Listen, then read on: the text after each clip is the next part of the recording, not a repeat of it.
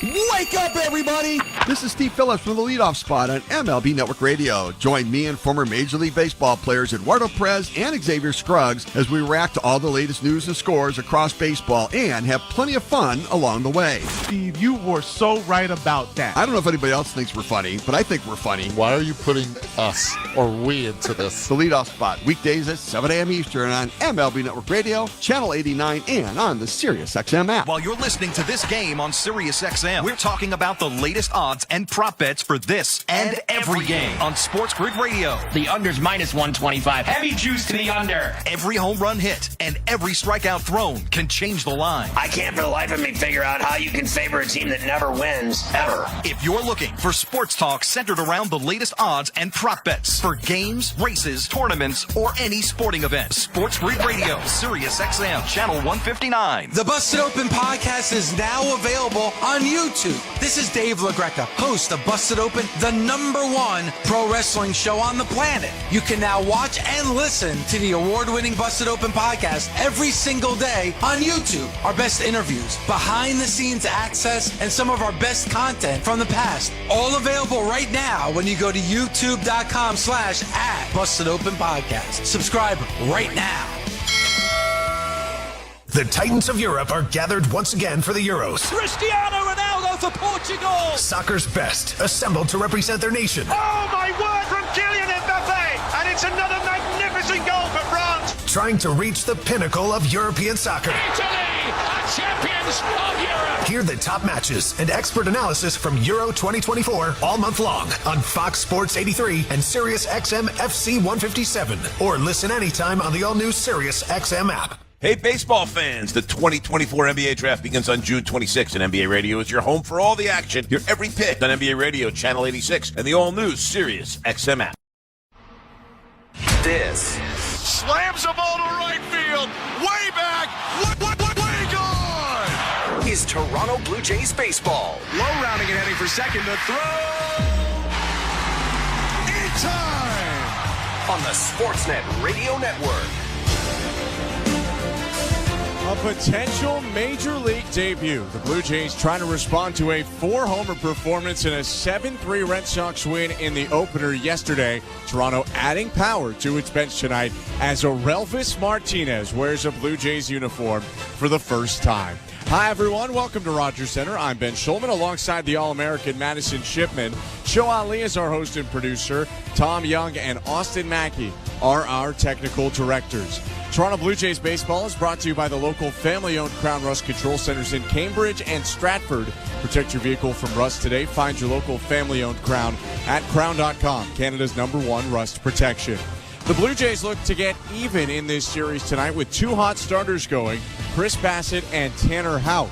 Houck is one of the best in the bigs at limiting homers, but Toronto has 4 long balls in its last 2 games and the 16-homer bat of Orelvis Martinez ready on the bench if they need him. First pitch coming up next. You're listening to Blue Jays Baseball, streaming on Sportsnet.ca, the Sportsnet app, and across the Sportsnet Radio Network.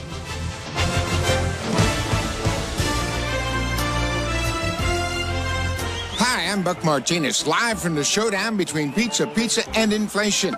First to the plate, Pizza's big hitter, fixed rate pizza. An extra large 4-topping pizza for a fixed price of $17.99 until the end of 2024. I dare say, folks, inflation stands no chance against this all-star.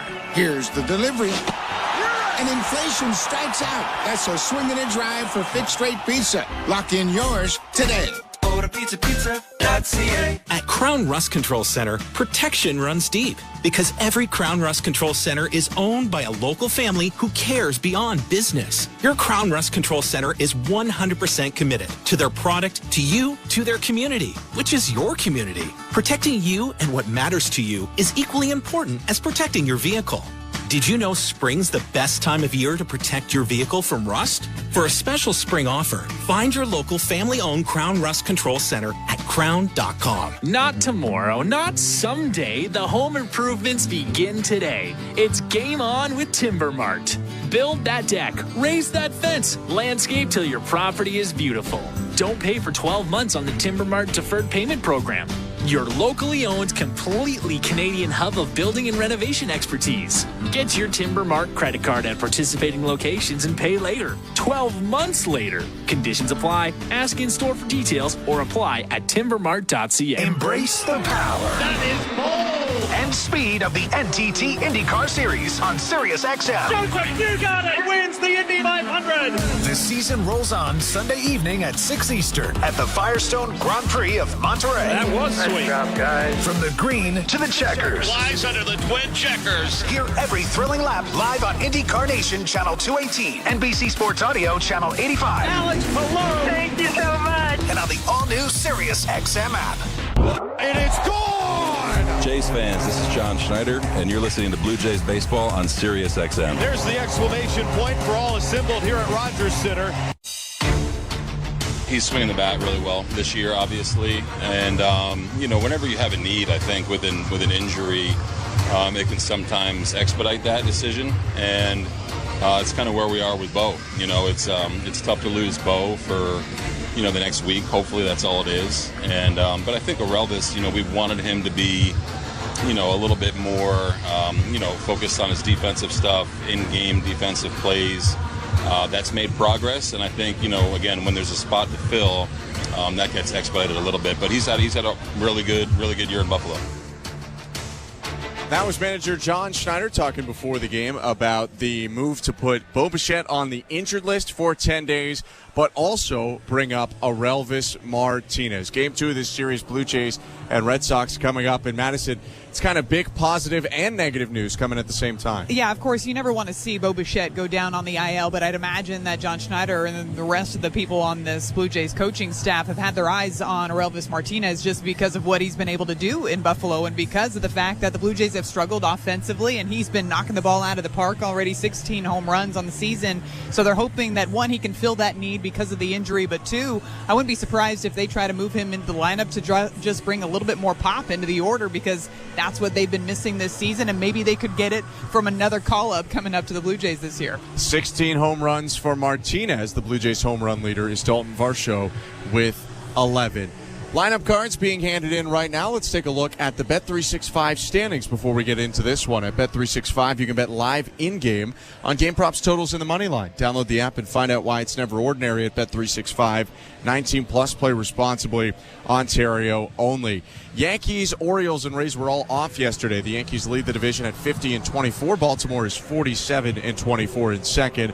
Boston, with the win yesterday, moved to 38-35. Blue Jays now 35-37. And the Tampa Bay Rays 34-38. Still a discussion at home plate right now. Let's go through the lineups. First, for World Series winning manager Alex Cora, who has Jaron Duran, the center fielder, leading off with second baseman Emmanuel Valdez batting second. Rob Refsnyder, the left fielder, hits third. Rafael Devers is the third baseman and cleanup hitter.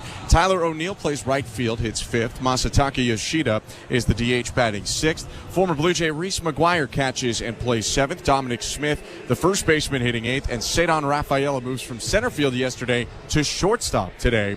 He'll bat ninth with the righty Tanner Houck starting for Boston. On the Blue Jays side, Spencer Horwitz leads off, plays second. Davis Schneider plays left and hits second. Vladimir Guerrero Jr., the first baseman, batting third. Cleanup hitter is the center fielder, Dalton Varsho. DHing and batting fifth, Justin Turner. Addison Barger, the right fielder, hits sixth. Catching and hitting seventh, Alejandro Kirk. At shortstop, once again, Isaiah Kiner-Falefa. He'll hit eighth. And at the hot corner, Ernie Clement, the third baseman. Blue Jays trotting out onto the field in their home white uniforms, white jerseys and white pants with the blue cap. The Red Sox today in their road grays. Chris Bassitt will get the start for the Blue Jays, 15th of the season, 6-6 with an ERA just around 3.5.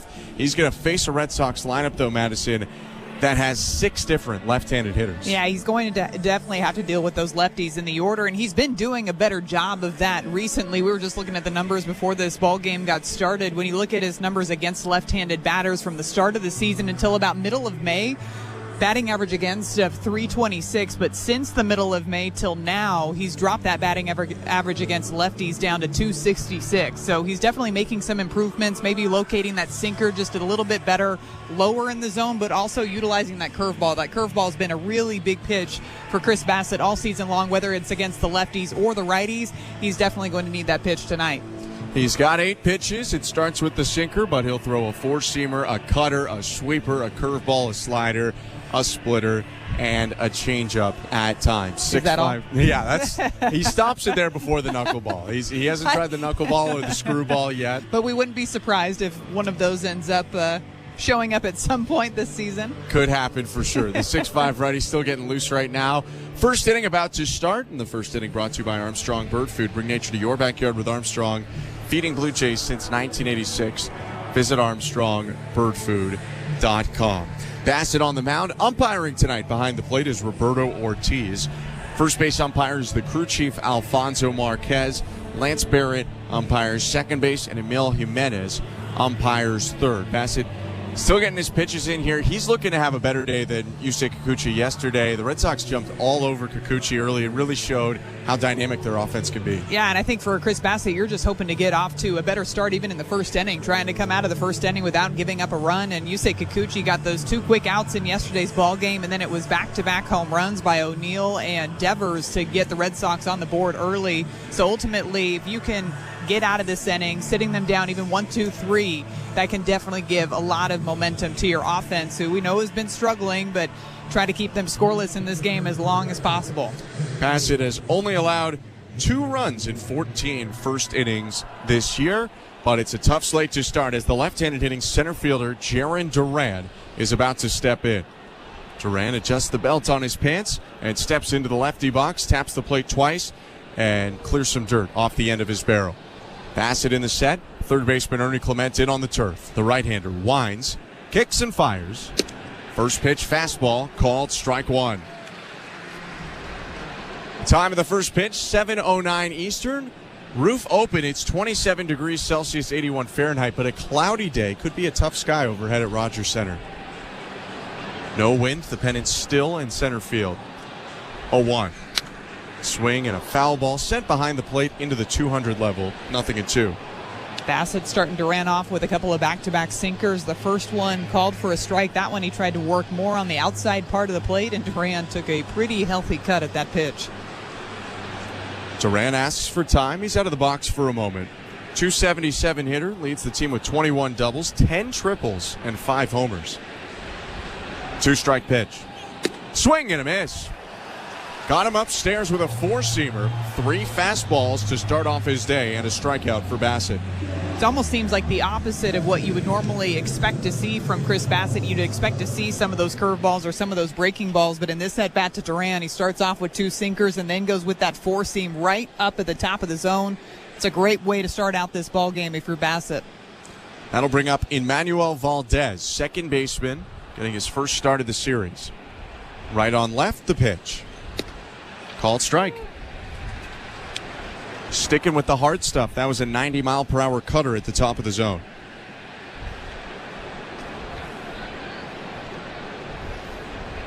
Valdez in his second major league season, debuted in mid-April of last year.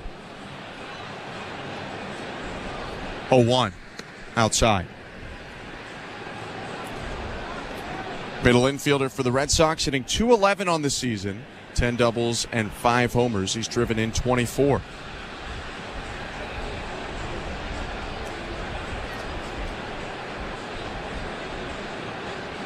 Twirls his bat twice, and Valdez brings it above his left shoulder. The 1-1. Freezes Valdez with another heater to make it 1-2. Sinker on the outside third. Seems like early in this ball game he's got a really good feel for that sinker outside to the left-handed batters, using that to get back into this count. Threw that splitter away for a ball. That was the one that really got away from him. Almost looked like it fell out of his hand a bit too early, maybe timing a bit off, with that being his first real off-speed pitch that we've seen so far. Maybe he goes back to one here. Ahead 1 ball and 2 strikes, 1 out. Bassitt in the wide. And the pitch. Swing and a fly ball left field. On the run, Schneider near the corner. He'll make the catch. 2 down. He did go back to the splitter. Yeah, it goes back to it there. You can see him even nodding his head down on the field. He liked the location of that pitch a lot better than the one that he threw earlier in that at-bat. That one right on the edge of the strike zone and got it off the end of the bat, too. So that's a nice, easy out to left field for out number 2. And just like yesterday, a couple of quick first outs in the ball game. Now it's Rob Refsnyder up, who was one of those quick outs in the first last time, but the Red Sox went back-to-back hitting home runs. In the first yesterday, it was O'Neill who was hitting third, and Devers, who is on deck right now in the cleanup spot again. Right on right, first pitch, called strike 1. Refsnyder batting in the 320s, 12 doubles, 2 homers.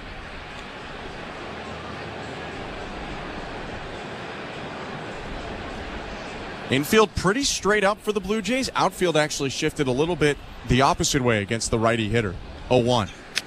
Swing and a line drive headed to right field. That's down for a base hit. That one was sliced with a ton of spin to right. Not very clean contact, but it works for Refsnyder.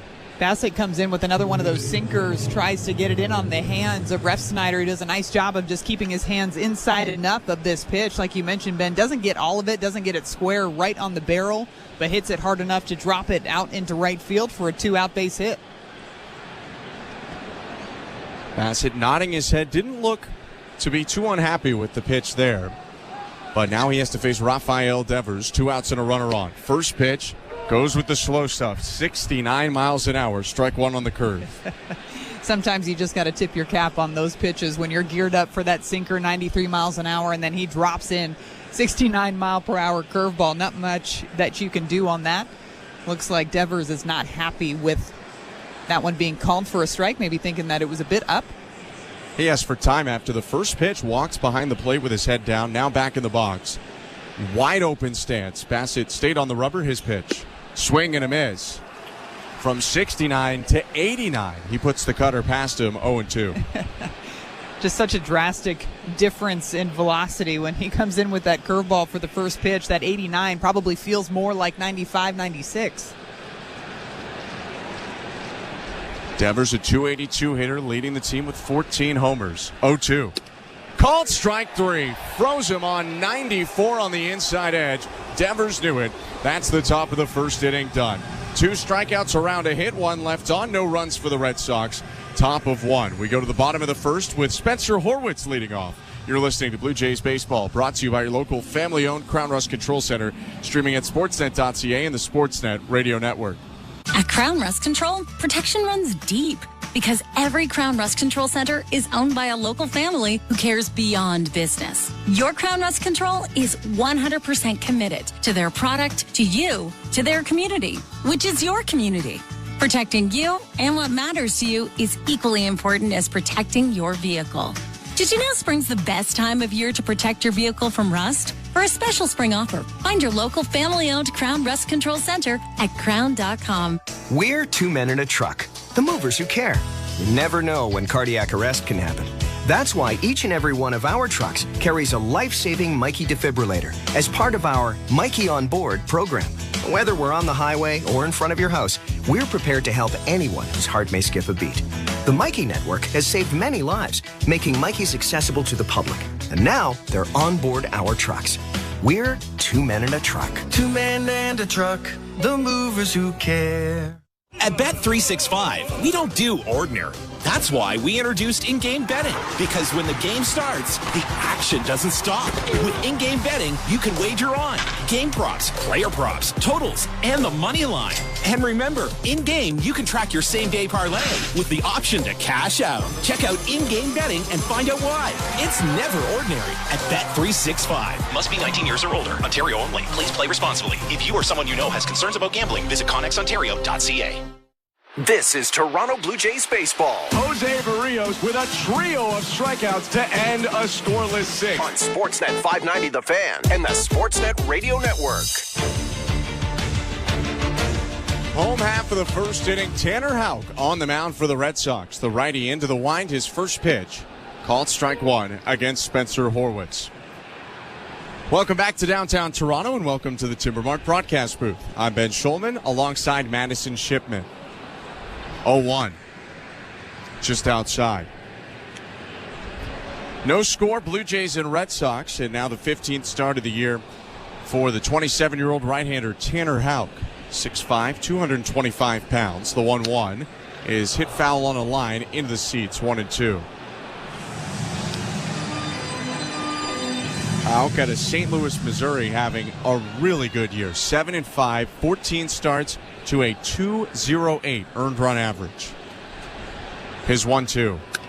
Swing and a fly ball deep right field. O'Neill going back, looking up. It's off the top of the wall. Horwitz around first. He'll jog into second with a leadoff double. His second double of the year. Nearly got his first home run of the season. Just missed. Just a great swing on that slider. You know, when you're facing somebody like Houck, you're going to see that pretty much a combination of that sinker and that slider. This one's a pitch that's down below the strike zone, but he drops his barrel down to go get that pitch. It's a great piece of hitting, using his back leg to actually get underneath and get that extension and that drive out to the wall in right field for an easy stand-up double for Spencer Horwitz to start off this ball game. So Horwitz on second, no score. Here's Davis Schneider. The pitch. Swing and a bouncer foul, 0-1. Horwitz hit that ball off the fencing in front of the right field dugout. That's where actually the wall is highest. If he hit that ball a little bit more to right center, it might have got out. If he could control his barrel angle just a little bit more to pull it a bit. It's a great piece of hitting, though, getting underneath that pitch, because I think that pitch would have been called a ball because of just how low it was. But the way that he's able to drop that barrel down and get underneath the baseball, continuing to move down in the zone, it's an impressive piece of hitting. Next pitch to Schneider, hit foul again, 0-2. It's impressive to get Houck up in the air, too, because one of the things he's done really well this year is limit home runs. He's given up only 2 home runs in 14 starts. And he induces a lot of soft contact, and he doesn't give up a ton of home runs because his ground ball rate is through the roof. He's going to try to get you to hit the ball off the end of the bat, mixing that sinker and that slider down and away, especially to those right-handed batters, trying to get a ground ball to the right side. 0-2. Schneider takes, it's low. It's mainly slider, sinker, and splitter for Houck. He does feature a cutter as well. Was a very different guy last year when the Blue Jays hung 6 on him in his start at Fenway Park. He had a 4-seamer he used a lot. He used his cutter way more, but he has moved away from that. 1-2. Swing and a miss, strike 3. Slider broke off the plate away, and he's coming from a funky, almost sidearm angle. He gets Schneider for the first out. He's changed his delivery from last season, too, along with the pitch arsenal that he throws, like you mentioned, just gone away completely from that 4-seam fastball, really upped the usage of the splitter. He's starting all the way on the first base side of that rubber when he's out there on the mound, and his release is very slow and rhythmic and almost methodical with the way that he releases each pitch. First pitch to Vladimir Guerrero Jr. is hit on a line left field, but it hangs up as Refsnyder sprints in and makes the catch. 2 quick outs. Vladdy decides to go up there and take a cut at the sinker inside. He has so much pop in his bat that it actually looked like he got a bit jammed up on this pitch. This pitch way off of the plate in, but he's still somehow able to tuck his hands inside of that ball and hit a line drive out to left field, just a little bit behind that baseball. So the Blue Jays in danger of stranding the leadoff double. Spencer Horwitz on second, no score, 2 outs, bottom of the first. The pitch to Dalton Varsho on the outside corner, perfect sinker, 0-1. Varsho leads the Blue Jays in RBIs with 35, also leads them in doubles with 14, triples with 3, and home runs with 11. 0-1. Outside, good take, 1 ball, 1 strike.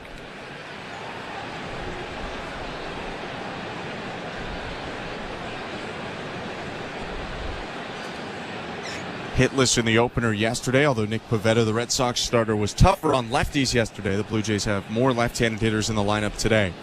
Slide step in the 1-1 pitch is in there. Strike 2.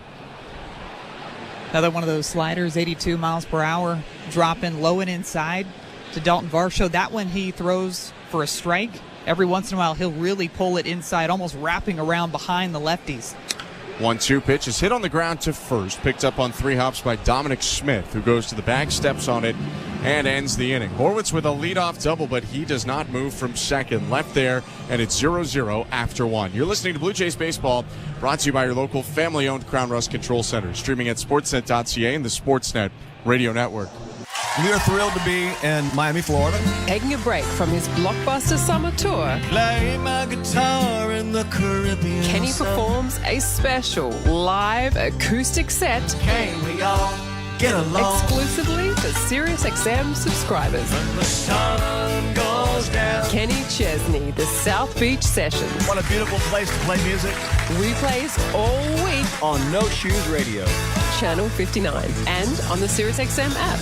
Fantasy Sports Radio is helping you win your fantasy leagues. Right now on Channel 87. Aaron Judge drills a 3-run home run. From in-season fantasy baseball management to our all-time fantasy baseball draft to helping you prepare for your fantasy football drafts. Fantasy Sports Radio is here to help you dominate. Don't ever take a player that you don't intend to keep all year. Don't do it. It's terrible management. Fantasy Sports Radio, your home for fantasy sports. Channel 87 and on the all-new SiriusXM app.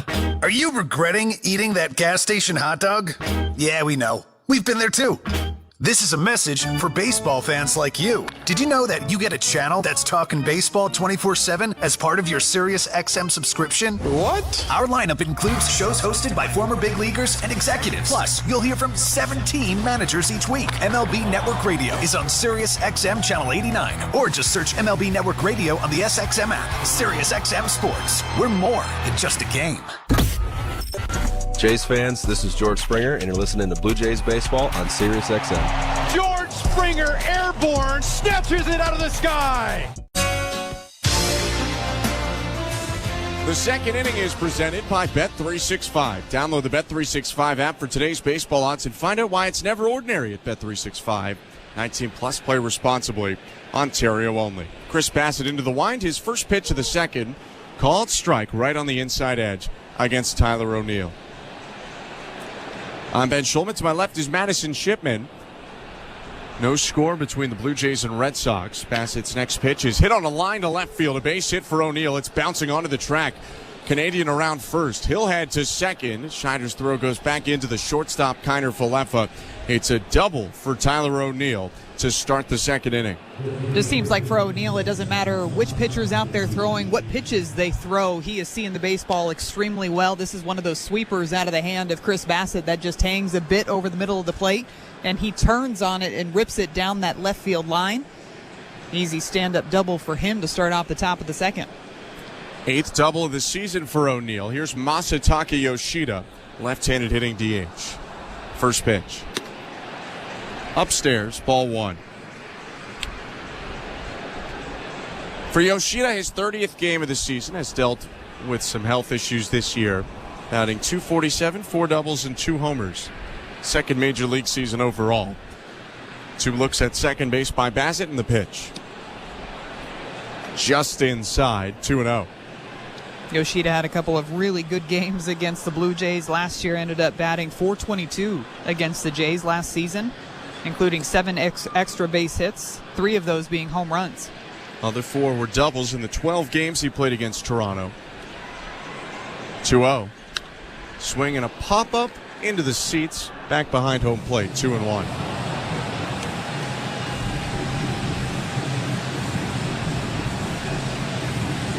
He did get the Blue Jays a lot early in the year. It faded a little bit as the season went on, and that was kind of how his season went overall. First half of the year, he hit .316 with an on-base plus slugging near .900. 2-1 pitch, called strike, 2-2. Second half of the year, he hit in the 250s with an OPS in the mid-600s. At one point, one of the favorites to win Rookie of the Year, he ended up finishing with some votes, but only got 2% of the vote shares overall as Gunnar Henderson took it easily. 2-2. Swinging a liner, foul down the left field line. Here, a little bit of a round of applause. A fan just made a great catch, one-handed grab down the left field line. Always have to have your head on a swivel when you're here at the Rogers Center for all those foul balls. Some of them coming extremely hard off the bat. Oh, yeah. Good news is, last year you're looking out toward the outfield, but now in that seat down the left field line, you got a bit more of an angle to make the play. 2-2 pitch just inside by Bassitt with the sinker, full count. Put a little bit more juice behind that sinker, too, coming in 94 miles per hour on the inside part of the plate to Yoshida. Didn't miss by much, a close call. Definitely a ball, but it didn't miss by much. Full count, no outs, runner on second, the pitch. Breaking ball yanked foul. And that'll keep it at 3-2. Mentioned the crowd's pretty loaded house here at Rogers Center on a Tuesday night. Was really hot during the day. It's cooled off now. It is a Looney Dog night as well. Already over 33,000 Looney Dogs consumed. We're in the second inning. 3-2 pitch again is hit on a line to left, right at Schneider. He'll move over to his right and make the catch. 1 out.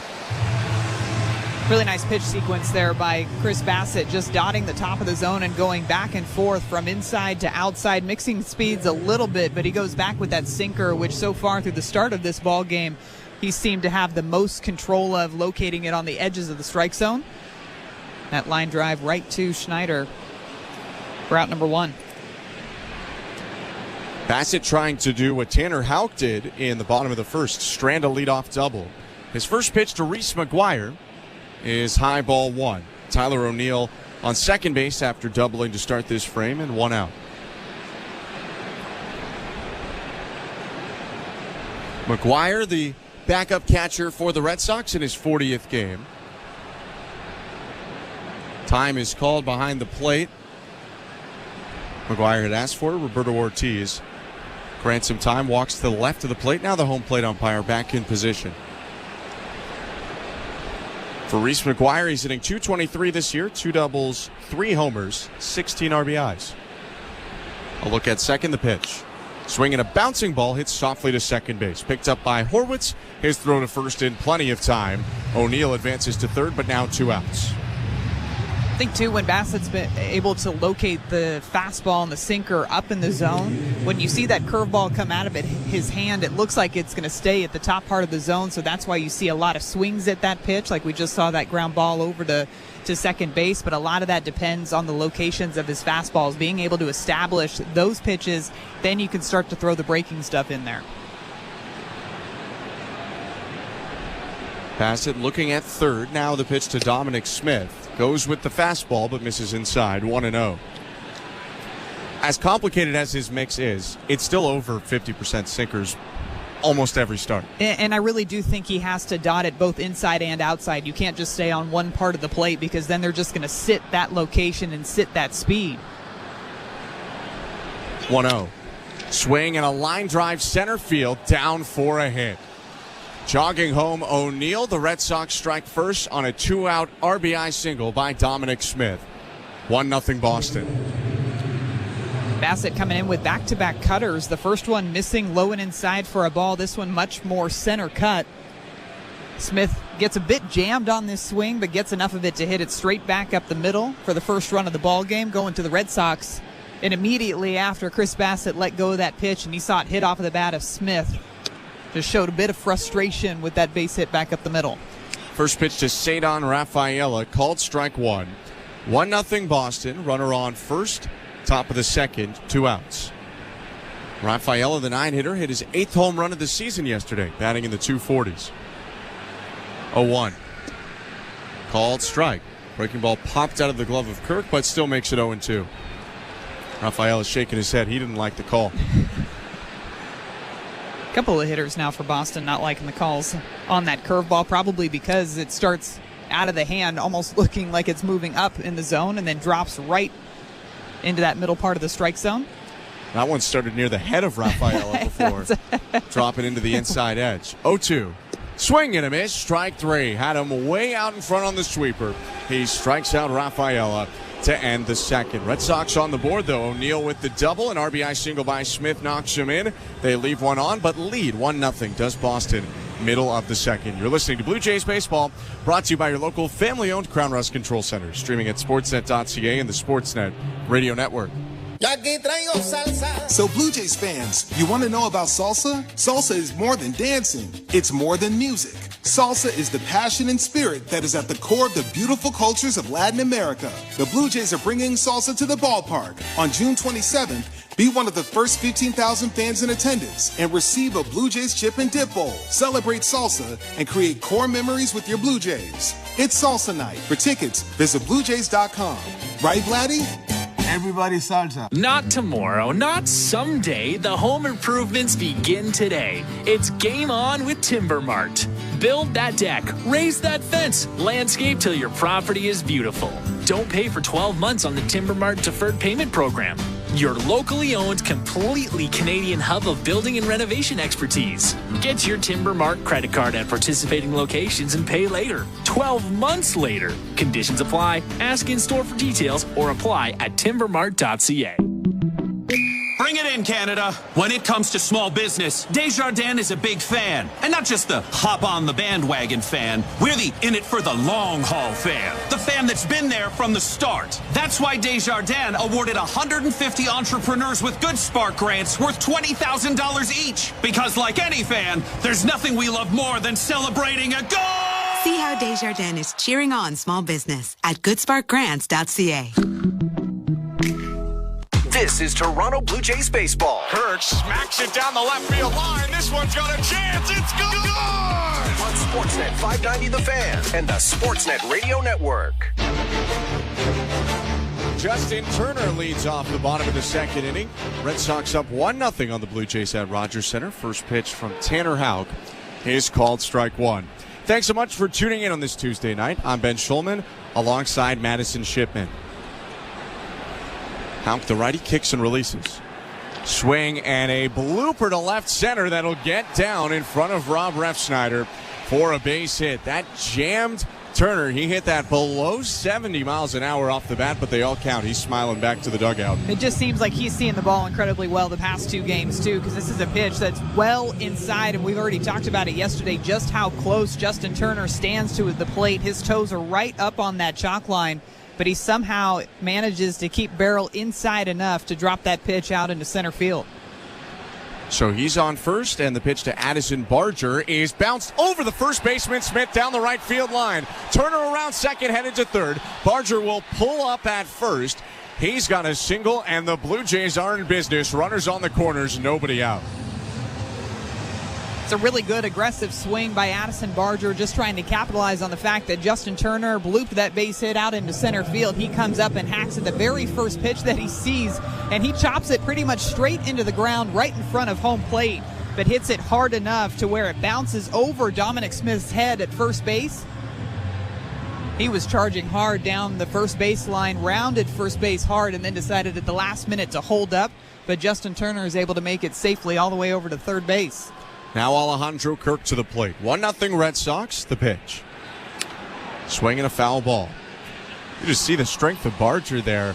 You don't see that many guys on one bounce get it over the infielders' heads. He hit that really hard. Not even close, too. Smith did not even have a chance to make a play on it because it hopped so high over his head.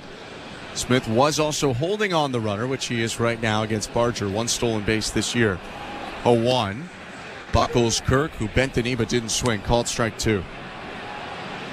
I really thought for a second with Barger rounding first base that he was going to take a shot at going to two. I wonder if he was looking at Justin Turner just to make sure that he was going to go to third base before he decided to take off to second. In that slight hesitation, he stayed at first. 0-2 pitch, foul tipped into the glove. Strike three. Kirk goes down for the first out. Three straight pitches right there to Alejandro Kirk. The first one, a sinker. Next one was the slider, and then comes back with that sinker down in the zone, and Kirk just not able to make an adjustment on that pitch. Swung right on top of that sinker, dropping down in the zone. Against a tough pitcher like Houck, the Blue Jays really can't afford to squander this. They had a leadoff double in the first, did not score. First and third here, now one out, and the pitch to Isaiah Kiner-Falefa is called strike one. IKF knocked in the first run of the day for the Blue Jays yesterday on a sac fly to move up to 28 RBIs on the year. He's a .270 hitter. Turner leading off third. Barger off first, the 0-1. Swing and a miss. Fooled there by a splitter that ran in off the plate, 0-2. A couple of uncomfortable swings that we've seen from the Blue Jays against Tanner Houck. And you mentioned just that funky arm angle, and because he's all the way over on that first base side of the rubber, when he throws in that splitter moving inside to the right-handed batters, almost a defensive swing by IKF there.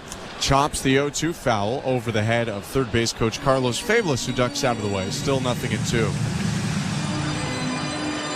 change up his grip a bit on that splitter this season, too. Previous years had more of the traditional split grip. This year looks almost more like a circle changeup to try to get a bit more of that arm side movement to it. 0-2 again. Low. Through another splitter. 1 ball and 2 strikes. And he's really leaned into the splitter this season. He was using it about 10% of the time last year. He almost throws it a quarter of the time this year. 1-2. Low. Another splitter. 2-2. Having that pitch moving in a different direction prevents batters from leaning on one side of the plate, especially for the right-handed batters. They can't just go up there and lean for something outside, whether it's a sinker or one of those sliders, but you have to respect the inside part of the plate more when he's able to locate that splitter in. Reese McGuire, the catcher for the Red Sox, stepped in front of the plate, went to his pitch comm, perhaps to call out signals for potential first and third steal play. Barger on first, Turner on third, 1-0 Red Sox, 1 out, bottom of the second. 2-2 pitch. IKF swings and misses. Strike 3. Huge strikeouts there for Howe, who's 1 out away from stranding first and third, no outs. It's another uncomfortable swing by Isaiah Kiner-Falefa, too. That one just happened to be the sinker that he located low and inside, almost caught in between speeds on that pitch. Wasn't sure if it was going to be that splitter or the sinker, and not even close to making contact on that pitch. So 2 down, and the Blue Jays pass the baton to Ernie Clement. 280 batter, first and third, 1-0 Boston. Number 9 hitter batting in the bottom of the second, swings at the first pitch, shoots it to right center field, down in the gap, bouncing toward the track. Turner scores. Barger helmetless, tearing around third, relay to the plate, bounces in late. It's a 2-run double for Ernie Clement. 2-1 Blue Jays. At this point, it seems like you can pretty much guarantee that Ernie Clement is going to come up to the plate and he is going to be aggressive early in the count, because what are pitchers trying to do early? They're trying to throw strikes to get ahead of these batters, and Ernie Clement using that mindset to his advantage. He gets a sinker down in the zone, actually outside, and he drives that thing the opposite way. Justin Turner is going to score easily, but how about the wheels on Addison Barger, really turning it on to score all the way from first base. Now Spencer Horwitz fouling back the first pitch, 0-1. That is monumental for the Blue Jays. It's early, but they stranded a leadoff double last inning, and it looked like for a moment they were going to strand first and third to start the inning. Clement catches in both. Now a called strike to make it 0-2 against Horwitz. Clement on second. Really like that swing, too, by Clement, because typically we see him try to pull everything to the left side of the field, but that one was a pitch outside, a sinker away, and he just went with it. That's the definition of not trying to do too much, not trying to yank a 3-run home run out to left field, but just driving it the opposite way, and two out RBIs. 0-2. Outside. Perhaps Ernie fired up the Rochester native because he caught the first pitch today. It was thrown out by Pro Football Hall of Famer Bruce Smith, 2-time Defensive Player of the Year for Ernie's Buffalo Bills, an 8-time All-Pro as well. 1-2. Swing and a tapper foul. And he did that with a smile on his face. I don't know if there's anything that he does without a smile on his face. He's always running from one place to the next. Looks like the happiest guy around, and how could you not be happy, especially with the way that he's been hitting the ball recently? For Clement, now his 9th double of the year. He's on second, a look from Hauk, and the 1-2. Swing and a foul ball off to the left, just into the 200 level. 2-1 Blue Jays, bottom of the second. Already 4 hits for Toronto in the first 9 batters off Tanner Houck, including a pair of doubles. Horwitz doubled in the first. Just missed a homer. Would have been a homer in 10 parks. 1-2 again. Down and in.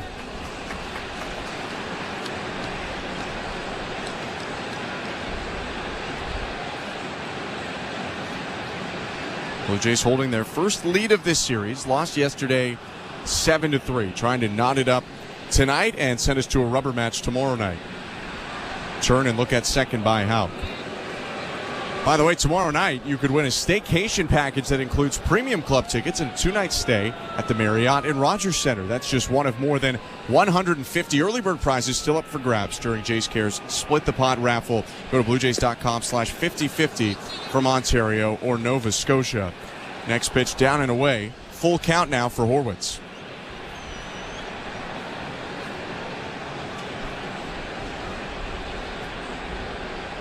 Runner on second, 2 outs. A look by Hauke Clement. Righty's pitch. Outside, ball 4.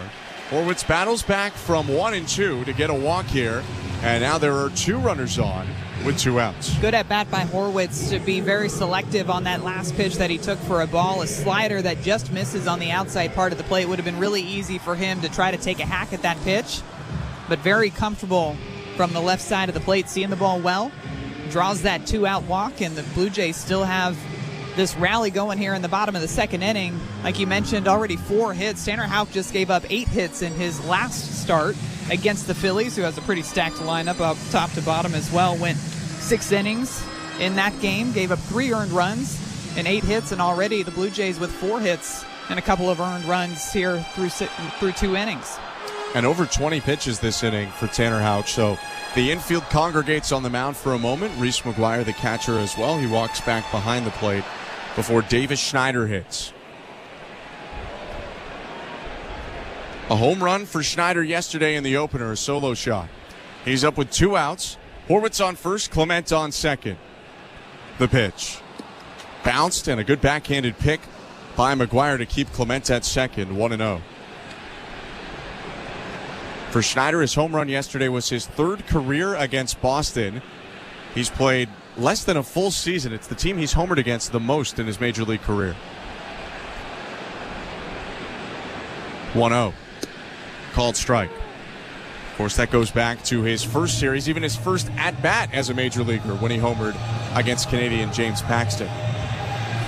I think even John Schneider joked that was the turning point in the season for the Blue Jays against the Red Sox last year, having been swept in every series prior to that. Swing and a miss by Schneider, now 1-2.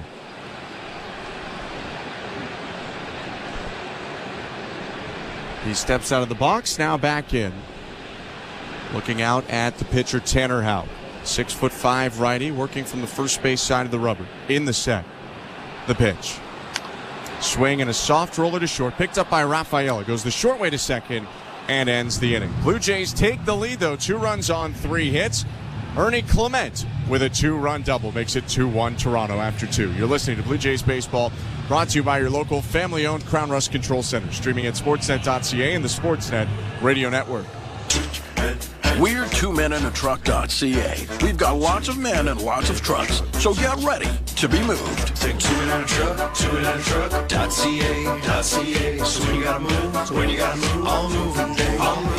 Think 2menintruck.ca. Cause all of us movers are not the same. So that's our company name, 2menintruck.ca. We're lots of men with lots of trucks, so give us a call today.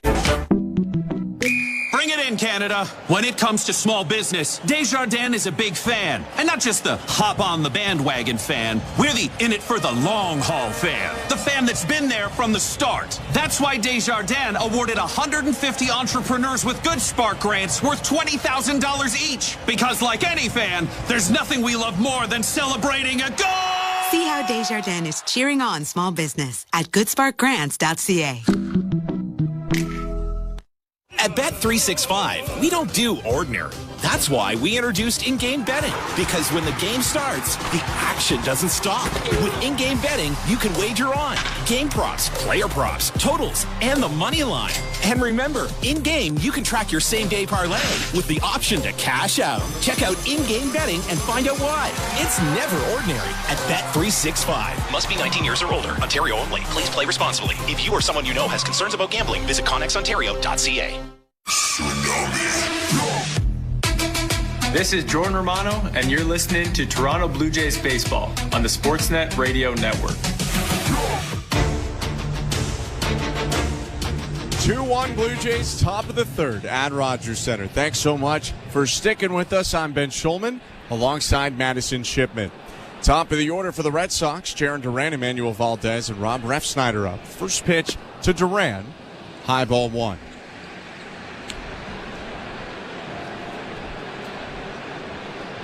Chris Bassitt struck out Duran on 3 pitches in the first. A 4-seam fastball finished him off.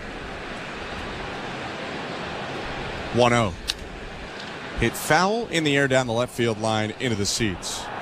Caught on one hand by a fan in the front row of the 200 level, 1-1. They're setting the bar pretty high already in the beginning stages of this ball game with the one-handed grabs, too. You got to make sure that you don't spill any of your beverage in the other hand when you go up for the grab. 1-1. Fouled back 1-2. I developed a pretty good strategy for that. You get out of the way of the ball altogether, and then you drink. It's fine. So if you see Ben diving out of the way of the foul ball, you know the mindset behind it. See, I want to go after the foul ball, but I feel like I might regret that once it hits my hand. Well, that's why I'm happy to have you here, because I do not. Bassitt winds. Here's the 1-2. Swing and another ball hit foul back into the netting. Started off this at-bat with a lot of those fastballs. You could tell that Duran was late on a couple of swings, starting to get on time, and he decides to throw that splitter there. Maybe didn't get it away enough. A pretty good swing on that 85-mile-per-hour splitter. Yeah, that one stayed in the zone, perhaps not meant to. Here's the 1-2 again. Swing and another foul ball. That one hit close to us, but just under our feet and off to the left. I wasn't able to see it, but by the cheers, I'm assuming somebody else made a grab. Yeah, athletic crowd tonight.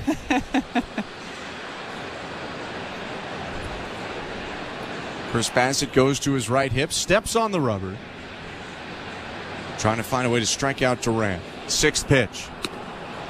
Missed upstairs, slowed it down to 72 miles an hour on the curve, but couldn't quite get on top of it enough. And Duran pretty confident on that take, too. He had his feet set like he was watching it straight out of the hand. Didn't even attempt to swing at that pitch that missed up and away. 2-2. Swing and a fly ball, right field, racing over. Barger reaches out and makes the catch. He started cutting in and then curled a little bit back at the last moment, but had enough under it to make the play. 1 out. Duran gets a bit jammed up on this sinker, too. Everything else that he saw in that at-bat prior to that last pitch was more on the outer half of the plate, and so he comes inside with that sinker at 92. And after watching that curveball like we talked about in the last inning, that sinker coming right after that makes that pitch feel like it's coming in even faster than it actually is. Strong start for Bassitt. His first pitch to Emmanuel Valdez, called strike 1. 2-1 Blue Jays, 1 out, top of the 3rd. Valdez, the left-handed hitter, flied out to left field in the first inning. Bassitt's 0-1. Slow breaking ball freezes him for strike 2.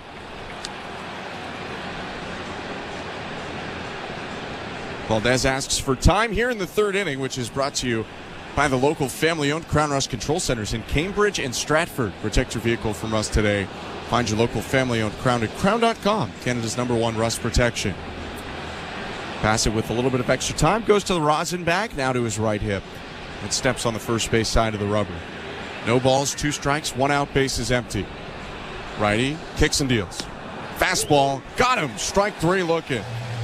95 over the heart of the plate, 2 down. When you get these batters thinking about the curveball, in the splitter, in the sweeper, and all of those other pitches that he throws that are anywhere from high 60s even into the high 70s, then all of a sudden when he's able to fire in that sinker, even that one pretty much center cut right down the middle, but you could tell that Valdez was clearly thinking he was going to see something of a breaking pitch coming out of his hand, and he gets that fastball right down the middle. First pitch to Rob Refsnyder, hit foul, 0-1. 4 strikeouts already for Chris Bassitt, 2 2/3. And I was curious as he went through the order the second time around if he was going to do anything differently. We saw a lot of those sinkers, heavy sinker through the top half of the lineup the first time through, and now second time through seeing a lot of those curveballs and those sweepers. 0-1. This is upstairs with a cutter, 1 ball, 1 strike. You can always tell by Chris Bassitt's reactions if he liked his pitch that he just threw, if he thought he executed it, and he did not think he executed that last cutter well. Yeah, he shows his emotions on his face for sure. 1-1. Swing and a miss. That was good execution. He had Refsnyder way out in front of the curveball. 1-2. You can tell by the speed of the swings, too. That one, Refsnyder clearly thinking he was going to see one of those sinkers or even that cutter well out in front of the curveball. Left fielder from Seoul, South Korea, awaiting a 1-2 pitch. Upstairs, that was the curveball in the same spot. Bassitt not just showing but voicing his frustration as he missed with that cutter in the same spot that he missed with ball 1. Trying to locate that cutter up and away, almost yanking it a bit too much to the glove side. 2 outs and a 2-2 count. The righty rocks and deals. Swinging a bouncing ball to first. Gobbled up by Guerrero in the stomach. He jogs over to first and ends the inning. A 1-2-3 for Chris Bassitt, his first of the day. It's 2-1 Blue Jays, middle of the third. You're listening to Blue Jays Baseball, brought to you by your local family-owned Crown Rust Control Center. Streaming at sportsnet.ca and the Sportsnet Radio Network. Copa America kicks off Thursday, and you can hear all the top soccer stars from North and South America in action on Sirius XM. The U.S. men's national team goes toe-to-toe with elite competition, including Brazil and defending champion Argentina. It's Messi! It's always him! Hear every Copa America match, plus expert analysis, all tournament long on Fox Sports 83 and Sirius XM FC 157, or listen anytime on the Sirius XM app. Hey everyone, it's Brian Geltzeiler from SiriusXM NBA Radio. The NBA draft begins on June 26th, and we're your home for all the action. Hear non-stop coverage on all our shows. Mark it down. That guy is going to be a star in this league. Exclusive interviews. We are now joined by Bronny James. I just found happiness in what I'm doing right now, and I feel like that's where I want myself to be at.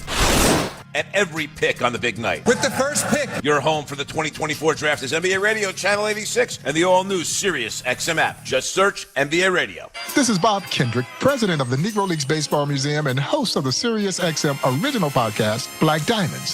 Hear stories about the legends of the Negro Leagues and conversations with the all-time greats they've influenced, like 5-time World Series champion Derek Jeter. I don't care what race you are. You need to know your past. This is U.S. history. It's not just baseball history. Hear over 70 episodes of the award-winning Black Diamonds podcast, available now on the SiriusXM app or wherever you get your podcasts. The Blue Jays are in flight, leading 3-0. Blue Jays fans, this is Ross Atkins, and you're listening to Blue Jays Baseball on SiriusXM.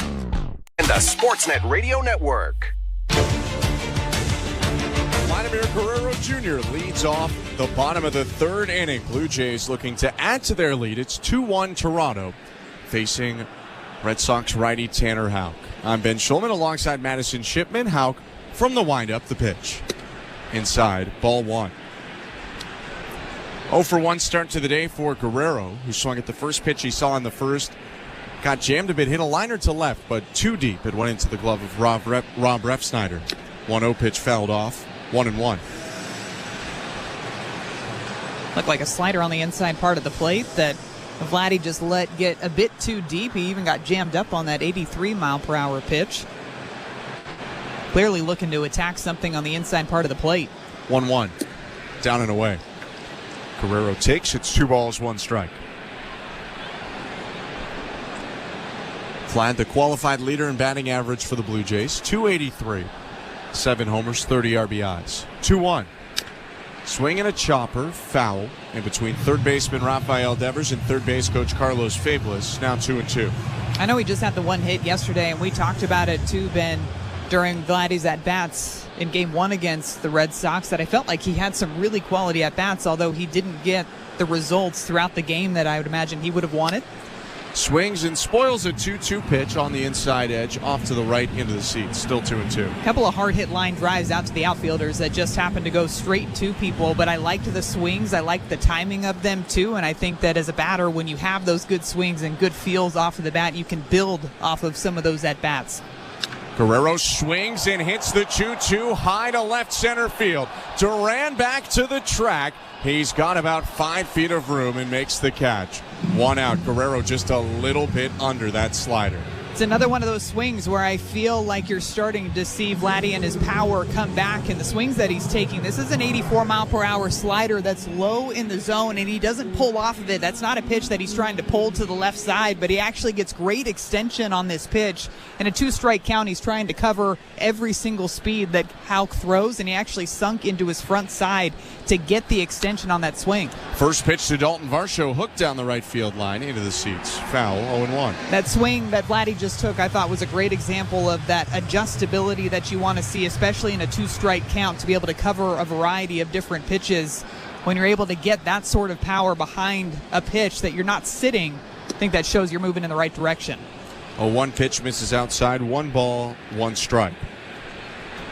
So a loud out for Guerrero, 1 down, bases empty, 2-1 Blue Jays. Bottom of the 3rd.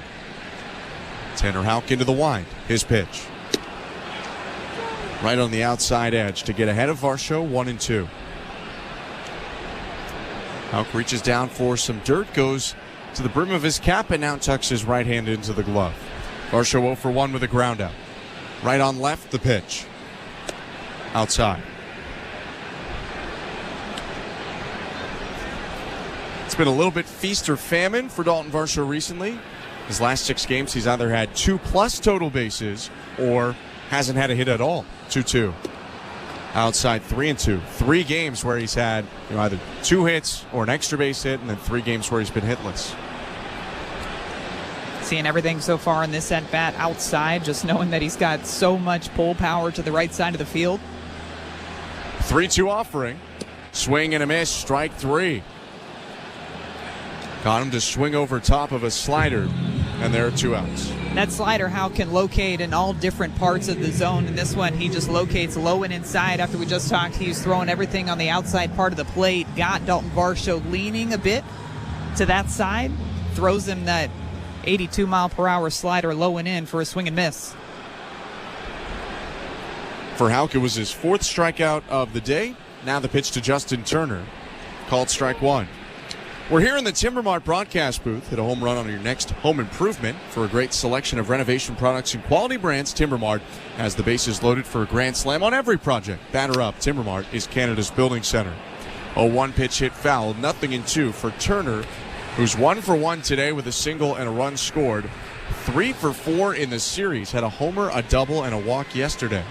Really feels like the Justin Turner that the Blue Jays saw back in April when he was just going on a tear up at the plate. 0-2. Outside, good take as he let the slider run off the plate.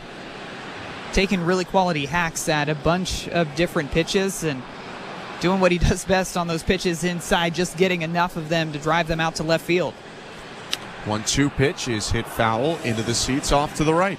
It's a benefit of where he stands in the batter's box, especially when he's on and he's got that barrel control for pitches inside. The pitches that somebody like Tanner Houck is trying to throw on the outside part of the plate feel like they're coming right down the middle to Justin Turner just because of where he's standing. 1-2 again. And again fouled off. That one, another one on the inside edge that he finds a way to spoil. And people are going to try to throw him inside just because of where he's standing, thinking that it's going to be an easy swing and miss for somebody, or that they're just going to foul it off and it's going to be an easy strike, but you're also playing into Justin Turner's hands of what he wants you to do.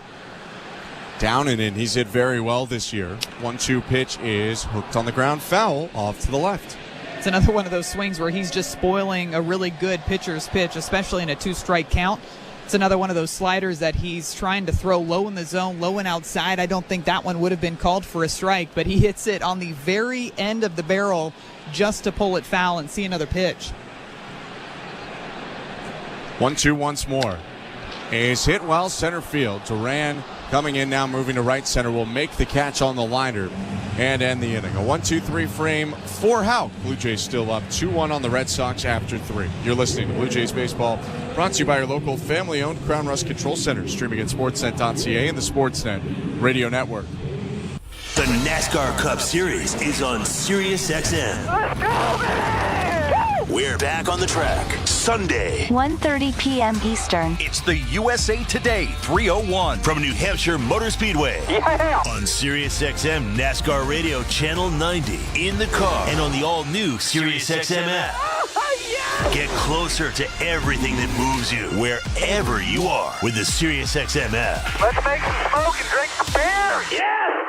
Every night after the final out, the Round Trip Roundup brings you the scores, highlights, and analysis from every game across Major League Baseball, all in less than 30 minutes. Swung on and missed, strike three and a no-hitter. It's the perfect way to get caught up on all the night's biggest home runs and best performances. And a high drive, deep right center. It's the Round Trip Roundup on MLB Network Radio every night on SiriusXM Channel 89 and every morning on the SiriusXM app.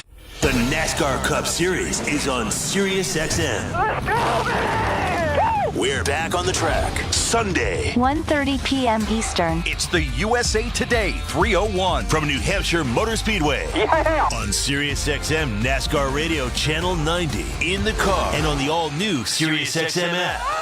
Yeah! Get closer to everything that moves you wherever you are with the SiriusXM app. Let's make some smoke and drink some beer. Yes! Fantasy Sports Radio is helping you win whichever fantasy sport you play. Right now on Channel 87 and on the all-new Sirius XM app. Radio Network. The fourth inning is presented by Bet365. At Bet365, you can watch thousands of live games, build your own bet, and can even make a bet while the game's still being played. 19 plus, play responsibly. Ontario only. Chris Bassitt steps on the rubber with a 2-1 Blue Jays lead. Middle of the Red Sox order to hit in this fourth. Rafael Devers leads off. Tyler O'Neill and Masataka Yoshida to hit as well. Bassitt winds and delivers to Devers. Swing and a miss. I'm Ben Schulman. To my left is Madison Shipman. Rafael Devers struck out on 3 pitches looking in the first. Goes after the first one. A big cut on the cutter outside. Looked like he was trying to take that one out to the center field scoreboard. 0-1. Swing and a ball hit near us, but it bounces off the front facing of the level just above us. That might be the closest ball that has come to the booth since I've been up in the booth this year or last year. We're at the 300 level, where some of the suites are, 400 level above us. That hit the concrete in between. The problem when the balls make it up here to the booth, that means that they're coming in at a very sharp and fast angle. 0-2 pitch high, 1-2, especially off the bat at Devers. And I know you're diving out of the way, so it's going to be all me up here. I'm not helping out at all.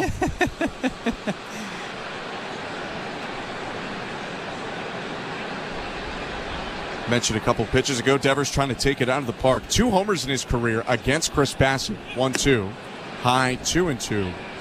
Overall, 3 for 9, and the other hit is a double. One of those home runs off of a sinker back in 2021, and last season got a fastball, four-seam fastball away that he drove the opposite direction. Bassitt nods, winds, delivers. Just outside from 0-2. It's a full count now. He's one of few Red Sox, though, who have given Bassitt trouble. Last year, Bassitt made 2 starts against Boston, went 7 innings in each. Gave up only 3 runs. The Blue Jays won both games. And even if you go back to that 2021 start, the only other time Bassitt's faced the Red Sox, the A's won that game as well. 2-1 Blue Jays, top of the fourth. No outs and the full count pitch to Devers. Bouncing ball beats the shift down the left field line. It'll be a single for Devers. Ernie Clement, the third baseman, was playing almost near short. So Devers has a single. He's 1 for 2, shuffling back to first. Really seems like Devers just gets better the deeper he goes into counts. He's learning from every single pitch that he sees, and he saw 4 straight cutters in that at-bat before the curveball missed outside for a ball. Chris Bassitt tries to throw him a sinker on the inside part of the plate, and he just hits it straight against the shift. Doesn't get all of it, but he's able to manipulate his barrel to drive it the opposite direction for a base hit. Leading off first, held on by Guerrero. Here's Tyler O'Neill. 1 for 1 with a double. First pitch swinging, pops it up. First base side, playable for Vlad. Right near the side warning track, he steps onto it and makes a 2-handed catch. Big first out. Especially with the way that Tyler O'Neill's been swinging the bat. If you have an opportunity to get him out in foul territory, you absolutely want to take advantage of it. Got him on a 4-seam fastball inside, trying to drive that one the opposite way. Gets underneath it, gets jammed up enough for out number 1. Even with that out, O'Neill 3 for 6 in the series with a double and 2 homers. Masataka Yoshida's up now. He's 0 for 1. Runner on first, 1 out. Bassitt from the stretch. Low ball 1. Let's go to the out-of-town scoreboard, brought to you by St. Louis Bar and Grill. Devilishly good since Toronto first raised the trophy in '92. Join them for wings, ribs, beer, cocktails, and catch every play at your local St. Louis Bar and Grill. Download the app or visit stlouiswings.com for more details. Always devilishly good. First, the 1-0 from Bassitt. Yoshida takes. Called strike, 1-1.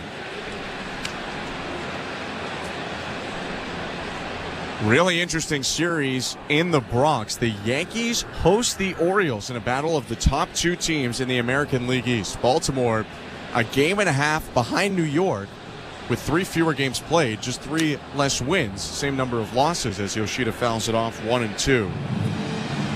Game 1 right now, it's 1-0 for the Yankees over the Orioles. Yankees scored on an Anthony Volpe RBI single in the second, and they're threatening with 2 on, nobody out in the bottom of the third. That's on the St. Louis Bar and Grill out-of-town scoreboard. 2-1 Blue Jays in Toronto. 1-2 to Yoshida is chopped to third. This could be 2. Clement throws over to IKF 1, over to first, not in time. A bit of an awkward play with the Blue Jays shifted over to pull. You don't usually see the third baseman throw to the shortstop, but they had to try and turn it unconventionally. They couldn't. It's a fielder's choice. And that ground ball was moving pretty slow towards Ernie Clement. He did everything he could. He has such a quick transfer from the glove to his hand to get rid of this ball, and Isaiah Kiner-Falefa gets rid of that ball at second base very quickly as well. But Yoshida moves pretty well down the first baseline, and he's just barely able to beat out that throw. So 2 down, and Yoshida replacing Devers at first. Reese McGuire is up. Bassitt's pitch. Called strike 1. McGuire, a Blue Jay from 2018 to 2021, part of that 2020 wild card team. Originally a first-round pick of Pittsburgh, but was traded in the package for Drew Hutchison in 2016. 0-1. High 1-1. Deadline that year, the Blue Jays traded away Hutchison, got Francisco Liriano, who they'd later flipped for Teoscar Hernandez, and Harold Ramirez, along with McGuire, who ended up playing 141 games for Toronto. 1-1. High and outside, 2-1.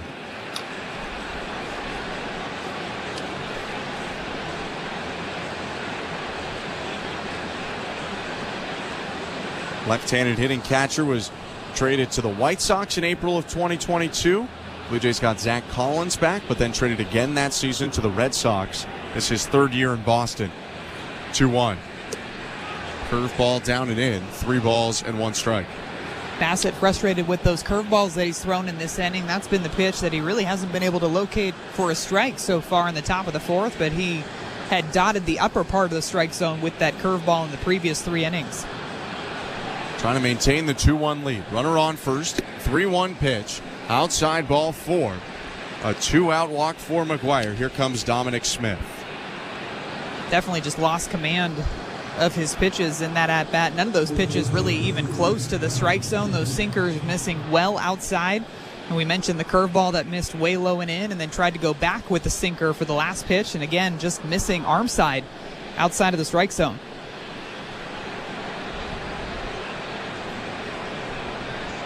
For Bassitt, his first walk of the day here with 2 outs in the top of the 4th. 2-1 Blue Jays, 1st and 2nd for the Red Sox. Right on left, the pitch to Smith. Spins out of the way. Pitch was a little inside, 1-0. This is a battle of former teammates with the 2022 Mets. Lone year that Bassitt was with the Mets. Last year, that the 11th overall pick in 2013, Dominic Smith was with the Mets. 1-0. Just below the knees. Smith lays off. 2 balls, no strikes. Now Bassitt's just trying to find something that he can locate for a strike. Typically, it either been that curveball or that splitter. Or the sinker. And he missed with the sinker and the splitter in this at-bat. A look at second, the 2-0. Goes to the curveball, called strike 1. So he does end up going to that pitch you mentioned.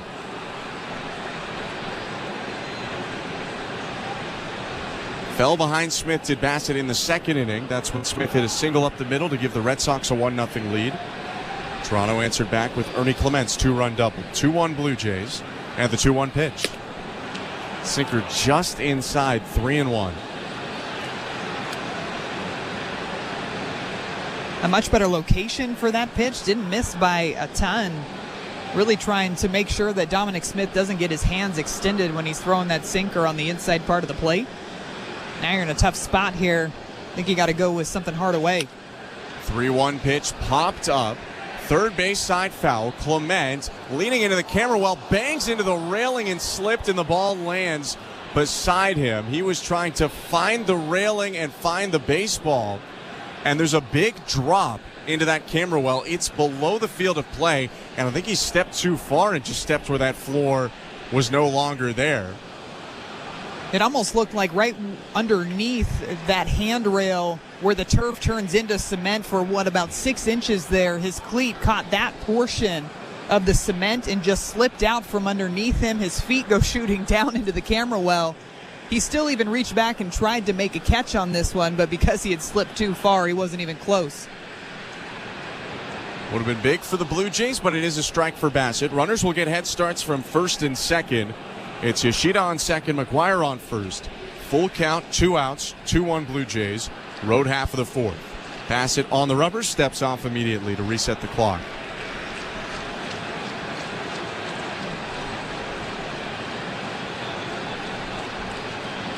Goes to the right hip to the pitch com. Bassitt back on the rubber. Infield playing back and a little bit to the pull against left-handed hitting Dominic Smith. 3-2. Swinging a bouncing ball, hit to the first baseman Guerrero. He underhand flips to Bassitt, covering the bag to end the inning. Bassitt deals with a hit and a walk, but he leaves 2 on.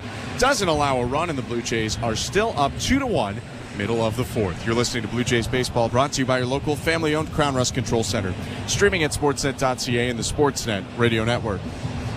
At Crown Rust Control Center, protection runs deep because every Crown Rust Control Center is owned by a local family who cares beyond business. Your Crown Rust Control Center is 100% committed to their product, to you, to their community, which is your community. Protecting you and what matters to you is equally important as protecting your vehicle.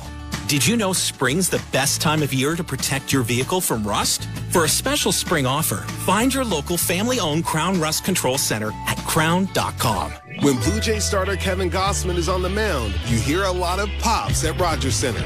The pop of the ball hitting the catcher's mitt. The pop of the crowd as they cheer on another Gossman strikeout. But most importantly for Goss, the pop of his bubble gum. Swing and a miss. Got him on the splitter again. One of the best at his craft. Gossman loves his gum. So be one of the first 15,000 fans on Wednesday, July 3rd and get your Kevin Gossman bubblegum bobblehead. Get your tickets at BlueJays.com. At Bet365, we don't do ordinary. That's why we introduced in-game betting. Because when the game starts, the action doesn't stop. With in-game betting, you can wager on game props, player props, totals, and the money line. And remember, in-game, you can track your same-day parlay with the option to cash out. Check out in-game betting and find out why. It's never ordinary at Bet365. Must be 19 years or older. Ontario only. Please play responsibly. If you or someone you know has concerns about gambling, visit connexontario.ca. Hey, this is Kevin Gossman. You're listening to Toronto Blue Jays Baseball on the Sportsnet Radio Network.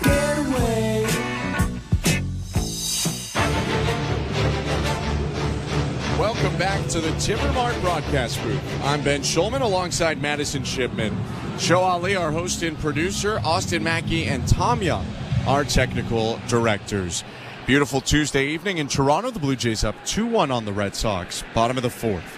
Tanner Houck, the 6'5" starter, looking in, winds and delivers to Addison Barger, who takes strike one.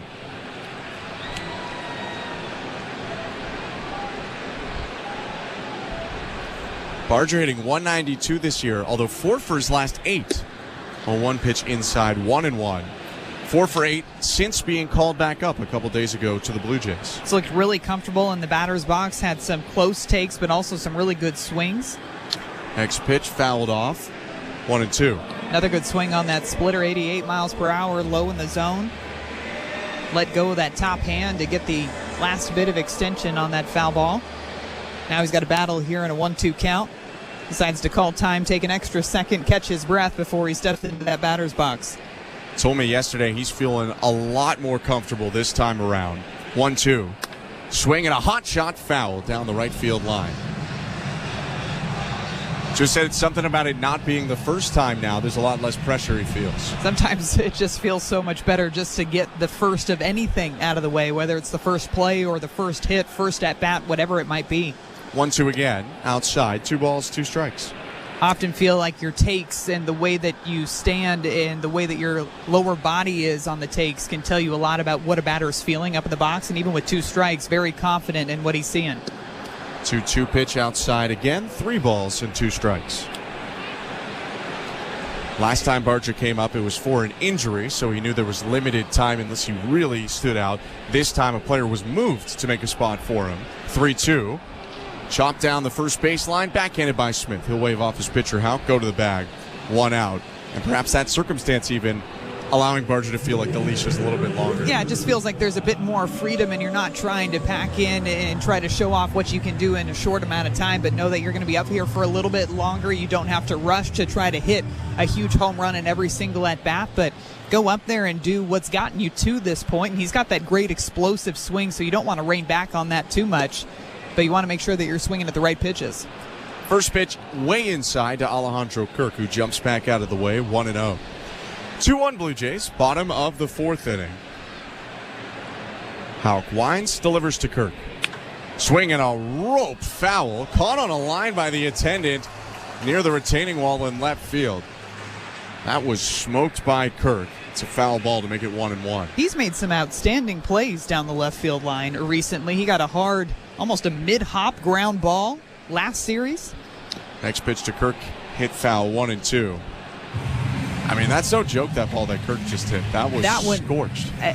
Hit extremely hard off of the bat. He got every bit of that pitch, just happened to go foul straight into the glove.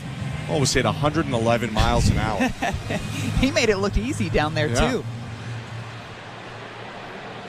New baseballs for home plate umpire Roberto Ortiz. Kirk taps the back of the plate, brings the bat above his head, points it toward the sky. 1-2 pitch. Reaches out and hooks a ball on the ground, foul. Barehanded by Devers, the third baseman.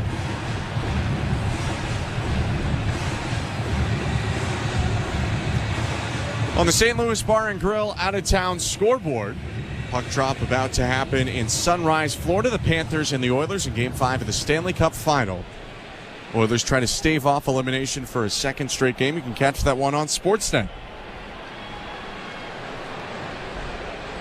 1-2 pitch. Swing and a miss. Strike 3. Chase the off-speed pitch in the dirt. Kirk goes down for the 5th Houck strikeout today. You could tell that Houck was setting him up for something low and outside in the zone. By all the foul balls that Alejandro Kirk had to the left side of the field, he goes with that splitter down. Some good depth on that pitch, too, and just drops the velocity enough to where Kirk is way out in front on that swing. Here's the first pitch to Isaiah Kiner-Falefa, called strike 1. 2 outs and the bases empty. 2-1 Blue Jays, home half of the 4th, the 0-1. Swinging a chopper through the legs of IKF and over Ernie Clement, leaping on the on-deck circle, 0-2. Good to see Clement out there. Took a bit of an awkward slip in the top of the 4th inning, but he appears to be okay. 0-2. Hit on the ground up the middle. Ranging to his left, the shortstop Rafael gloves it, twist, throws to first, and ends the inning.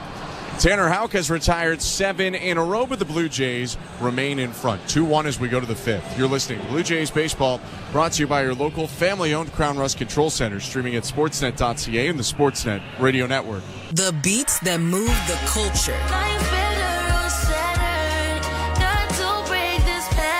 SiriusXM celebrates Black Music Month with Black Music Forever, a limited edition channel with hip-hop, R&B hits, and breaking music from Black artists. I'll come and slap by 8 p.m. Black Music Forever, throughout the month in the SiriusXM app. SiriusXM.com/BMM for more info.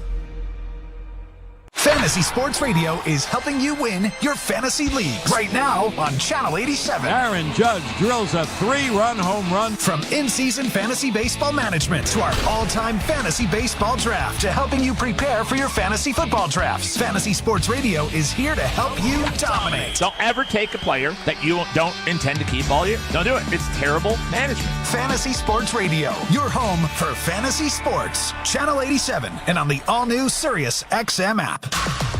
Blue Jays fans, your manager, John Schneider, joins MLB Network Radio every other Wednesday at 11 a.m. Eastern. Hopefully you get a couple guys going at the same time, and we're just looking for consistency. It's been tough, it's been frustrating at times, but also feel good about the progress that certain guys have made and that the progress that we've made in terms of, our prep and our work. Managers at the mic on MLB Network Radio, Sirius XM 89 and the Sirius XM app. 24/7, 365 coverage of all things NASCAR. All things NASCAR happens exclusively on Sirius XM NASCAR Radio, Channel 90. At Radio Network.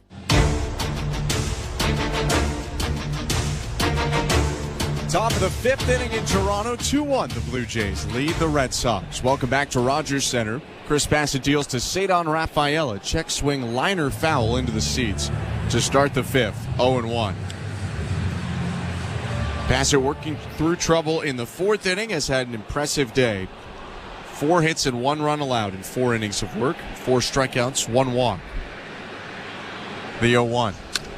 Bounce to the right side. That's trouble. That's through the hole into right field. A base hit. First knock of the day for Rafaela, who now flips the lineup back over. Jarren Duran about to come up. With those 2 swings by Rafaela and that at bat, clearly with the game plan of just trying to be behind the baseball no matter what Chris Bassitt was going to throw. He was going to try to drive it the opposite direction. He actually gets a sinker away. He's a bit late on his swing, but that's the game plan, trying to hit it through the 3-4 hole, and it works for a leadoff single. Now the Blue Jays infield will shift near that hole with the left-handed hitting Jarren Duran up, 0-2. Clement in at third watching the bunt. First pitch at the knees on the inside edge. Strike 1. Fifth inning is brought to you by Desjardins Financial Group. Desjardins awarded another 150 grants worth $20,000 each to entrepreneurs across Canada. See how Desjardins cheered on small biz at goodsparkgrants.ca. 0-1. Hit in the air, left side, back behind the plate into the seats, foul, 0-2. Jamming up Duran on those first 2 pitches of this at-bat, and Duran has really found a lot of success this year by driving the ball the opposite direction, taking advantage of the fact that he's going to play a majority of his games in Fenway Park, trying to drive it off of the monster. Definitely a point of emphasis for him coming into this season, and it's worked out well. And for Chris Bassitt, we know that he's going to analyze every single scouting report, every single pitch, so trying to use that game plan to his advantage by throwing a couple of pitches on the inside part of the plate. He's retired Duran twice so far today. Struck him out in the first, got him to fly out in the third. Duran is trying to extend an 8-game hit streak to 9, which would match a career high.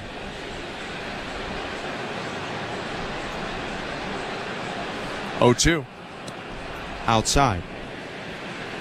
And the 9-game hit streak actually came this year. It was in May when he set his career high. Now can match it again with a streak here in June.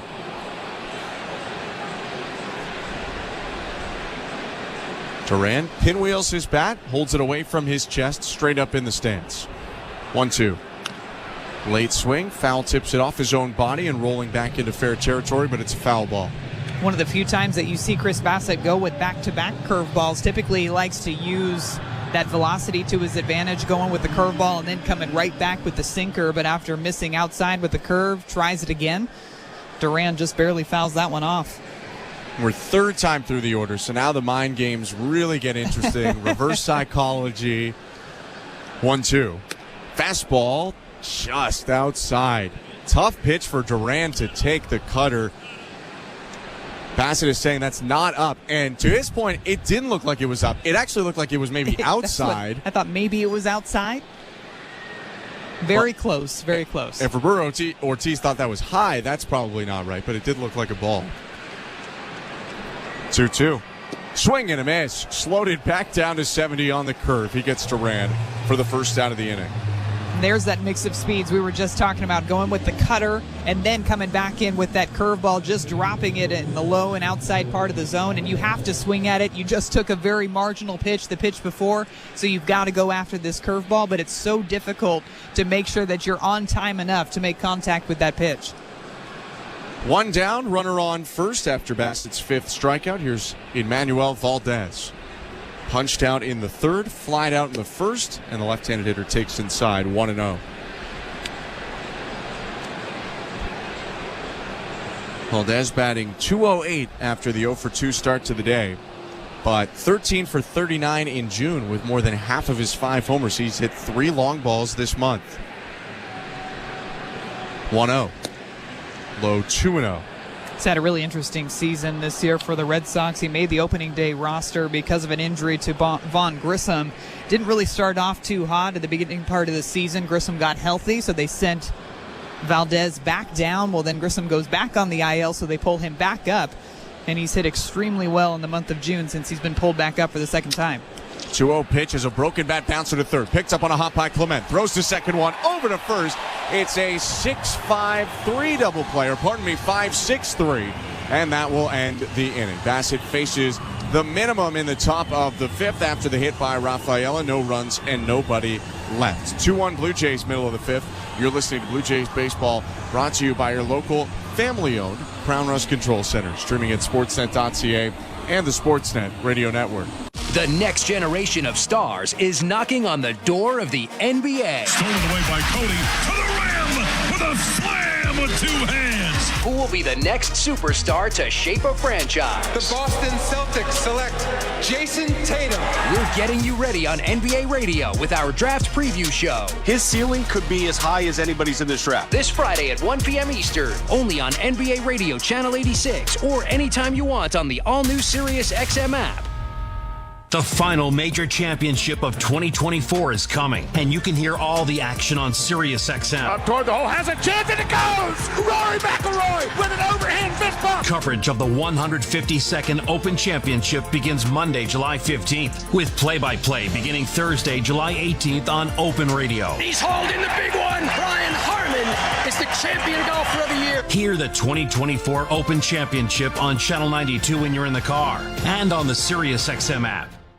Nobody covers the National Football League like SiriusXM NFL Radio. Mahomes fires it late for the end zone. Caught! Touchdown! Stay updated with the latest news leading up to training camps. We don't care about expectations. Talk doesn't win games. Our panel of experts is getting you ready for the 2024 season. The more I watch this guy, the more I like him. There's a story for every team on SiriusXM NFL Radio Channel 88 in the car and on the all-new SiriusXM app.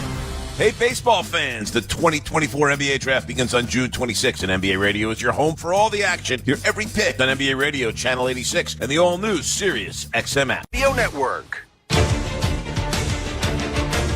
Ernie Clement leading off for the Blue Jays. 2-1 Toronto, bottom of the 5th. The pitch from Tanner Houck is hit on the ground to third. Picked up by Devers. He'll whiz it over to first. 1 out. Welcome to the Timbermart broadcast booth. I'm Ben Schulman alongside Madison Shipman.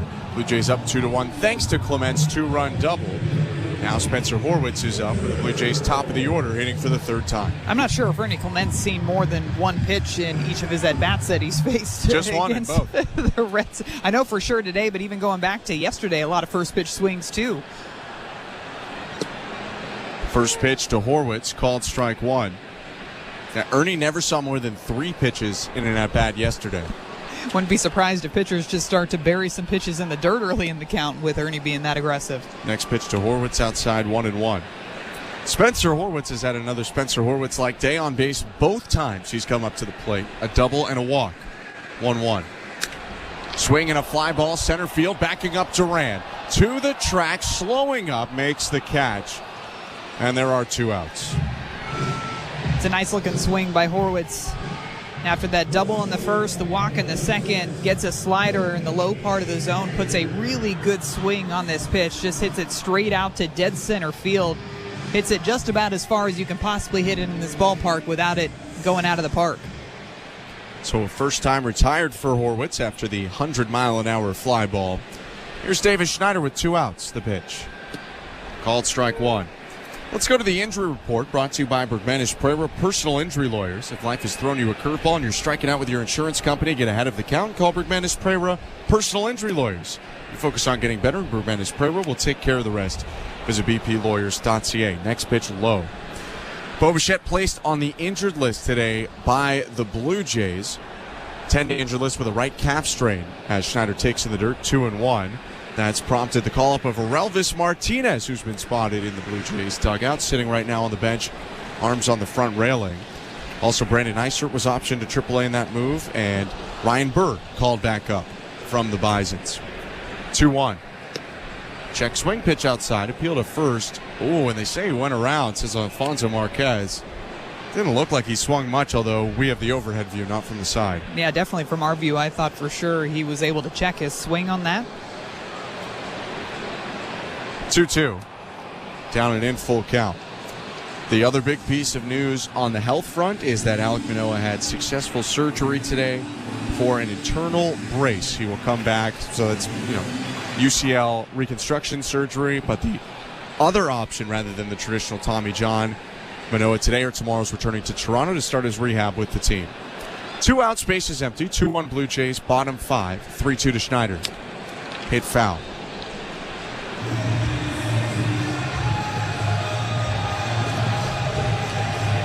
Didn't get any more info on Manoah, but on Bo Bichette, who they at one point yesterday sounded optimistic about potentially returning. They said once they realized they couldn't get him back on Friday after the off day, they decided to just put him on IL. 3-2 is hit foul again. And Schneider had said, and I'm paraphrasing a little bit, that in this situation they might be willing to trade a couple of days where he could potentially play at the end of that 10-day stretch so that he's more healthy in the long term. Yeah, it definitely seems like they're erring on this side of caution rather than getting him back out onto the field maybe sooner than he's ready for, but making sure that he is fully healthy before he comes back to play. 3-2 hit foul again.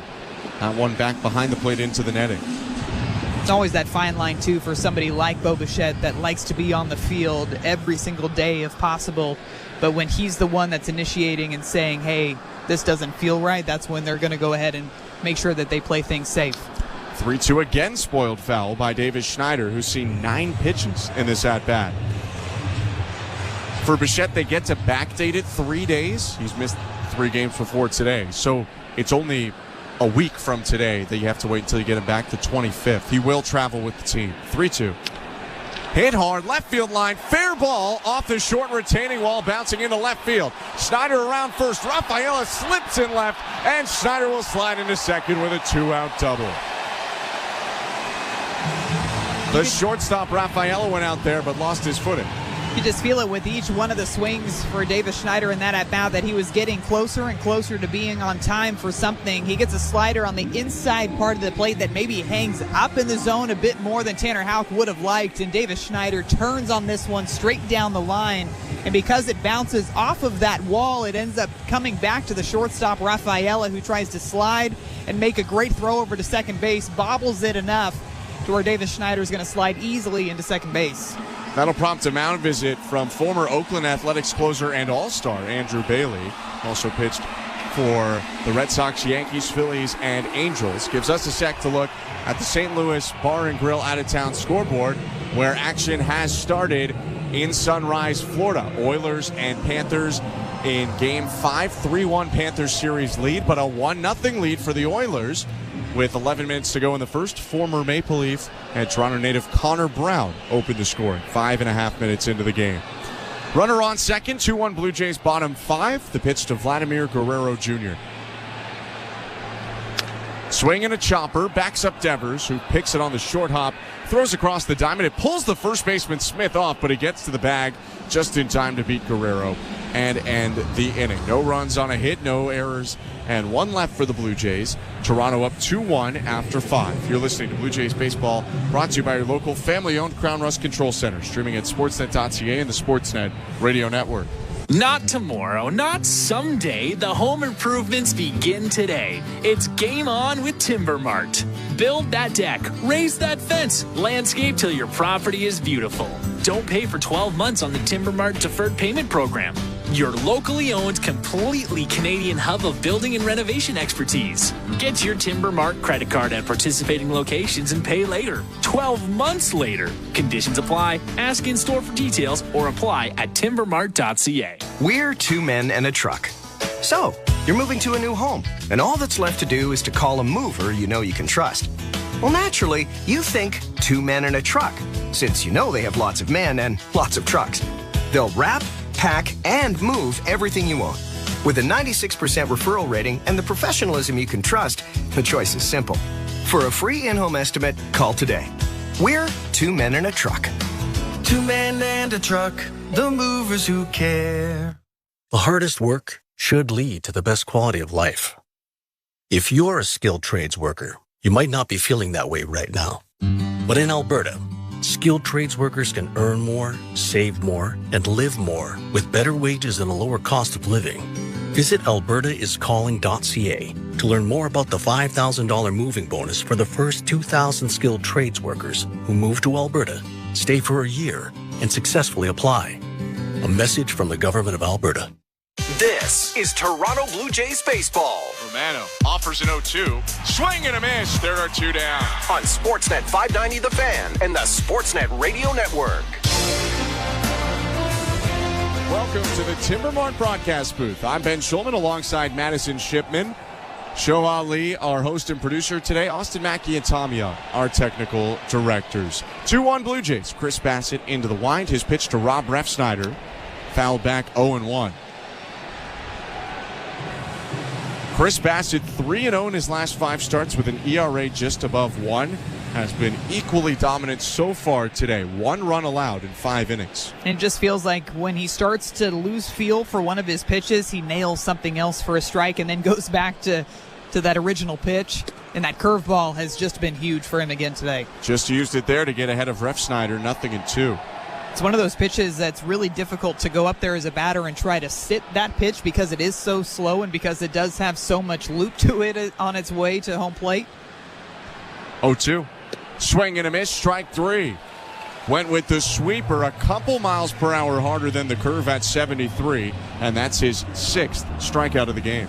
Still with that late movement breaking away from Refsnyder's bat, difficult to try to even get a piece of this one because you think it's going to have a little bit more depth to it, like that curveball coming out of his hand, and then right at the last minute, once you decide to swing, that's when you realize that pitch is breaking down and away. So 1 out in a battle now with Rafael Devers for the 3rd time. Devers 1 for 2, the pitch. Downstairs, ball 1. I almost feel like you've got to get Devers out in the early part of the count because the longer he stays in that bat, the more pitches that he sees, the more pitches that he fouls off. Seems like more often than not, he's winning those battles. Hit a 3-2 pitch out of the yard in the first inning yesterday, his 21st career homer against the Blue Jays. That's second most he's hit against any team in his career. True to form, the Red Sox slugger has hit his most home runs against the Yankees, 25. That pitch yesterday that he hit out off of Kikuchi wasn't a bad pitch either. Fastball outside. He just got great barrel to it and drove it the opposite way. Ended up with 2 RBIs as he hit a sac fly later in the Red Sox 7-3 win. The wind and the 1-0. Swing and a miss way out in front of 70. It's 1-1. Gearing up for one of those sinkers inside is what that swing is telling me. Chris Bassitt pulling the string on that curveball. Curve has been so good for him this year. Batters hitting in the 160s against the breaking ball. From the stretch, the pitch. Swinging a fly ball deep left center field. Going back, Varsho looking up at the track, and it's off the wall. Devers into second base with a stand-up double, although maybe a break. That one looked like it was going to get out for a second. Varsho went all the way to the warning track, and it hit off the top of the wall. Devers in scoring position with 1 down. It's another solid piece of hitting by Rafael Devers after that big swing and miss on the curveball. He doesn't let it phase him at all. It doesn't carry over into the next pitch, but he refocuses, gets a cutter over the middle part of the plate and drives it out to left center field. Hits hard off of that wall in center, but he's still able to make it into second base. So Bassitt trying to strand another runner. Here's Tyler O'Neill with Devers on second. The pitch. Called strike 1. O'Neill, the stocky right fielder. from Burnaby, British Columbia, high school in Maple Ridge, BC. 0-1. Swing and a foul behind the plate, 0-2. O'Neill, the son of Terry O'Neill, who was a professional bodybuilder and won the bodybuilding Mr. Canada competition in 1975, and you can kind of see that when you look at his son Tyler.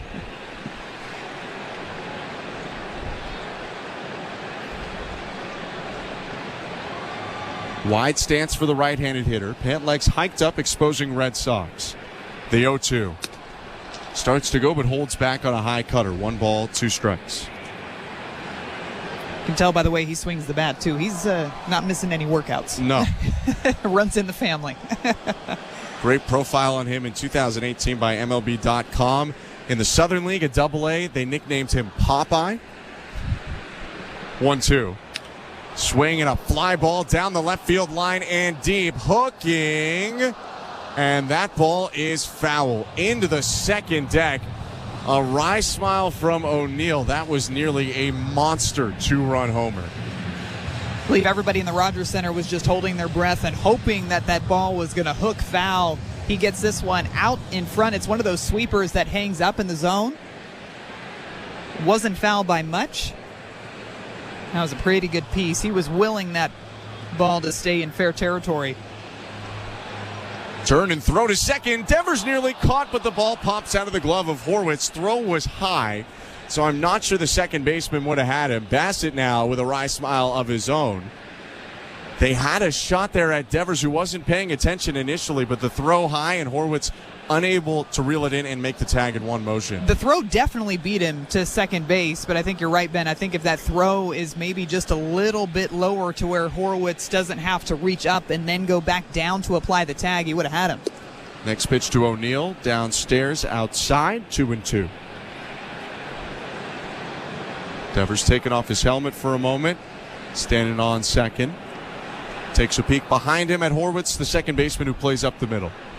He might keep a little closer eye on Horwitz right behind him after that close play at second base. Bassitt looking at him now, pitches to O'Neill, and a ground ball is hit softly to third, picked up by Clement. Looks back, the runner throws to first, and there's the second out of the inning.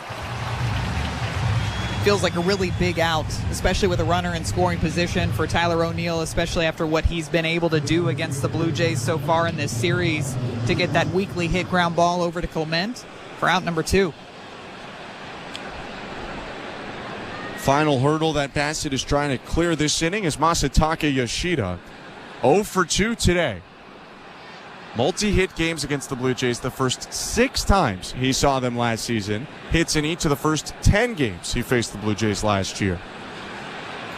Left-handed hitter from Japan takes the first pitch down and in. Ball 1.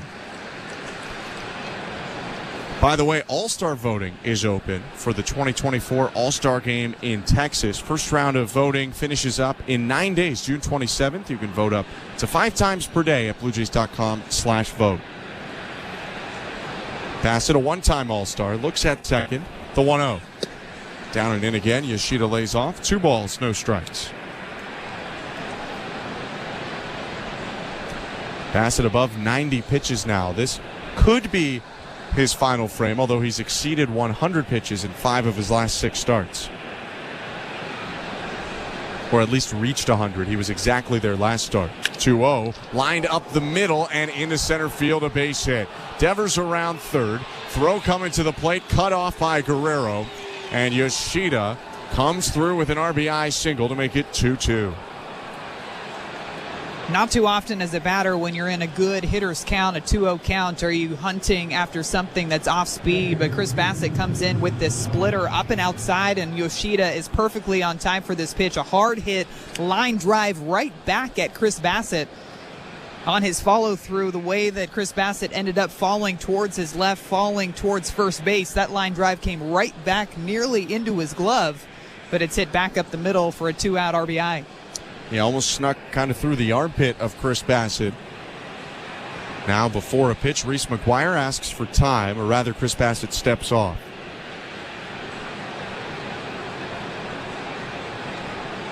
Devers scoring there to make it 2-2. Top of the 6th. Runner on first, 2 outs. The pitch. Reese McGuire takes up and away. Ball 1. With that hit allowed, and Bassitt again above 90 pitches, Brendan Little, the lefty, is warming up for the Blue Jays. Toronto's bullpen thinned by injuries. Jimmy Garcia put on the injured list yesterday. 1-0. Called strike. With the bullpen in the state that it is for the Blue Jays, that's why I believe that this team was probably hoping for a bit more offense as they got deeper into this game. I know that seems like a common theme for really every game that we've talked about recently for the Blue Jays, but especially now with those injuries. 1-1. Called low. Looked pretty good. 2 balls and 1 strike.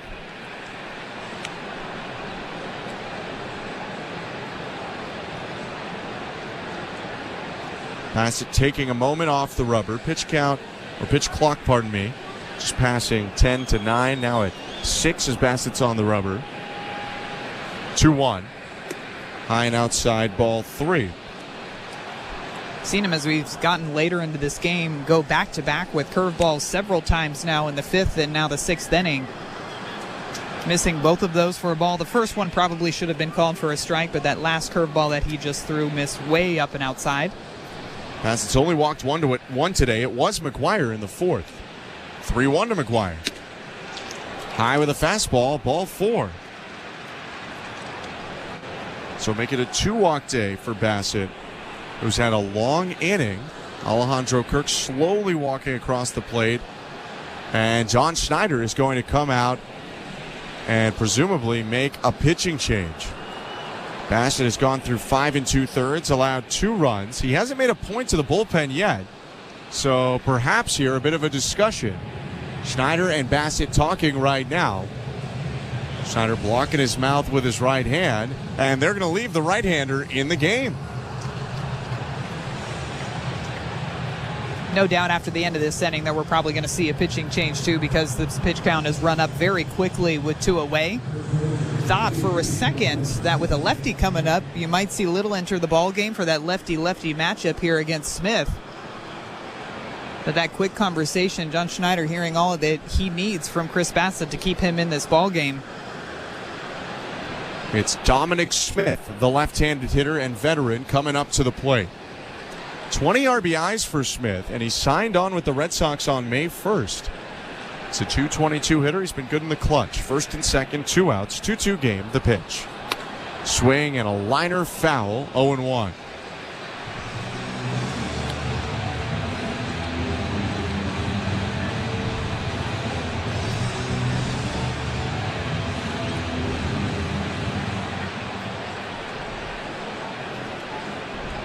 Beads of sweat on the face of Bassitt. 98 pitches so far for the righty. His 0-1. Swing and a bouncing ball, gloved by Bassitt on the mound. Flips it over to first to Guerrero to end the inning. The Red Sox score on 2 hits, but 6 very strong innings for Chris Bassitt. It's a tie game, 2-2. Going to the bottom of the 6th inning. You're listening to Blue Jays Baseball, brought to you by your local family-owned Crown Rust Control Center. Streaming at sportsnet.ca and the Sportsnet Radio Network. The top soccer stars from across Europe clash in UEFA Euro 2024. Hear the action on Sirius XM from icons Ronaldo, unbelievable goal! to international powerhouses. 4-1 Germany. This is a statement. The best of the best battle for the chance to be called champions of Europe. UEFA Euro 2024. Hear live matches and expert analysis in the card on Fox Sports Channel 83 and Sirius XM FC 157, or listen on the all-new Sirius XM app. Are you regretting eating that gas station hot dog? Yeah, we know. We've been there too. This is a message for baseball fans like you. Did you know that you get a channel that's talking baseball 24/7 as part of your Sirius XM subscription? What? Our lineup includes shows hosted by former big leaguers and executives. Plus, you'll hear from 17 managers each week. MLB Network Radio is on Sirius XM Channel 89, or just search MLB Network Radio on the SXM app. Sirius XM Sports. We're more than just a game. You love listening to baseball. You love talking about baseball, and so do we. That's why SiriusXM has the only channel on the radio dedicated to baseball 24/7. It's MLB Network Radio, SiriusXM Channel 89. News, opinions, passionate baseball talk from former players and GMs, plus interviews with players, managers, and executives, original specials, and much, much, much more. All baseball, every day, on your radio. If you can hear me right now, you've got MLB Network Radio, SiriusXM Channel 89, and on the SiriusXM app. The Blue Jays are in flight, leading 3-0. Blue Jays fans, this is Ross Atkins, and you're listening to Blue Jays Baseball on Sirius XM Radio Network. Bottom of the 6th inning in downtown Toronto, the Blue Jays and the Red Sox tied after an RBI single by Masataka Yoshida in the road half of the inning. It's 2-2. I'm Ben Schulman alongside Madison Shipman. Welcome to the Timber Mart broadcast booth. Tanner Houck, the Red Sox starter, on the mound, in the wind. His pitch to Dalton Varsho is hit on a line, backhanded up the middle. No, dropped by Valdez at second. He's got no throw. Bending over in frustration. It was hard hit, and it hit off the palm of his glove. I think it'll be a hit for Varsho, who's aboard to start the inning. Yeah, he had to run a long way up the middle to try to make a play on that ground ball from where he was playing. A little bit pulled towards the 3-4 hole, as he had to run up the middle, tried to go for that backhand, and on the transfer, it just hits off of the heel of his glove. Not able to make a play on that, and Dalton Varsho is going to take that base all day long. It is a base hit, and now Justin Turner up, who's 1 for 2. First pitch, called strike.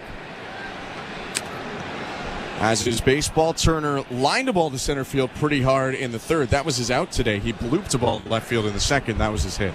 Always seems to work that way. You hit something right on the nose, it goes right to somebody, you get jammed up, and that's the one that happens to fall. Slide step in the pitch, misses outside, 1-1. Just get the feeling that this is the inning, this is the time that the Blue Jays need to really come away with something. Third time through the order against Tanner Houck, you're starting to get all that information, running up his pitch count. It's a big opportunity in a tie ball game.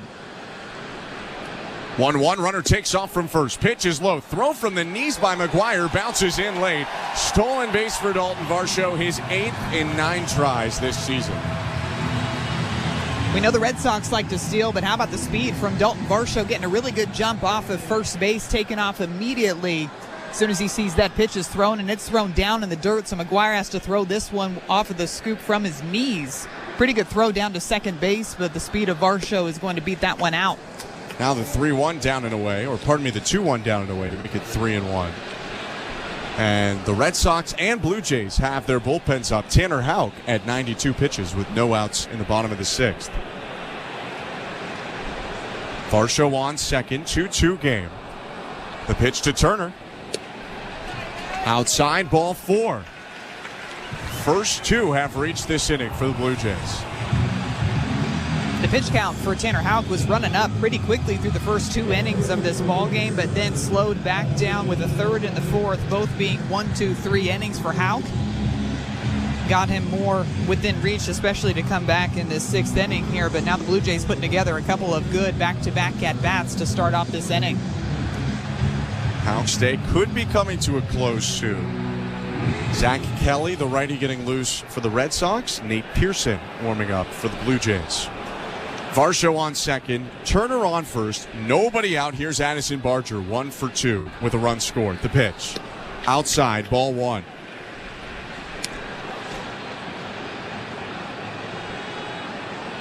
RBIs in the last 2 games for Barger. Doesn't have one yet today, but batted over 300 with runners in scoring position in AAA. Takes the 1-0 down and in, 2-0. Both of the balls that he's put in play today have gone hard down the first baseline. Saw him before the game really working on seeing the ball deep, even trying to drive the ball the opposite way, but both of the pitches that he's got on the inside part of the plate, he's still able to turn on down that right field line. 2-0. Called strike, looked a little bit outside, borderline pitch. 2-1. Definitely not a pitch that you want to go after in a 2-0 count, especially one of those sliders that's low and away. Not one of those pitches that you can drive with authority. Houck looking at second. Kicks, delivers.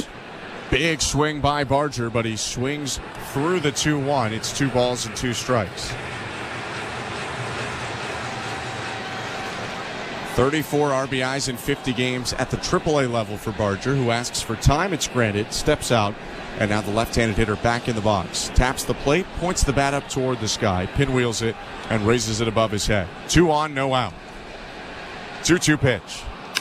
Swing and a fly ball, left field. Varsho going back to tag. Refsnyder into the corner, makes the catch. Varsho dekes, but cannot advance as that one pulled Refsnyder toward the line. It would have been a short throw to third. So Barger's retired and the runners remain on first and second. Interesting couple of swings there back-to-back by Addison Barger, just as we talked about how he'd been driving the ball to the pull side. Both of those last 2 swings, both of them sliders on the outside part of the plate. It was almost as if he was late on that pitch, trying to drive it the opposite direction.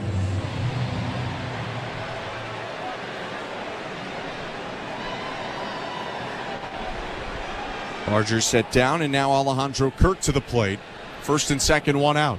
2-2 game, bottom 6. Both runners jump but do not go, and the first pitch way inside to Kirk. Varsho's been active at second, bouncing around every time that Tanner Houck looks back there.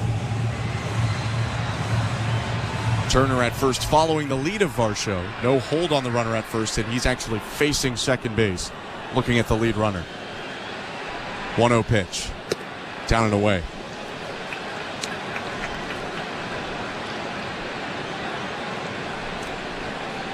Only 3 times in 14 starts this year has a team scored 3 earned runs on Tanner Houck. Once he's allowed 4. 2-0. Swing and a miss.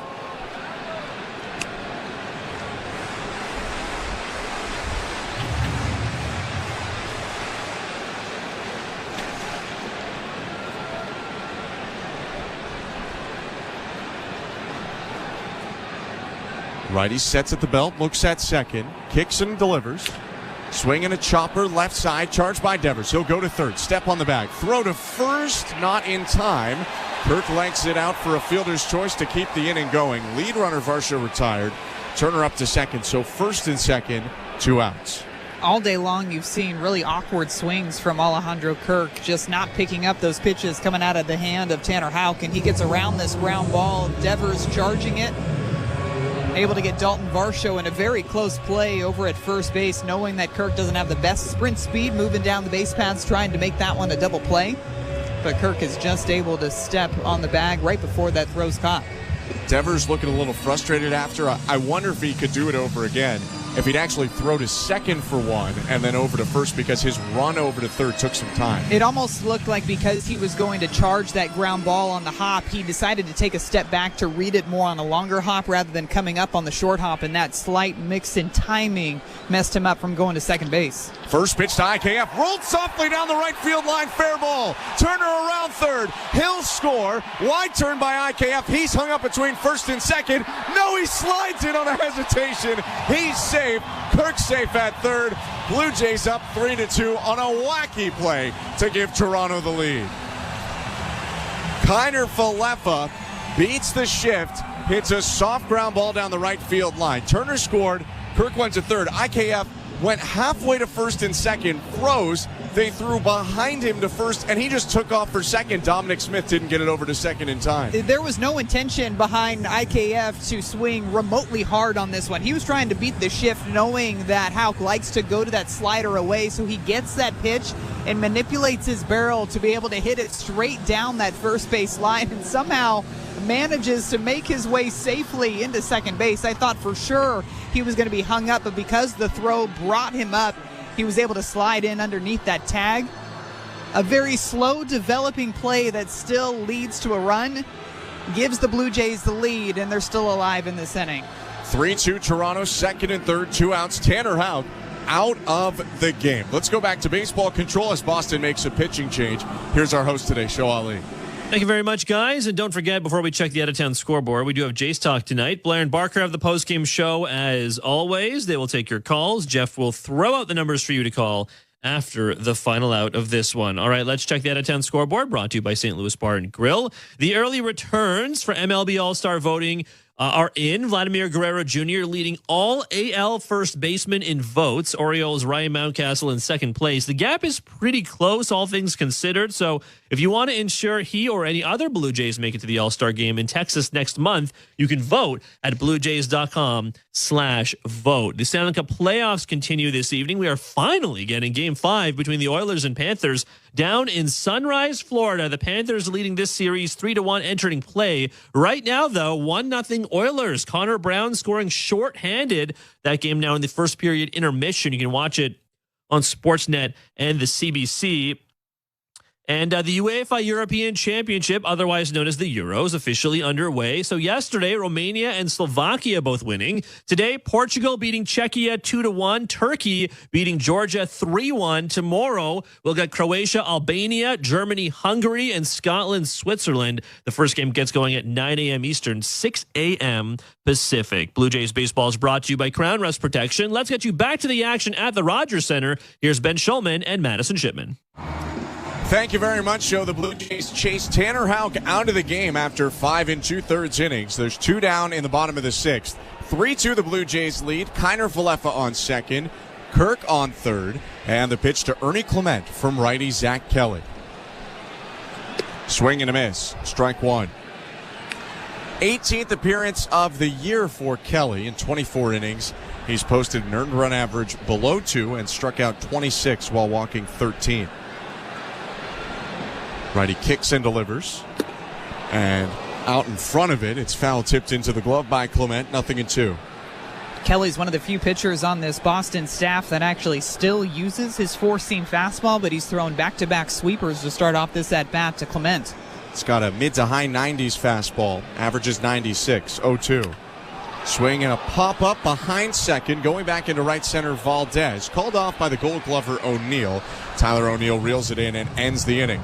Blue Jays snatch the lead back. 2 hits. Score a run. Isaiah Kiner Falefa's RBI single makes it 3-2 Blue Jays after 6. You're listening to Blue Jays Baseball, brought to you by your local family-owned Crown Rust Control Center. Streaming at sportsnet.ca and the Sportsnet Radio Network. At Crown Rust Control, protection runs deep because every Crown Rust Control Center is owned by a local family who cares beyond business. Your Crown Rust Control is 100% committed to their product, to you, to their community, which is your community.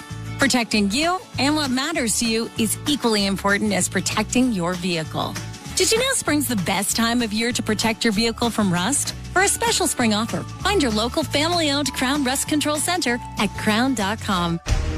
Our core values: equality, respect, the pursuit of greatness. Through and through, this is who we are. Be at the ballpark to experience a proud tradition. Canada Day, Monday, July 1st. The first 15,000 fans will receive a Blue Jays Canadian tuxedo hat giveaway. For tickets, visit bluejays.com. Proud to the core. Canadian to the core. Blue Jays to the core. We're 2 men in a truck. The movers who care. You never know when cardiac arrest can happen. That's why each and every one of our trucks carries a life-saving Mikey defibrillator as part of our Mikey on Board program. Whether we're on the highway or in front of your house, we're prepared to help anyone whose heart may skip a beat. The Mikey Network has saved many lives, making Mikeys accessible to the public. And now they're on board our trucks. We're 2 men in a truck. 2 men and a truck, the movers who care. This is Toronto Blue Jays baseball. That ball is gone. 3rd home run in 4 batters for the Blue Jays. On Sportsnet 590 The Fan and the Sportsnet Radio Network. Welcome back to Rogers Center. 3-2 Blue Jays, top of the 7th inning. I'm Ben Schulman alongside Madison Shipman. We're here in the Timber Mart broadcast booth. Appreciate you tuning in tonight. Chris Bassitt gets the start for the Blue Jays, and his start now over 6 innings, 6 hits, 2 earned runs, 2 walks, and 6 strikeouts. Another good day for Bassitt. Yeah, he did a really nice job of keeping the Red Sox off balance, working his pitches on both sides of the plate. I still think that sinker is such a huge pitch for him to establish inside to the lefties and away, and same goes for the righties. But that curveball, he was dotting it in all parts of the zone, able to get a couple of called strikes low, but the curveballs that he threw in the top part of the zone really felt like he was freezing up the Red Sox left and right. Now Nate Pearson in his 30th game of the year, missed outside with the first pitch, a foul tip by Cedon Rafaela on the second pitch, 1-1. I like this move of going from Chris Bassitt to somebody like Nate Pearson, who's going to pump it in there at 98 miles per hour, because they're just not used to seeing that all game long. Typically, Chris Bassitt's going to top out on that sinker around 94. 1-1. Pearson slows it down to a curve at 78, but misses inside. 2 balls, 1 strike.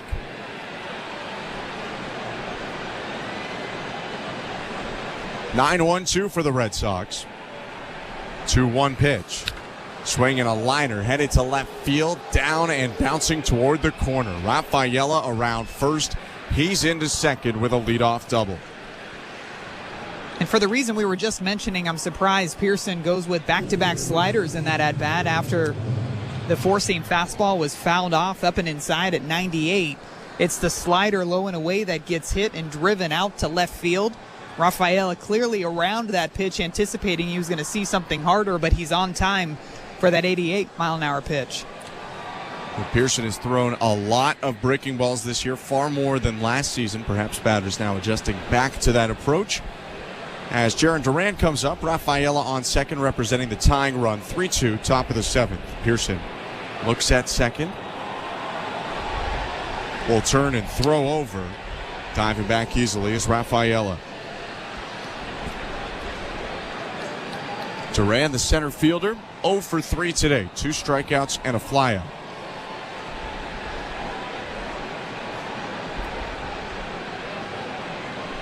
Here's the pitch. Outside with a fastball, 1-0. Big thing for Pearson every time he enters the ball game is just making sure that he can locate that four-seam fastball. If you continue to throw that pitch for a ball, these batters aren't even going to worry about it. They're just going to go ahead and look for that slider, because at this rate, they know that he's going to be able to throw that one for a strike. 1-0 pitch is lined just over the leap of the second baseman, Horwitz, down in right. Having to wait to see if that ball got out of the infield, Rafaela will just advance to third, but back-to-back base hits. And it's first and third for the Red Sox, nobody out. Comes back into the zone with another fastball.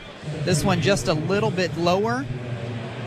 Inside to Jaron Duran, who has such quick hands on the inside part of the plate. A good effort out there by Horwitz at second base, just out of the reach of his glove for a base hit, and runners at the corners now with nobody away. Make it a 9-game hit streak for Duran, matching his career high. Blue Jays have the lefty Brendan Little up. This is the third batter faced here for Pearson, Emmanuel Valdez, batting from the left side. Corners in, middle back, first and third, no outs the pitch. High ball 1. Red Sox opened the scoring today with a run in the second. Blue Jays responded with 2 in the bottom of the second. Then the Red Sox tied it up in the 6th. The Blue Jays responded with a run to take the lead again in the bottom of the 6th. Now here in the 7th, the Red Sox threaten. 1-0. Up and away, 2-0.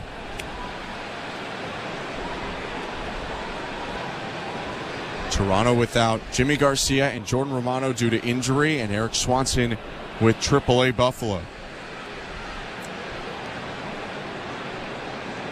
2-0. Swing and a pop-up near first. Guerrero freezes, creeps onto the infield turf, and makes the catch for a huge out, number 1. It's even bigger after Nate Pearson fell behind again in the count. A 2-0 count for Valdez up at the plate. Gets one of those four-seam fastballs up and away. This one probably would have been called ball 3, but Valdez decides to go after it, and he knew it as soon as he made contact with that pitch. He wishes he could get that one back, but either way, it's out number 1 for the Blue Jays. Gives Pearson a chance to get out of this inning if he can get a ground ball to the right spot. First and third, 1 out, first pitch, strike. Emphatic call at home plate by Roberto Ortiz. Pearson gets ahead of Rob Refsnyder. A Blue Jay for just over 30 games in 2017. Brief stint with the Buffalo Bisons as well. Refsnyder bats from the right side. 0-1. Swing and a chopper to third. Foul ball. And probably good news for the Blue Jays. If that was a high hopper, would have been trouble. One of those ground balls, there's just not much that you can do about it as an infielder, because you're just waiting waiting for it to come back down to the ground, and you're charging it as hard as you possibly can. I think if he did field that one in fair territory, his only play would have been over at first base. After the foul ball, it's 0-2. Pearson looking for a second straight out with runners on the corners. 3-2 Blue Jays, top of the 7th. The 0-2. Went with a breaking ball, missed downstairs. Real possibility that this is Pearson's last hitter regardless of result. Left-handed hitting Rafael Devers on deck. The lefty Brendan Little warming up in the Blue Jays pen. Pearson kicks, fires, and goes with another off-speed pitch, a slider, missed down and away, 2-2.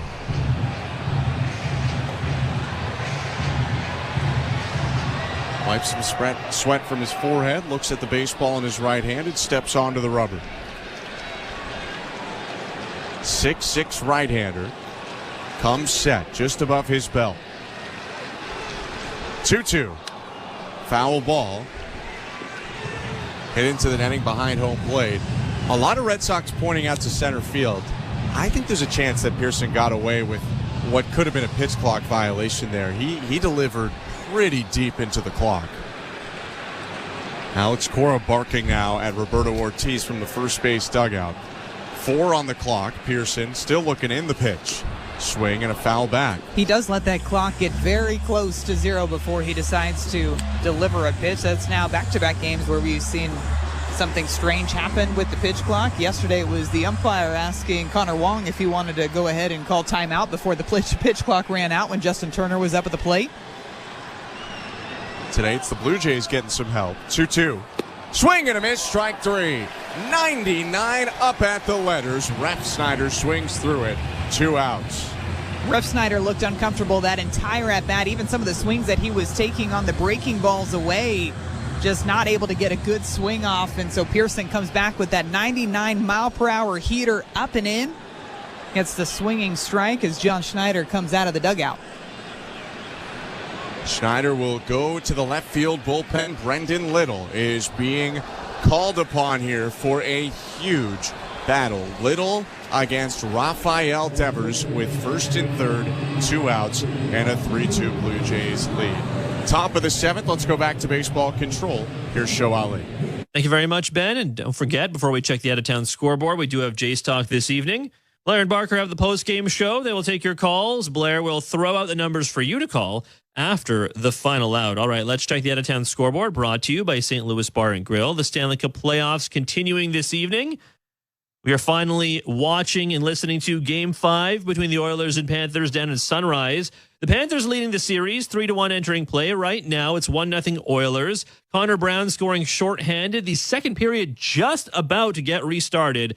You can watch that game on Sportsnet and the CBC. Some NHL coaching and front office news. The Columbus Blue Jackets firing their head coach, Pascal Vincent. He is now out of a job. It's the third coaching change in approximately 14 months for Columbus. Don Waddell making his first big move since becoming the new GM. They are on the lookout for a new head coach immediately. On the other side of that coin, with Waddell now in Columbus, the Carolina Hurricanes have officially named their successor. Eric Tulsky had been the interim GM when Waddell stepped down, so he gets that tag removed. He had previously served as the Hurricanes manager of hockey analytics before becoming the VP of hockey management and strategy in 2018. And some sad news to pass along. Both the San Francisco Giants and Major League Baseball announcing that Hall of Famer Willie Mays has passed away at the age of 93, a 2-time MVP, a 24-time All-Star, a 12-time Gold Glover, and, of course, a World Series champion, which, of course, featured the catch as he led the Giants to victory in 1954. In honor of the catch, the World Series MVP award was named in his honor back in 2017. Blue Jays baseball is brought to you by Crown Rust Protection. Let's get you back down to the Rogers Center. Here's Ben and Madison. Thank you, Joe, and you're right. Truly a tough day for Giants fans, baseball fans, as one of the great, if not the greatest player in the game, Willie Mays, passes away at 93. 2 outs here in Toronto. Top of the 7th inning, and the left-handed reliever, Brendan Little, is on for the Blue Jays. First and third for the Red Sox after 2 hits to start the inning. Pearson bounces back for 2 outs, and now Little just has to get Devers to get to the stretch. First pitch. Foul tipped, and behind home plate for strike 1. Not an easy task for Little coming in, going up against Devers, who typically you'd have the advantage being a left-handed pitcher, but he still hits lefties extremely well this season. We saw what he did to Yusei Kikuchi yesterday, but he comes into this ball game batting .275 against left-handed pitching this year. For Little, his 10th appearance of the year, ERA around 5. 0-1 pitch in the zone. Devers way behind it on a check swing. And it's 0-2. Sinker, cutter, curveball for Little, who does have the advantage of Devers never seeing him before. Still a tough matchup. 2 on, 2 out. 3-2 Blue Jays. The 0-2 pitch. Bounce to the plate and a run-saving block by Alejandro Kirk.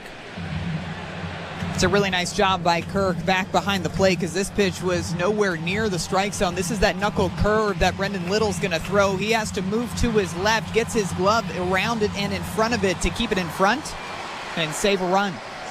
Raffaello with a lot of speed on third. Duran on first. Little dangling his left arm. Now comes set at the belt. A look at first and the pitch. Swing and a miss. Strike 3.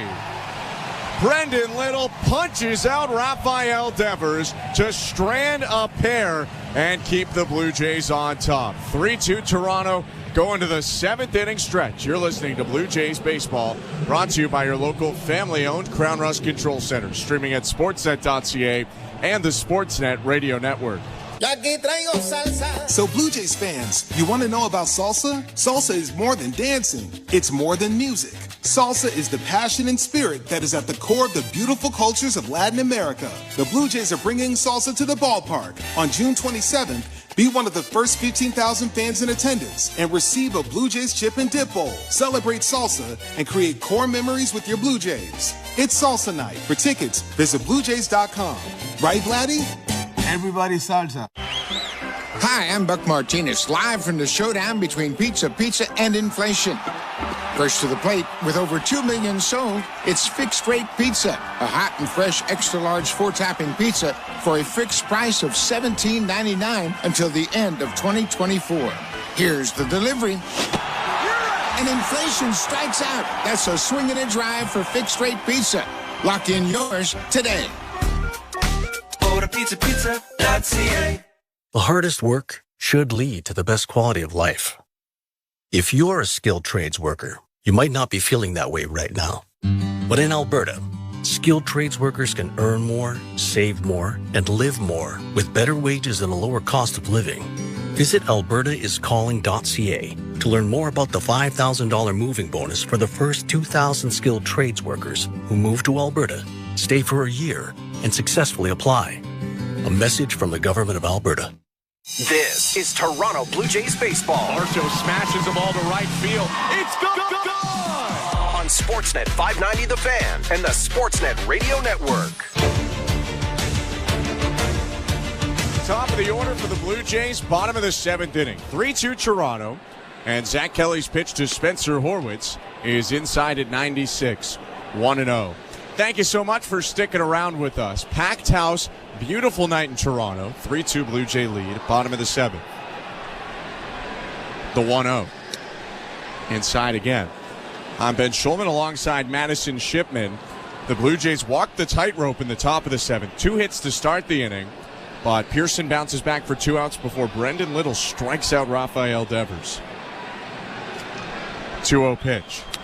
Swing and a foul back, 2-1. Not an easy task for Brendan Little to come in that situation, but especially facing Rafael Devers. But I love that he went back to the knuckle curve after he missed very badly with it the pitch before. It was a great block by Alejandro Kirk. Has enough confidence in that pitch to go back to it and get that huge strikeout to end the inning. 2-1. Swing and a miss behind 97, 2-2. Perhaps, though, further emphasizes how crucial it would be to get any add-on runs for the Blue Jays. Any insurance runs at this point you will happily take. And with the top of the order coming back up, they've had some pretty good at-bats so far today. See if they can capitalize here against Kelly. Horwitz aboard twice already today in 3 tries. 2-2. Swing and a hot shot just behind the back of first base coach Mark Budzinski. Second inning of work for Zach Kelly, who came in and got Ernie Clement to fly out to end the 6th. He's somebody that's used to coming in in some pretty tough situations for the Red Sox. Came in a bases loaded, nobody out situation against the Yankees last weekend. 2-2 pitch hit well left center field. Duran going back, and just in front of the track, he makes the catch. Another loud out for Horwitz. First out of the inning. Loud outs to center field, too, which that tells me that he's really feeling his swing. He's on time with the pitches that he's swinging at. That was a four-seam fastball that he hit out to left center field. Back-to-back hard-hit balls off of the bat of Spencer Horwitz with nothing to show for it. So one out, here's Davis Schneider. 1 for 3 with a double. First pitch. High ball 1. Schneider's double coming in his last at-bat. If you look to yesterday, his homer came in his fourth at-bat. He seems to be a guy that can get better as the game goes on. 1-0. Foul tip. I think he's always learning pitch after pitch. He's always one of those guys that's out there taking early BP, too, getting as many swings in as possible, constantly wanting to hear all the information that he can to take into each at-bat and learning from how the pitchers decide to pitch him, too. It's no secret that even going back to last season that he struggled with some of those fastballs up in the zone, but you've seen him at times this year make that adjustment with his barrel to get more on top of those pitches or just laying off of them completely. Next pitch at the knees to make it 1-2.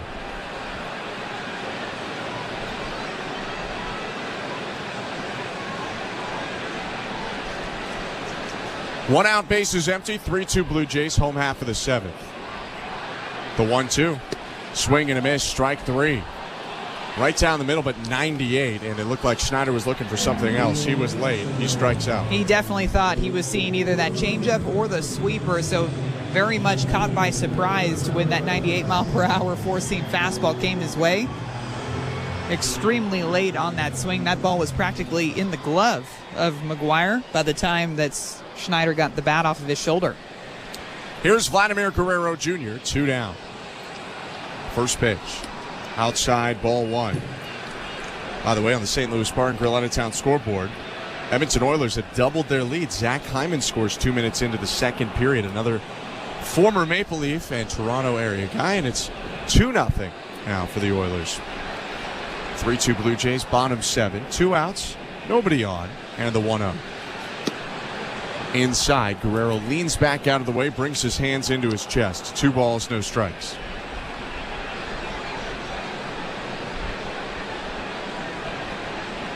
Vlad's 0 for 3. A line out, a fly out, and a ground out. The pitch. He was taken all the way, it looked like, and he takes strike 1.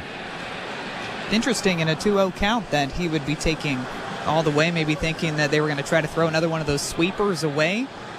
Comes in with that cutter right down the middle. 2-1 pitch is hit foul, 2-2. Backs up that cutter with a changeup that Vladdy decides to go after. He's been very aggressive on pitches on the inside part of the plate so far today, even pitches that probably would have been called for balls had he have taken them, and that one's another one in that category. That changeup definitely would have been a ball inside. Instead of 2-2 count, and the pitch. Chopper hit to short, on the run, speared by Rafaela. Turns his body and throws over to first to end a 1-2-3, bottom of the 7th. We go to the 8th in a close one, 3-2 Blue Jays at Rogers Center. You're listening to Blue Jays Baseball, brought to you by your local family-owned Crown Rust Control Center, streaming at sportsnet.ca and the Sportsnet Radio Network. Embrace the power and speed of the NTT IndyCar Series on SiriusXM. Joseph Newgarden wins the Indy 500.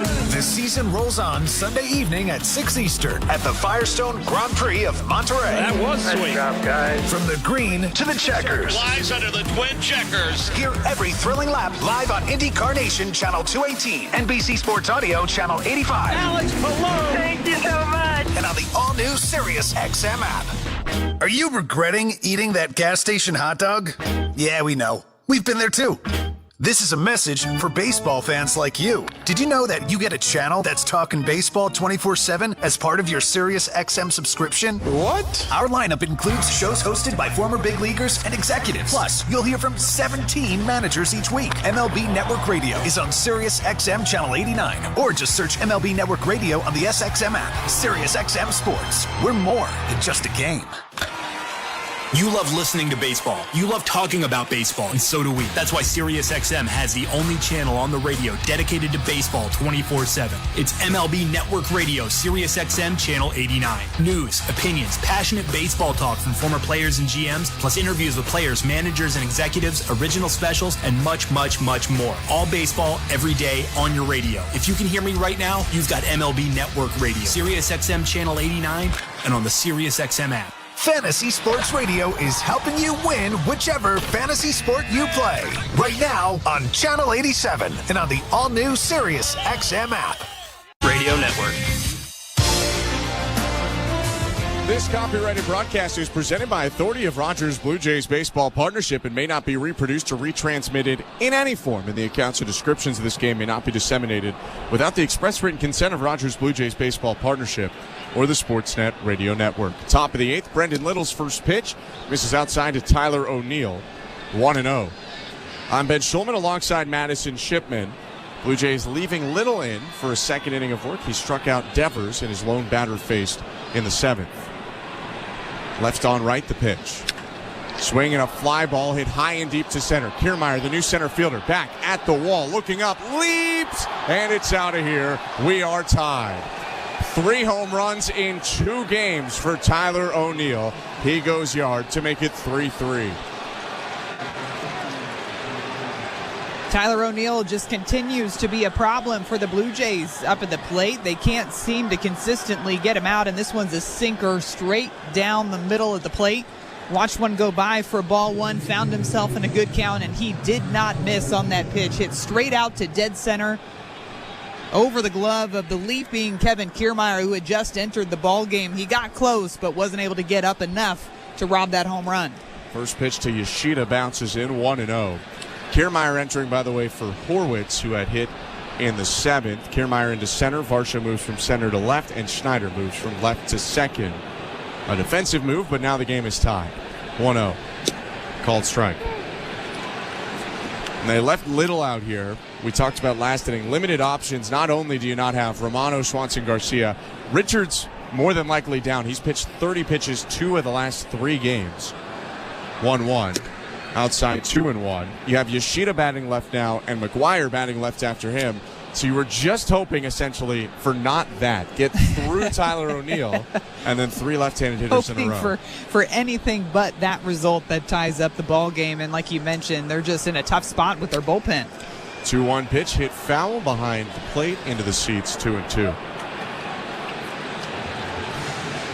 Yoshida is 1 for 3 today. Last time he was up, he hit an RBI single in the 6th that tied the game at 2-2 at that point. It's 3-3. Chad Green is loosening up for the Blue Jays in left field. 2-2 pitch. Dropped by Kirk. It actually looked like it might have been a strike, but it popped out of the glove, and it's called a ball. 3-2. Just how quickly, too, you can almost feel the energy get sucked out of the stadium when that solo home run went out to center field. 3-2 pitch. Bouncing ball to second, backs up Schneider. His first play over at second of the day. He throws to first, 1 out. There was a ton of energy right before the inning started. On the big screen out in center field, they showed 3-0 Oilers over Panthers. On the St. Louis Bar and Grill out-of-town scoreboard, Connor McDavid has scored to make it 3-0 Oilers in Game 5. Everyone roared, and then a couple pitches later, Tyler O'Neill tied it up. 1 out, Reese McGuire up. Left on left matchup with Little. Here's the pitch. Called strike 1.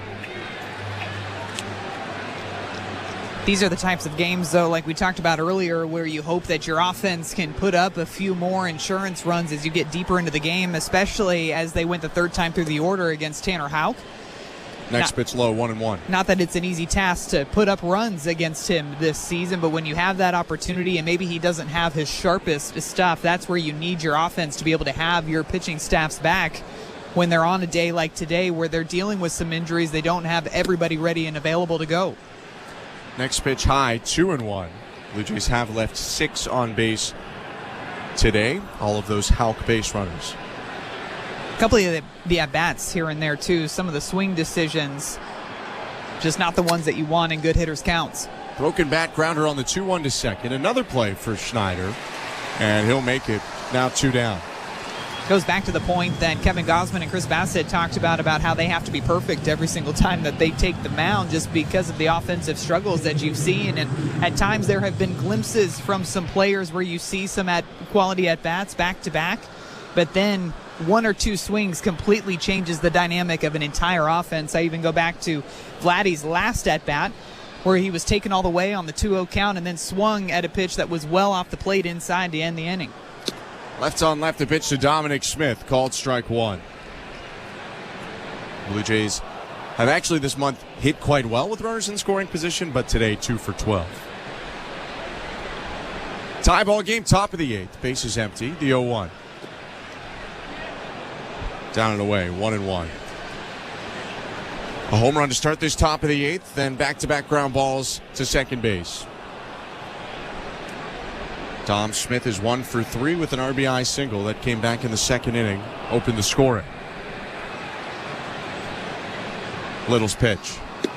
Down and away, ball 2.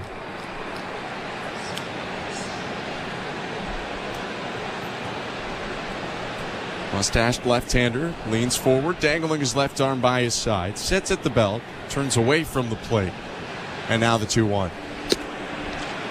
Freezes Smith with a fastball at the top of the zone, 2-2.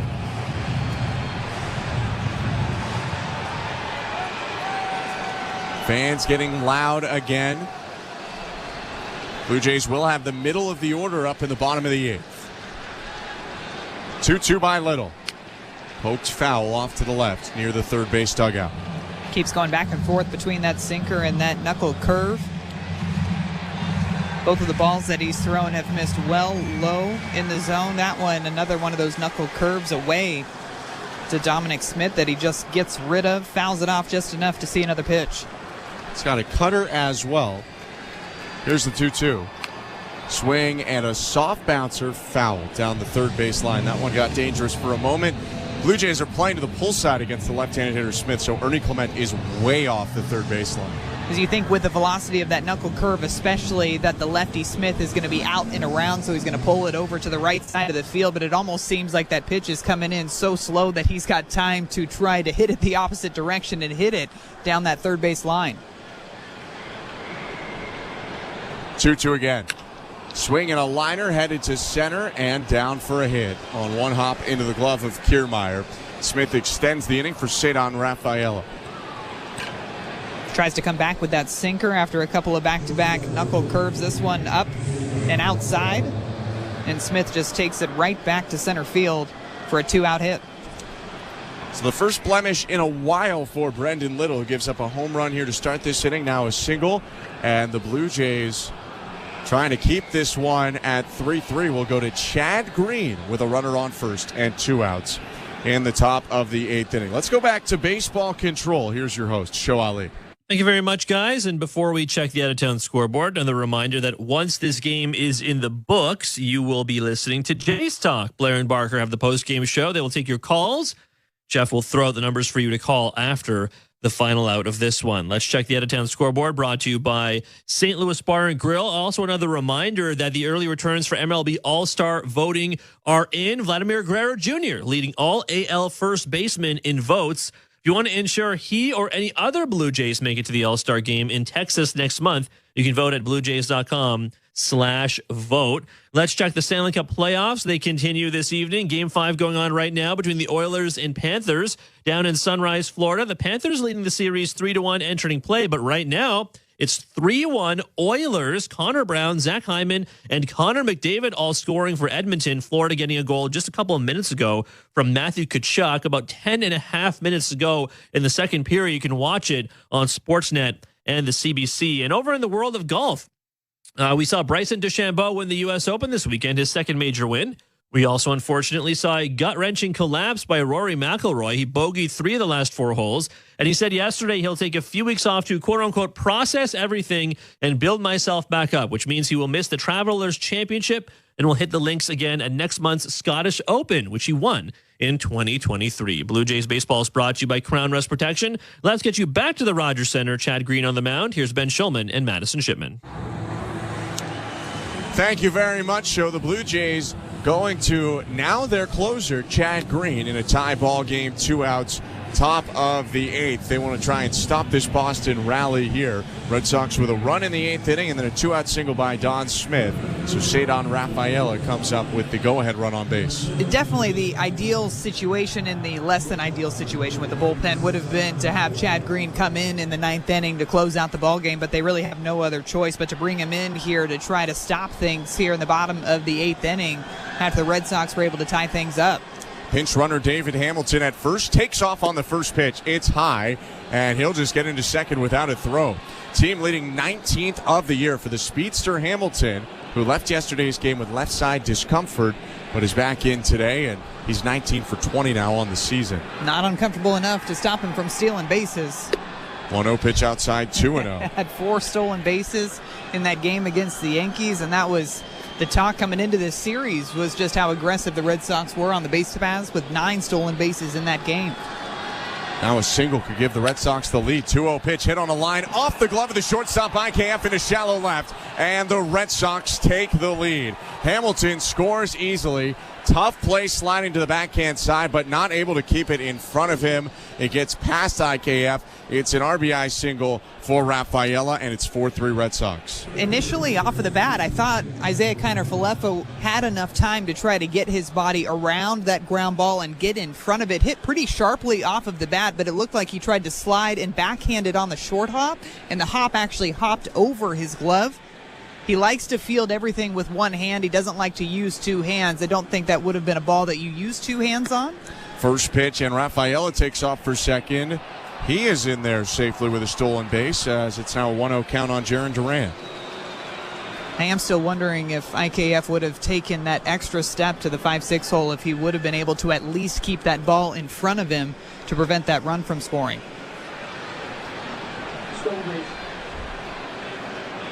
Fans expressing frustration. A 2-run inning here for the Red Sox to take a 4-3 lead.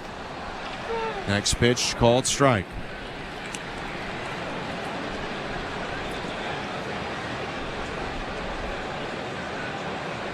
While the offense has taken a step back so far this season, they've also had trouble in the bullpen, and some injuries have accentuated that as Green misses high and outside, 2-1.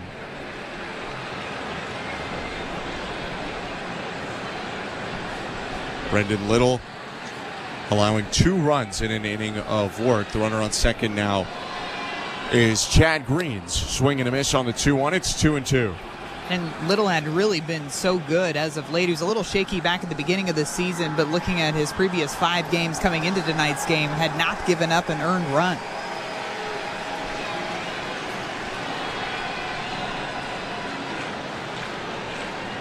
Duran asked for time, steps out, now back in the box. 4-3 Red Sox.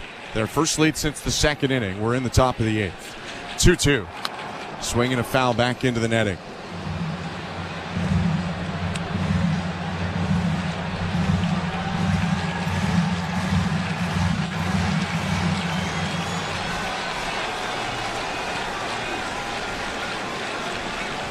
Green, the longtime Yankee, sets at his chest.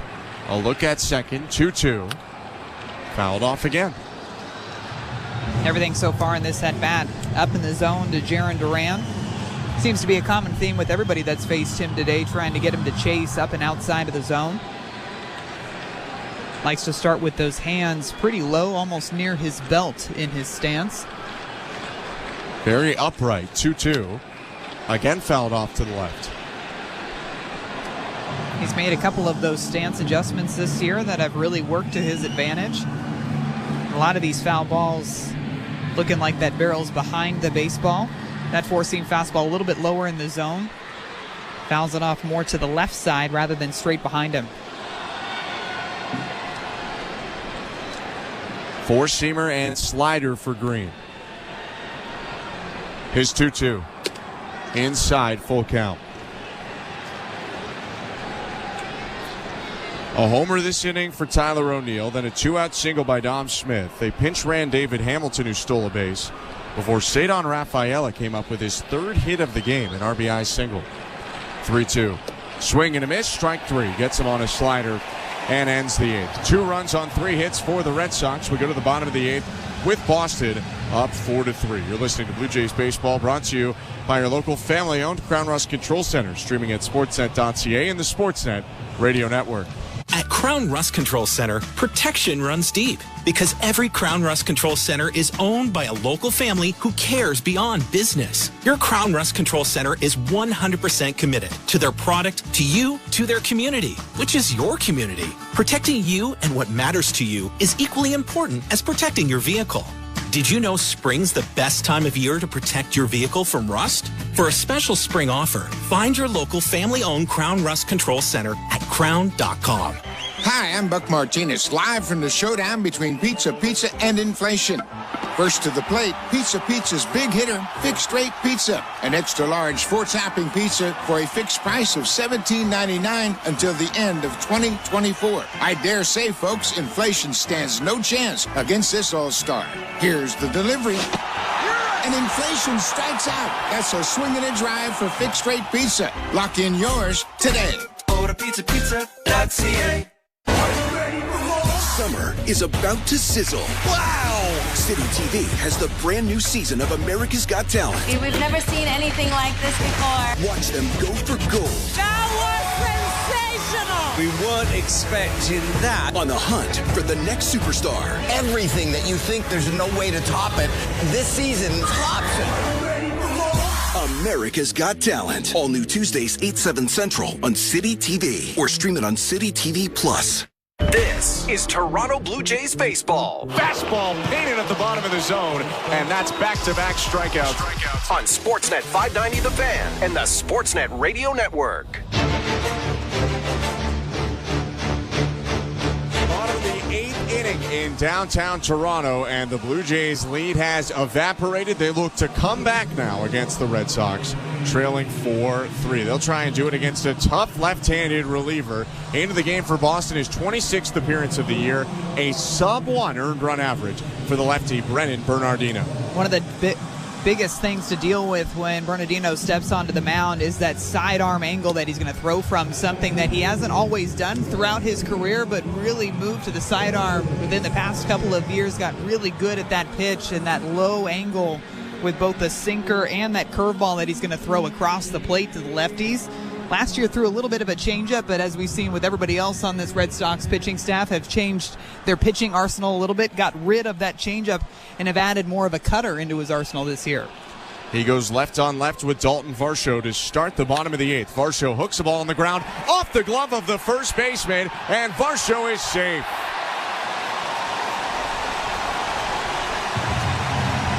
Bobby Dahlbeck just got out there because they pinch ran for Dominic Smith, and Dahlbeck fumbles the hard-hit ground ball. Fielded it off to his left side, and it hit him kind of on the wrist. It almost looked like he was trying to go with that hop because it was hit so hard off of the bat of Dalton Varsho that it hits off the heel of his glove, shoots up into the air, and that allows Varsho to reach base safely. So a runner on first, the tying run in the bottom of the 8th. Here's Justin Turner. Bernardino kicks and fires. Turner takes strike 1 right down the middle. Turner with a single and a walk today. He scored 2 of the 3 Blue Jay runs. Toronto down 4-3 in the game. No outs, bottom 8. Bernardino staring at Varsho. A look at the plate and the pitch. Swing and a fly ball shot into foul territory down the right field line. 0-2.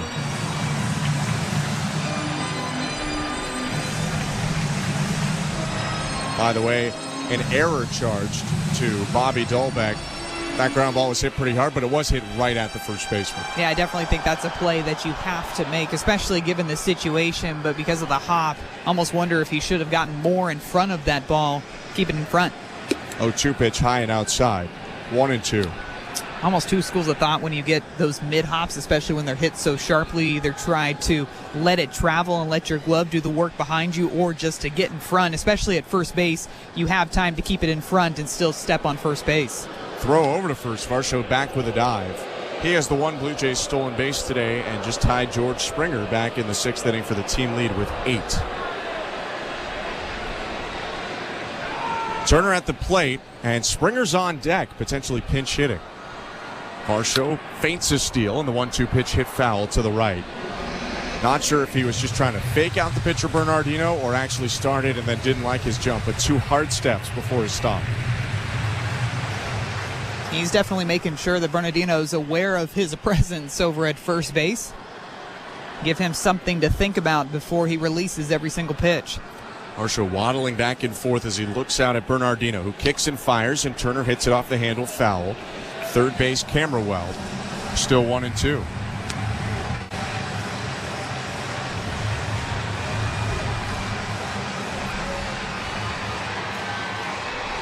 Varsho aboard on the first pitch he saw. Turner has seen 5, fouled off 3 of them. 1-2 again. Swing and a fly ball left field. Going back, Refsnyder. Duran on the track, leaps and makes the catch, banging into the wall. Hit it to deep left center, but a near miss for Turner. He'll jog back to the dugout as the first out. By the way that Justin Turner was all over that pitch, you could tell that he was anticipating he was going to see the curveball after seeing a sinker and a cutter, trying to work that curveball low in the zone. Good swing by Justin Turner, and he just barely misses, gets underneath it. Duran making a great catch all the way at the wall in center field. Andrew Bailey going out to the mound as the Blue Jays pinch hit. Rather than a left-on-left matchup, Bernardino against Barger, Toronto is calling on George Springer here.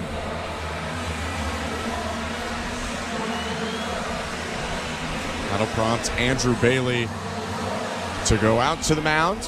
Whole infield and the catcher, Reese McGuire, there as well. 4-3, the Red Sox lead the Blue Jays. Red Sox led briefly in the second. Blue Jays answered immediately. Toronto answered the Red Sox tying run in the 6th. Can they answer again in the 8th? Springer off the bench and batting with 1 out. Dalton Varsho representing the tying run on first.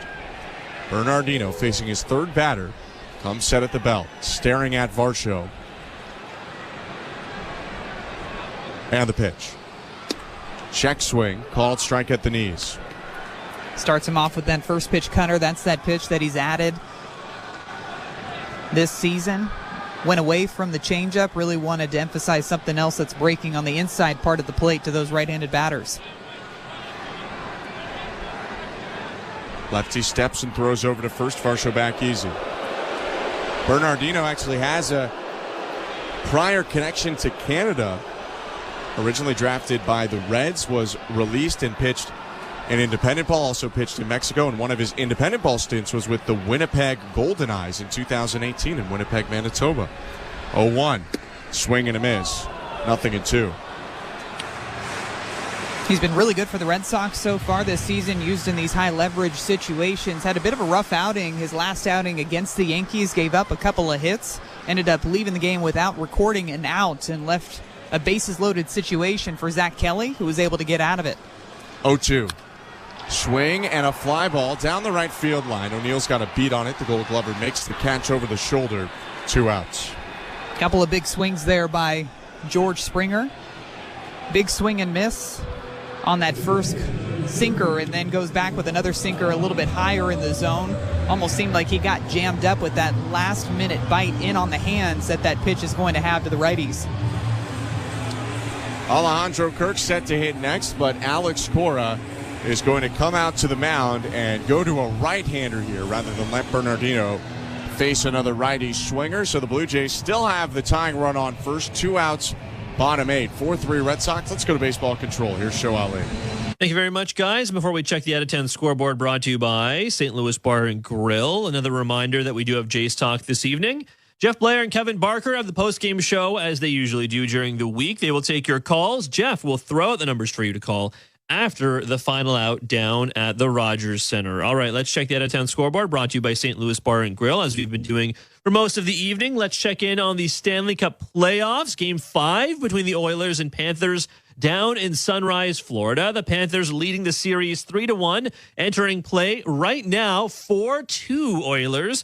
Connor Brown, Zach Hyman, Connor McDavid, and Corey Perry all scoring for Edmonton. Matthew Tkachuk and Evan Rodriguez scoring for Florida. You can watch the game right now on Sportsnet and the CBC. About 4.5 minutes to go in the second period. By the way, I highly recommend finding a replay of the Perry goal. McDavid essentially drawing 4 Panthers on the ice to him to set up Perry on the goal. Beautiful stuff from the Oilers captain. Elsewhere, if you missed this from last night, the 2023-24 NBA season officially in the books. The Boston Celtics crushing the Dallas Mavericks last night, 106-88 in Game 5. The Celtics winning their record 18th NBA title. Jason Tatum and Jaylen Brown combining for 52 points in the win. Brown named the Finals MVP, and the parade will be in Beantown on Friday. Blue Jays baseball is brought to you by Crown Rust Protection. Let's get you back to the Rogers Center. Here's our very own Ben Schulman and Madison Shipman. Thank you very much. Show righty Justin Slayton into the game. The bearded right-hander making his 25th appearance of the season. An earned run average just above 3. And in 35 innings, he struck out 37 while only walking 6.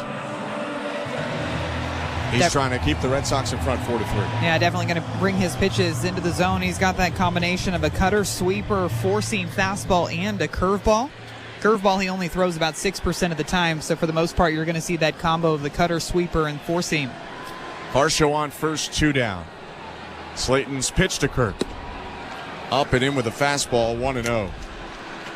Kirk is 0 for 3 today. 2 strikeouts rolled over into a ground ball fielder's choice. Blue Jays do have Danny Jansen and Aurelvis Martinez on the bench. 1-0. Swing and a pop-up to second, called for by Valdez, and he'll make the catch to end the inning. Blue Jays get a leadoff base runner via an error, leave him on first.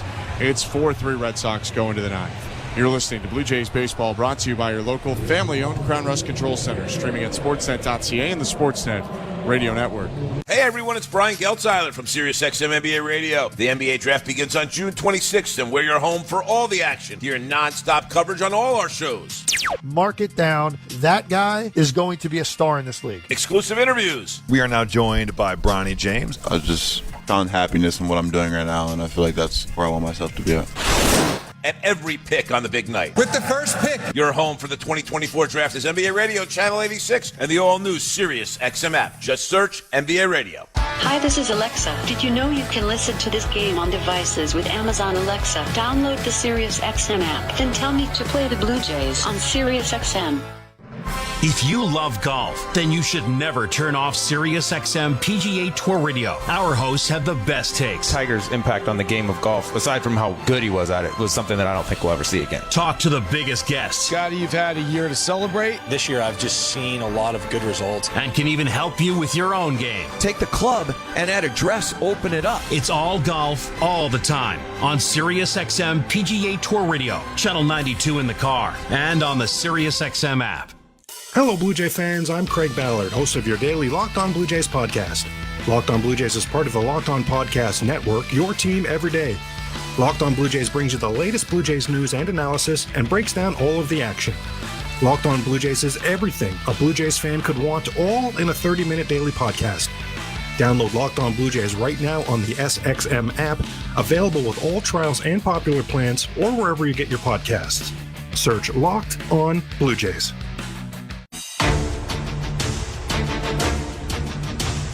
Ninth inning in Toronto, a close game 2 of this series, Blue Jays and Red Sox. Thanks so much for sticking around here at Rogers Center. I'm Ben Schulman alongside Madison Shipman. In the top of the ninth, the Blue Jays will call upon the lefty Genesis Cabrera, saving some of the arm of Chad Green. They take him out after a third of an inning, but Cabrera has to face the meat of the Red Sox order. 2-3-4. Emmanuel Valdez supposed to lead off, but pinch hitting a right-handed hitter in his place. Romy Gonzalez will start the frame.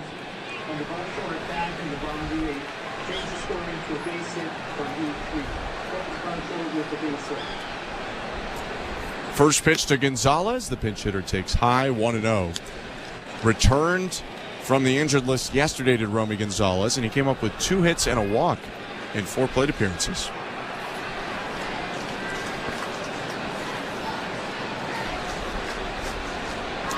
1-0. Swing and a miss. Behind 96 from Cabrera, who's got the hard sinker, throws a cutter. He's got a curveball and a change. 1-1. High with a fastball at 97. 2-1. So far in this at-bat, he started off Gonzalez with that changeup that he threw just outside for a ball. I thought it was a pretty well-located pitch. Comes back with back-to-back sinkers. That last one missing up just a bit, but pretty good velocity on it. Next pitch is hit off the end of the bat down the right field line. George Springer now in right in the place of Barger. Overruns it but reaches back and makes the catch. 1 out. Never fails. Right when you get put into a ball game, you can pretty much guarantee that a baseball is going to find its way to you. It's even done that on the other side to the Red Sox, but George Springer coming into the game to pinch hit. Got a bit crossed up as he was running towards that right field line, but still is able to come away with the out. So Cabrera with an out in 4 pitches now deals with Rob Refsnyder. Rafael Devers on deck. Base is empty. The left on right pitch. Down and in, ball 1. An ominous feeling in the ballpark as the big right-hander from Curaçao, Kenley Jansen, gets loose in the right field pen. Red Sox up 4-3, the 1-0. Popped up, foul territory into the seats. Although the Blue Jays weren't able to put up a lot of runs in yesterday's ball game, I felt like the one positive, especially in the 9th inning when they were able to get a couple of runners on board, was that it forced the Red Sox to have to bring Kenley Jansen into the ball game. But now looks like they're going to see him again close out this game, or try to close out this game in the bottom of the 9th inning. 1-1. Bounced high in the air to the left side on 2 hops. Gloved by Connor Falefa. Shortstop throws to first. 2 outs. Yesterday, Jansen got the very convenient 1-out save. And, I mean, he earned it. It was his 432nd career, so he's gotten plenty of different types of saves, but just got Davis Schneider to end the game. That cutter was pretty much center cut, too. A lot of late movement on it, and the timing's always something that's an issue when he takes the mound just because of how slow his delivery is. Very big presence out there on the mound, too. First pitch to Rafael Devers, a big presence himself. He spins out of the way of a fastball up and in. He'll take a walk toward the first base dugout, 1-0. Devers has had a big impact on this game. Singled in the 4th inning, but it was his double in the 6th that came around to score on a Yoshida single and make it 2-2 at the time. Red Sox up 4-3, top of the 9th. And the 1-0 pitch is a cutter just high, 2-0.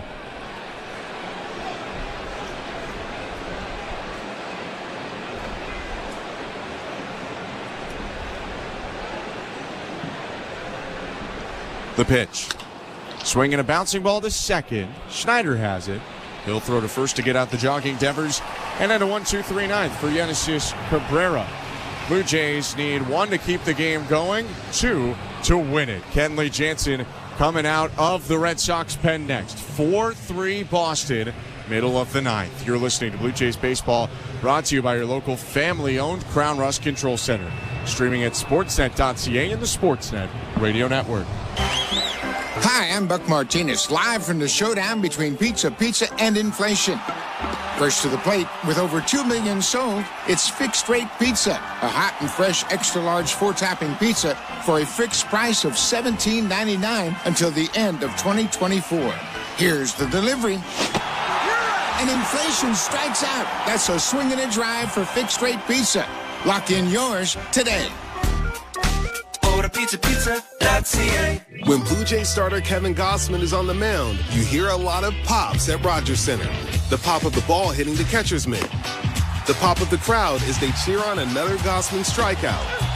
But most importantly for Goss, the pop of his bubble gum. Swing and a miss. Got him on the splitter again. One of the best at his craft. Gossman loves his gum. So be one of the first 15,000 fans on Wednesday, July 3rd, and get your Kevin Gossman bubblegum bobblehead. Get your tickets at BlueJays.com. This is Toronto Blue Jays baseball. Springer charges the ball to left field. It's in the seats, and the Blue Jays are on the board.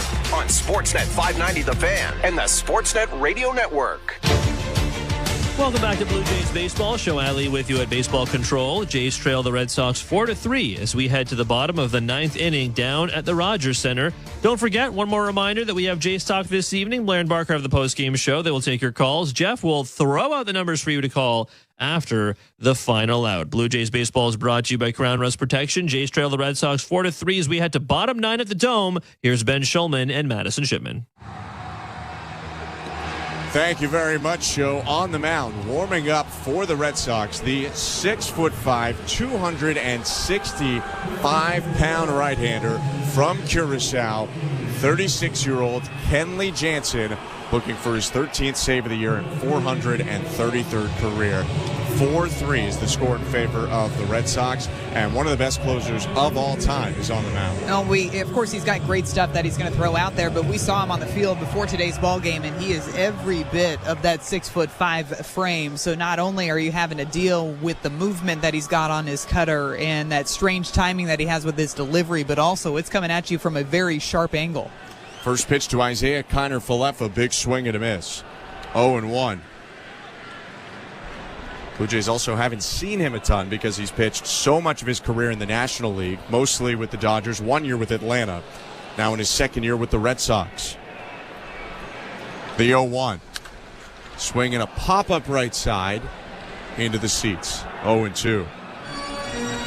And such a unique delivery. You mentioned how slow he is to the plate.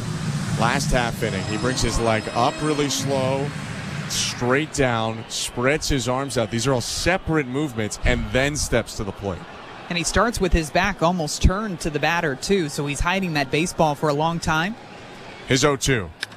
Swing and a fly ball right field. O'Neill backing up, has room, makes the catch in front of the track. There's the first out. Good piece of that one by Isaiah Kiner-Falefa. Just happened to go straight to O'Neill, and that's what that last-minute bite will do on the cutter, with it breaking away from the barrel. Not able to square it up completely, and just that split second of that miss hit leads to an out. So with one down and the bases empty, here's Ernie Clement. The pitch. Fouled back, 0-1. First time Clement has faced Jansen. Clement today hit a 2-run double for the Blue Jays in the second. And a ground out and a fly out. 0-1. Swing and a fly ball vaulted right center field. But O'Neill runs it down. He makes the catch, and now the Blue Jays on to their last chance, and they will pinch hit in this situation for Kevin Kiermaier, who had entered the game earlier defensively in the spot of Spencer Horwitz. Danny Jansen is coming up. Back-to-back good swings by the Blue Jays, too, on this Kenley Jansen cutter. Just going straight to Tyler O'Neill in right field. Danny Jansen does have a tendency to pull the ball. Wonder if he can use that to his advantage against that pitch. Kenley Jansen winds and delivers to Danny Jansen. Low ball 1. 4-3 Red Sox. Blue Jays led after Clement's 2-run double in the second until the 6th, and then led again after scoring in the bottom of the 6th.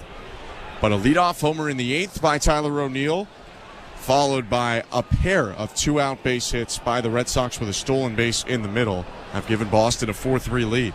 They can lock up this series with one more out. 1-0 pitch.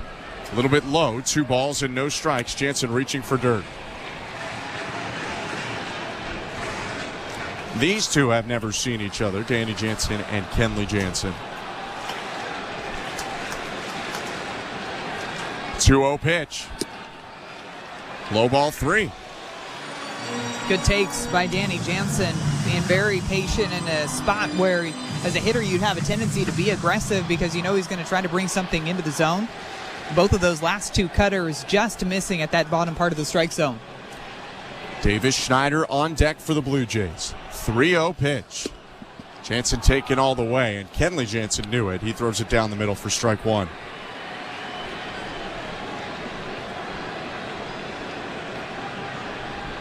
Nobody out, 4-3. Or pardon me, nobody on, 2 outs. 4-3 Red Sox, bottom 9. 3-1 pitch. Swing and a miss. It's a cutter over the heart of the plate, but Jansen swings over. A little out in front on that swing, too. You can tell that he's trying to pull that thing out to left field and get around that pitch. Just has to sync up his timing. 3-2, 2 outs. Jansen kicks, fires, and called strike 3. A pitch that looked a hair off the plate outside, but borderline. Kenley Jansen strikes out Danny Jansen to end a 1-2-3 bottom of the ninth and win the game and the series for the Red Sox. They come back late in this one and win 4-3. Really thought Chris Bassitt had a pretty good start for the Blue Jays today, just giving up a couple of runs early in the ball game. It was really the offense again, and I know we keep talking about the offense, but the offense has to be able to step up, has to be able to put up runs, and it looked like they were having some quality at-bats early in the ballgame, put up 4 hits in just the first 2 innings against Tanner Houck, but then weren't able to capitalize on some of those early base runners that they were able to get on. So it comes down to the lack of timely hitting on the side of the Blue Jays that leads to another Red Sox victory. Red Sox in a high-five tunnel. They win 4-3. Another big day for Canadian Tyler O'Neill. We'll take a quick step aside and wrap this one up on the other side. Stay with us. We'll get you to Blue Jays talk in a second. 4-3. Red Sox win. You're listening to Blue Jays Baseball, brought to you by your local family-owned Crown Rust Control Center, streaming at sportsnet.ca and the Sportsnet Radio Network. We're 2menintruck.ca. We've got lots of men and lots of trucks, so get ready to be moved. Think 2menintruck.ca. So when you gotta move, I'll move them day. Think 2menintruck.ca. Cause all of us movers are not the same. So that's our company name, 2menintruck.ca. We're lots of men with lots of trucks, so give us a call today. At Crown Rust Control, protection runs deep because every Crown Rust Control Center is owned by a local family who cares beyond business. Your Crown Rust Control is 100% committed to their product, to you, to their community, which is your community. Protecting you and what matters to you is equally important as protecting your vehicle. Did you know spring's the best time of year to protect your vehicle from rust? For a special spring offer, find your local family-owned Crown Rust Control Center at crown.com. This is Toronto Blue Jays baseball. Next pitch, Moniak takes off. It's low a ball, throw down to second. They got him! On Sportsnet 590 The Fan and the Sportsnet Radio Network. Welcome back to Rogers Center. The Blue Jays fall in Game 2 of this series and lose the series to the Boston Red Sox 4-3, the final score tonight. I'm Ben Schulman alongside Madison Shipman. And Madison, you mentioned on the front end of that last break, the Blue Jays getting a good performance today from Chris Bassitt. 6 innings, 6 hits, 2 earned runs, 2 walks, and 6 strikeouts. What did you like specifically from Bassitt? I like the sinker and I like the curveball. I think that's a pitch that he's utilized more and more as the season has gone on. There have even been games where that's his second most used pitch behind the sinker. Typically, he likes to go to that cutter as the second most used pitch, but that curveball seems to be the pitch that keeps people off balance, and he needs to be able to mix speeds, mix locations with his stuff in order to get outs, and that's exactly what he did today. The Blue Jays needed a strong start from him against the Red Sox, and he gave them that. He gave them a chance to win this ball game, but the offense just wasn't able to produce consistently enough to come away with a win. Yeah, it started early. The Blue Jays got a double to start the game in the first inning from Spencer Horwitz, and he didn't move from second base that inning. In the second, they'd get first and third, nobody out. Back-to-back strikeouts. Then they did cash in with an Ernie Clement RBI double, left 2 on there with 2 outs, to be fair. Had a 2-out double by Davis Schneider in the 5th, did not cash it in. First and second with nobody out in the 6th.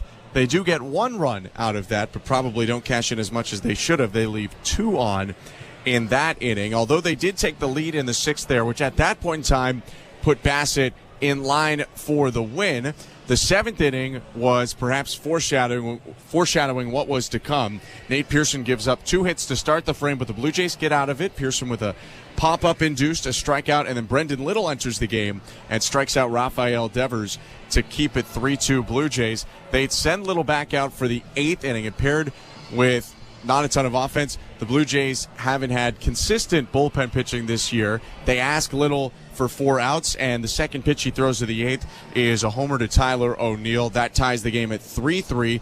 2 outs, and you're thinking this one's going to go tied into the 9th inning, but then a Dominic Smith single. Smith had knocked in a run earlier in the game on a single. They pinch run David Hamilton, their biggest stolen base threat. He steals second, and that sets up Cedon Rafaela for today's play of the game. Now a single could give the Red Sox the lead. 2-0 pitch hit on a line off the glove of the shortstop IKF into shallow left, and the Red Sox take the lead. Hamilton scores easily. Tough play sliding to the backhand side, but not able to keep it in front of him. It gets past IKF. It's an RBI single for Rafaela, and it's 4-3 Red Sox. For the Red Sox coming into this series, utilizing their athleticism, just moving a runner over into scoring position. Huge that David Hamilton was able to steal second base for Rafaela to come up and hit that ground ball through the 5-6 hole. Again, that's a ball that maybe you're not able to make that play over at first base, but if you get your body around it as a shortstop and keep it in front of you, it's going to at least prevent a run. But unfortunate for the back end of the bullpen, too, having to deal with some of these injuries that have come up as of late. You knew that it was going to be a tough stretch for them going through this series, and that's where you could really see them relying on the offense to have to produce more. But it didn't come through today, and a couple of mistakes there late in the game led to this win for the Red Sox. Red Sox take it 4-3. They take the series, winning each of the first 2 games. Boston scoring 4 runs on 12 hits, no errors, left 9 on. The Blue Jays with 3 runs on 8 hits, no errors, left 7 on. They did change a scoring decision. Bobby Dahlbeck was originally charged with an error, but they flipped it and gave Dalton Varsho a hit in the 8th inning. So that's why no errors for the Red Sox. The winning pitcher today in relief, Zach Kelly, who pitched an inning and a third after Tanner Houck came out of the game and was the pitcher of record in the 8th inning when the Red Sox did take that lead. Brendan Little picks up his first decision of the year, a loss to go to 0-1. It's the 13th save of the season and 433rd career for Kenley Jansen. He is now tied with Craig Kimbrell for 5th all-time, although those numbers kind of keep jumping back and forth between those two. Legendary, but still active closers. A 2-hour and 56-minute affair in front of a crowd of 38,500, 64,190 hot dogs were consumed, but the Blue Jays lose 4-3. Red Sox now 39-35, Blue Jays 35-38. We will be back tomorrow. Madison and I have the call of Game 3 of the series. Blue Jays look to avoid a sweep, haven't been swept all year. It's Kevin Gausman against Brian Bayo at 7:07 Eastern. Thanks so much for tuning in tonight. For our technical directors, Austin Mackey and Tom Young. Show Ali, our host and producer, my partner, Madison Shipman. I'm Ben Schulman. Have a great rest of your night. Get your thoughts heard. Blue Jays Talk with Blair and Barker starts right. 93, and for a lot of us, I know we like doing this Mount Rushmore thing where we say we're going to put this guy in Mount Rushmore, but for those of us of a certain age, Willie Mays is on the Mount Rushmore of great baseball players, and it's a big loss for the game. And Willie Mays, Kevin passing away peacefully earlier tonight at the age of 93, and it's he's one of the real transcendent figures in baseball. He was still very much a presence in the game, I would say probably until the last 5 years or so. I remember covering our friend Marquise Grissom in an all-star game, and I remember talking to Marquise Grissom before the game, and Willie Mays was down in the field, and Willie kind of ambles up to Marquise and says, "You're one of the guys I like watching play." And Marquise just, kind of mumbled thank you and everything like that, and he went, I looked at Marquise, I said, "Well, that's a compliment, I would think." And he goes, and he was just speechless. And that's the impact, that's the effect Willie Mays had on people. Yeah, I never got to meet Willie, but I actually saw him walking across the field one time, and I just didn't have the nerve to walk over, Jeff. I wanted to so bad to walk over, and I just had no idea how to start the conversation. I could have just walked over there and said, "You're the greatest thing to ever walk on a baseball field," but it was, he's going to be missed. And obviously he was great for baseball, and he's a lot of people's hero for sure. Oh, yes. No doubt. Yeah, he certainly is. And we'll have much, much more tomorrow on Blair and Barker and the career and the life of Willie Mays. Again, Willie Mays, the Say Hey Kid, passing away tonight at the age of 93. All right, let's shift focus to what transpired at the Rogers Center tonight. A great crowd on hand for a Tuesday night, Kevin. 4-3, the Blue Jays losing to the Boston Red Sox.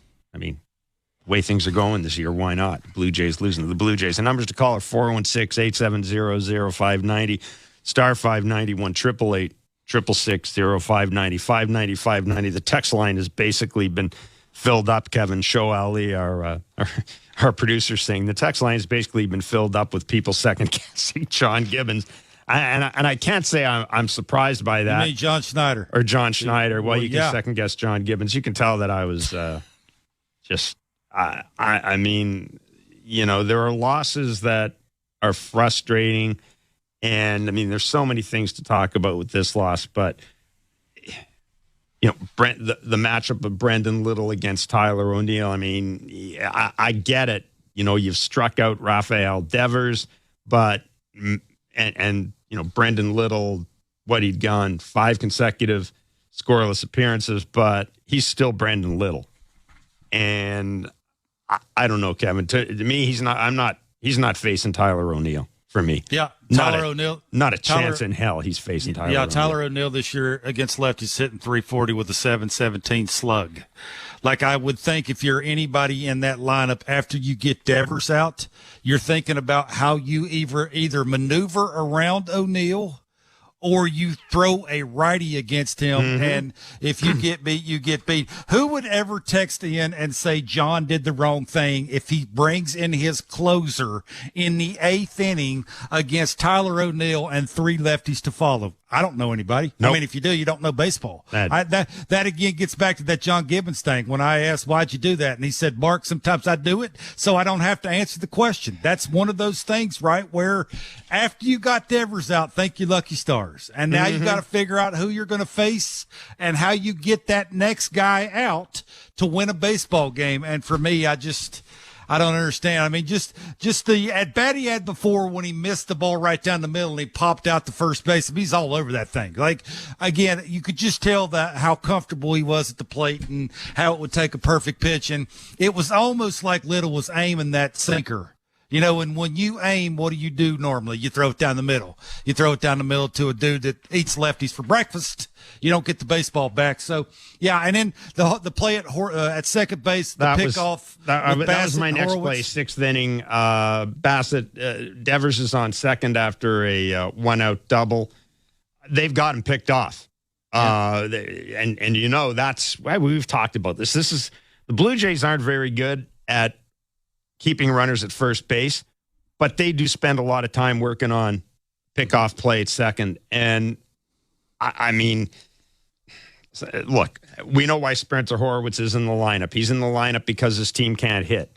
He has not had a great deal of time at second base, but to me, that's a play that has to be made now. And it results in 1 run being scored. I get that, 1 run out of 4. But a big 1 run against the Blue Jays. 1 run against the Blue Jays, exactly, will beat you. Yeah, they were also 2 for 12 runners in scoring position, and I have to say this: I haven't brought up Vladdy's name in a long time. That at bat he had in the 1st inning, and the at bat he had in the 5th inning. You know, every once in a while against a really good pitcher, your best hitter has to do something. And that 1st inning with a runner at second base, he swings at an 0-0 sinker in. It's not even close. That's a ball I'd swing at. And basically gets himself out. That's an atrocious at bat. It comes up in the 5th inning, sort of the same exact thing. Runner on second base, he swings at a sinker, 0-0, down and in. I mean, those at bats you just got to ask yourself. Obviously, he was looking for the ball in because he didn't want to swing at the ball, the slider away from Houck. That sort of sums up the year for Vladimir Guerrero Jr. Right. It's just almost when you watch at bats like that.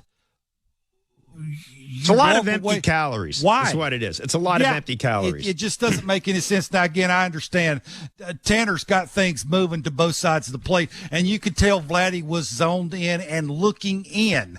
But if you look in, you can't swing at a ball in. It's got to be on the plate, because if you swing at the ball and chase that ball a little in, it's going to look like it was. So, you know, When your best players are not being your best players, you lose. Yeah, and then in the 8th inning, Chad Green's in the game, and both Hamilton and Rafaela steal on first pitch. The Red Sox. Cora told everybody they were going to do that. Well, absolutely. The Red Sox are going to do that to you, and that stolen base. Huge, because eventually the go-ahead run comes in. Kevin Barker, though, right. Blue Jays 2 for 12 with runners in scoring position.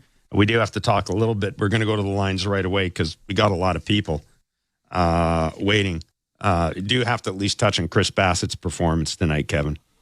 Yeah, look, I agree with Madison. Like the sinker and the curveball were on point. I mean, when he's in the zone with those two pitches 60% of the time and he gets 15 combined called strikes with those two pitches, then you can start to see a little bit of the cutter. You could tell the lane with the cutter wasn't real good. He was trying to make sure that he was missing. That's why you were hearing the grunting. If I'm going to throw this thing, I'm going to throw it with some authority where I miss when I miss. And then he could sprinkle in the split finger. I mean, it's basically the first 4 guys in the rotation are always giving them a chance to win a game.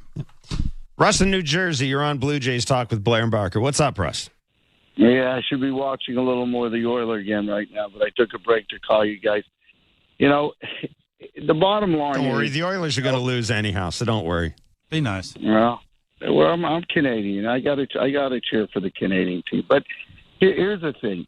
You know, I think the third wild card is a little bit of a curse for some teams because everyone thinks they're in it. You had 2 teams last year that I think basically got in at the end of the season in Texas and Arizona. And people look at it and say, well, if you get in, anything can happen. And it's true. But the bottom line with this team is they're not a good baseball team. They're a very flawed team.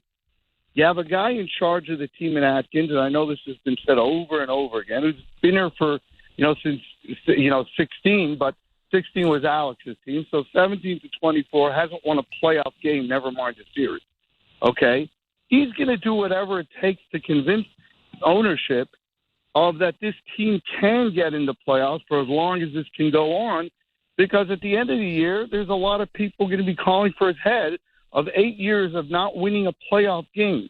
So, I sit there and say, at what point does ownership, and I don't think it's going to happen. So I'm going to go to Shapiro and say, no, this guy can't be the decision maker of who we're going to move and when, because at the end of the day, his job is on the line here, and if they don't make the playoffs, he should get fired. I don't know in this town, in this city, what happens. He can probably lose for 50 years and not get fired. Yeah, but I don't know. You'd have to ask the Leafs about that. I don't buy that. I don't buy that argument at all. You're right, but the point. But one thing I could tell you, living here in New York since '94, if this was the Yankees, there would be front headlines on the New York Post and the Daily News. Russ, this is the Mets. This is the Mets. They're not demanding the manager be fired. I'm having fun with you. But, look, I know what you're saying. Hey, people are calling for the manager to be fired. People are calling for the general manager to be fired. We've been doing it for a year and a half, or at least suggesting suggesting somebody has to wear what happened in the postseason. But, I don't know. I think it's probably Mark Shapiro's call. And you're absolutely right, Russ. Listen, I understand that the wild card gives everybody hope, but you know what? At this point, given the money this ownership group is spending, given the players, the core players they've had in here in Vladdy and Bo, I don't think we should be aiming for a frickin' wild card spot right now. I'm sorry. The Jays should be above praying and hoping and trying to scrape their way in to an 84-win wild card spot. That $235 million got to get me more than that. Let me ask you a question. I want to ask you one question because you brought up something very interesting, and I'll just ask your opinion. When a guy says everyone must go, the owner and the general manager, I think that's a little bit of a contradiction. Well, the owner's never going to go. If you don't have the ingredients, no, I said the general manager and the manager. Okay. If you don't have the ingredients in the kitchen, you can't cook. So either has Atkins provided Schneider with what he needs to win, and Schneider hasn't delivered, or has Atkins not provided? So you can't say both should go because one guy, I'm not saying they both won't go, but you can't. I don't think Atkins has provided anybody who would manage this team with enough, enough talent to win. So I don't think it's fair to. I don't think Schneider is the greatest manager in the world. I don't think he's the greatest. But the bottom line is he's a good enough manager that if he had a little more talent offensively, he would be able to win a bunch more games, that he just doesn't have it, which falls back on Atkins. Yeah, Russ, I appreciate the call. Listen, I mean, Kevin, I've said the same thing. Is John Schneider the best manager I've covered? Nope. Is he the worst manager I've covered? Hardly. So I'm with Russ on that completely. Look at the lineup today. Horwitz was at Buffalo. Schneider, kind of a bubble guy. Guerrero, Varsho, Turner. Barger was at Buffalo. Kirk, IKF. IKF's playing every day. Clement is playing every day. I mean, I don't know what the hell else he can do. Now, I will say this. And let's go to Carlos in Richmond Hill, because he's going to touch on something I was going to touch on. Kevin, Carlos, go ahead, please. You're on Blue Jays Talk. Hey, guys, thanks for having me. I agree with the previous caller that the third wild card is probably more of a curse than it is a blessing. But a couple questions. Alejandro Kirk and Kevin Kiermaier, we're not going anywhere. I don't think those two guys are bringing anything to the roster right now. So I know we made the Biggio move and the Vogelbach move. I'd like your opinion on how much longer would those two guys, if you're going to talk about front office being responsible for talent evaluation, Kirk had the good rookie season.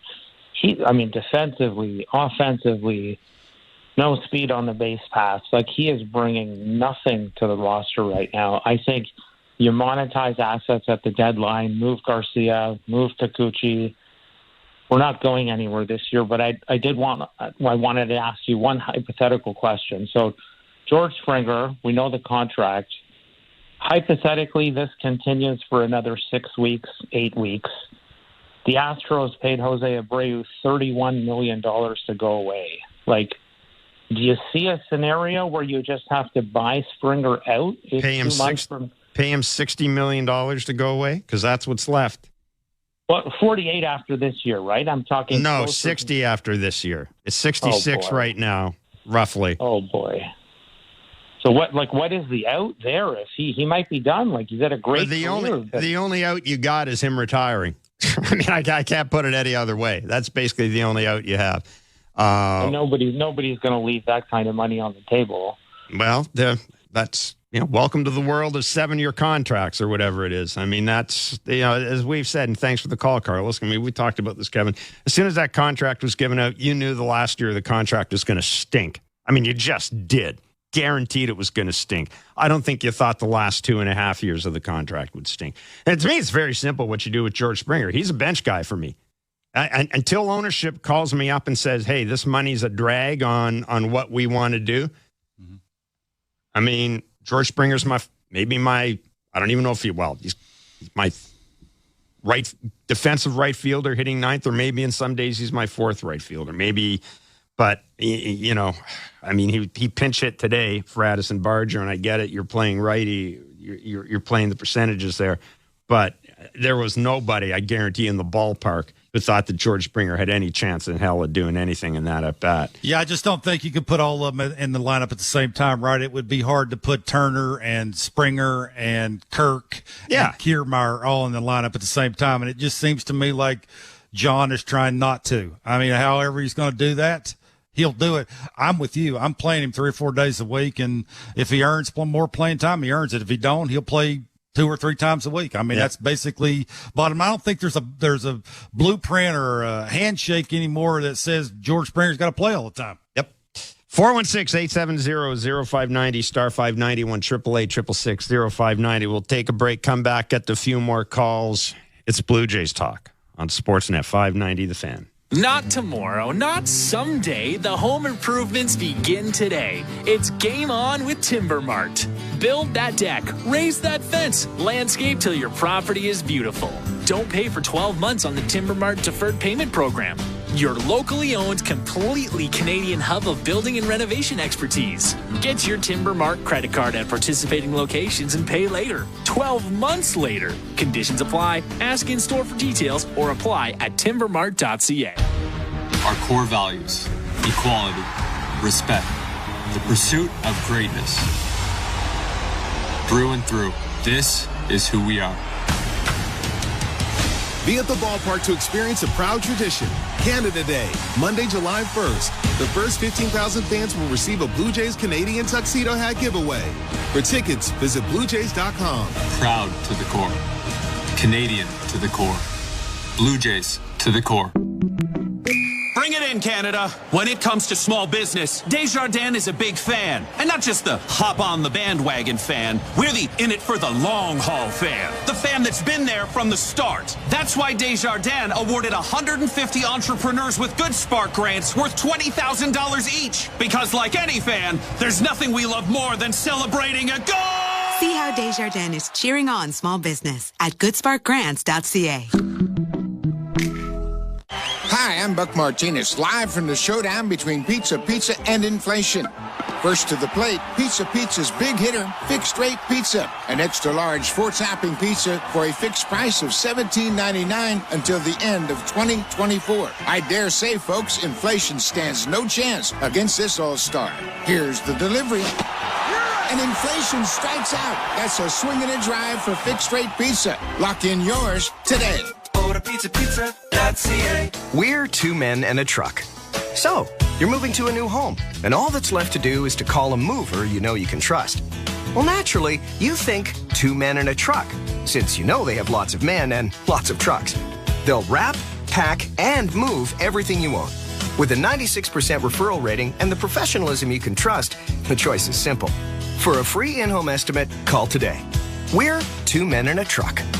Two men and a truck, the movers who care. At Crown Rust Control Center, protection runs deep because every Crown Rust Control Center is owned by a local family who cares beyond business. Your Crown Rust Control Center is 100% committed to their product, to you, to their community, which is your community. Protecting you and what matters to you is equally important as protecting your vehicle. Did you know spring's the best time of year to protect your vehicle from rust? For a special spring offer, find your local family-owned Crown Rust Control Center at crown.com. This is Toronto Blue Jays baseball. Kikuchi has struck out 4 of the last 6. On Sportsnet 590 The Fan and the Sportsnet Radio Network. 4-3. That's not what they say. Yeah, that's what I say. Blue Jays losing 4-3 to the Boston Red Sox. They will attempt to avert the sweep. Why are you looking at me like that, Barker? This is Blue Jays talk with Blair and Barker. By the way. Well, I can make it up, but apparently that's the way it was planned. Whatever. Brendan Little against, at some point the pixie dust, the pixie dust disappears, and a guy is what he is. I don't know. I just like my closer against their best hitter at that time. Although maybe that tells you, Kevin. Despite what they're saying, maybe that tells you about their faith in Chad Green as a closer. You think they'd lie to us, Jeff? I mean, I would. Tyler and Delhi, you're on Blue Jays Talk. Yes, I'm just calling Delhi. I'm sorry, not Delhi. Delhi. Yeah. Just calling in to wonder why they're bringing in George Springer for a pitch hit in the 8th inning.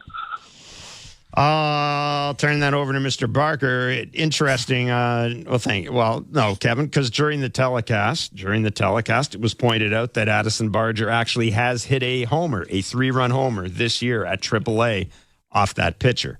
Obviously, it's lefty and lefty. You want to go righty and lefty. My only question was maybe if I'm going to put a righty in there, maybe I'm going with Danny Jansen first as my preferred choice. But Danny's hitting 154 in June before that at bat in the 9th inning. Yeah, that's fine. He's still a better. He's still a better. Mo. Well, yeah. I mean, Mighty Mo. Like that's sort of where John's at now. I would take George Springer over him. I ain't taking up for John, but it's like you're throwing him against the wall here. You would take George Springer over him. Yes or no? Yes or no? I would let Aurelvis Martinez hit. Oh, my God. Let's go to Guy. Well, what the hell? Why not? He's up here. He's a big leaguer, ain't he? Well, let's go to Guy and Maple. Guy. Yeah, Blair, no more predictions about the Oilers. As soon as he said that, they scored. And scored. He did it on purpose. Well, no, listen, right? Listen, the guy from Winnipeg. I'm tired of this whole, Canadian team thing. No, I don't want a Canadian team to win. If it's not the Winnipeg Jets, I don't want a Canadian team to win. Maybe the Leafs. I wouldn't get upset if Montreal won, but I don't want Edmonton, Calgary, or Vancouver to win. Are you crazy? But listen, we could basically play the same tune every game. There's always a half dozen issues all season, and it all comes back down to Atkins. I mean, first of all, I disagree with you on one thing. I think Schneider's the worst manager we've ever had. No. Hold on. No. I know you're going to say Montoyo. But No. Do you remember Carlos Tosca? You remember Carlos Tosca by any chance? I remember Tosca. I remember Fregosi. I remember the guy who said he was in the Navy or the Tim Johnson, yeah. But, I mean, no, I would – and Charlie, God love him, was a nice man, but no. Yeah, Schneider's not the worst manager we've had.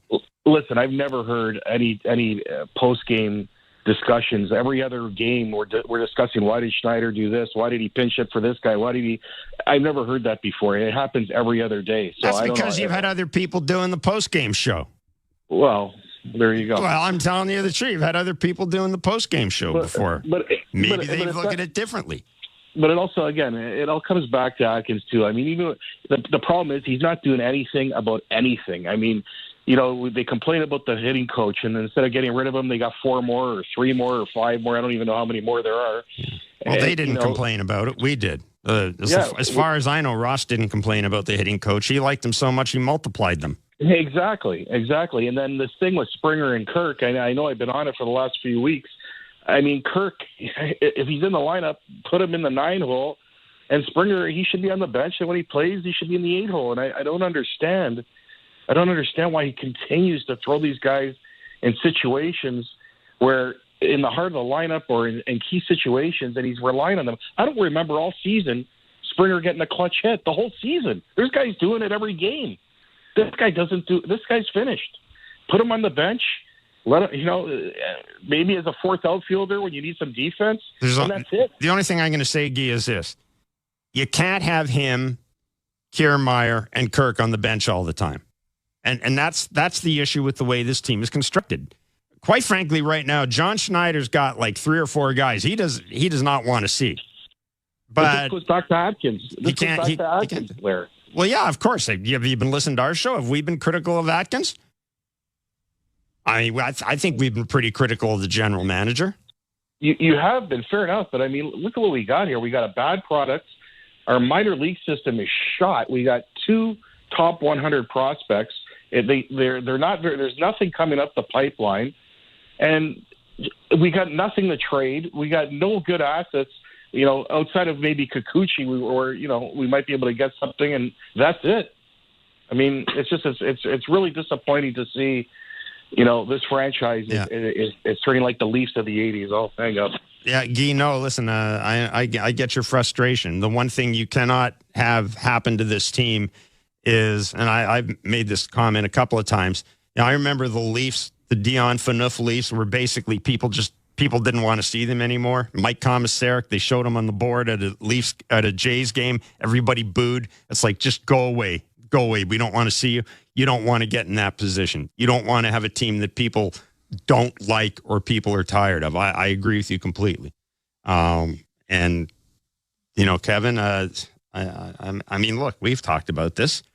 Is this an exciting team to watch? No, I don't think so. Again, I get back to those 2 Vladdy at bats, the one in the first inning and the one in the 5th inning. That would have helped.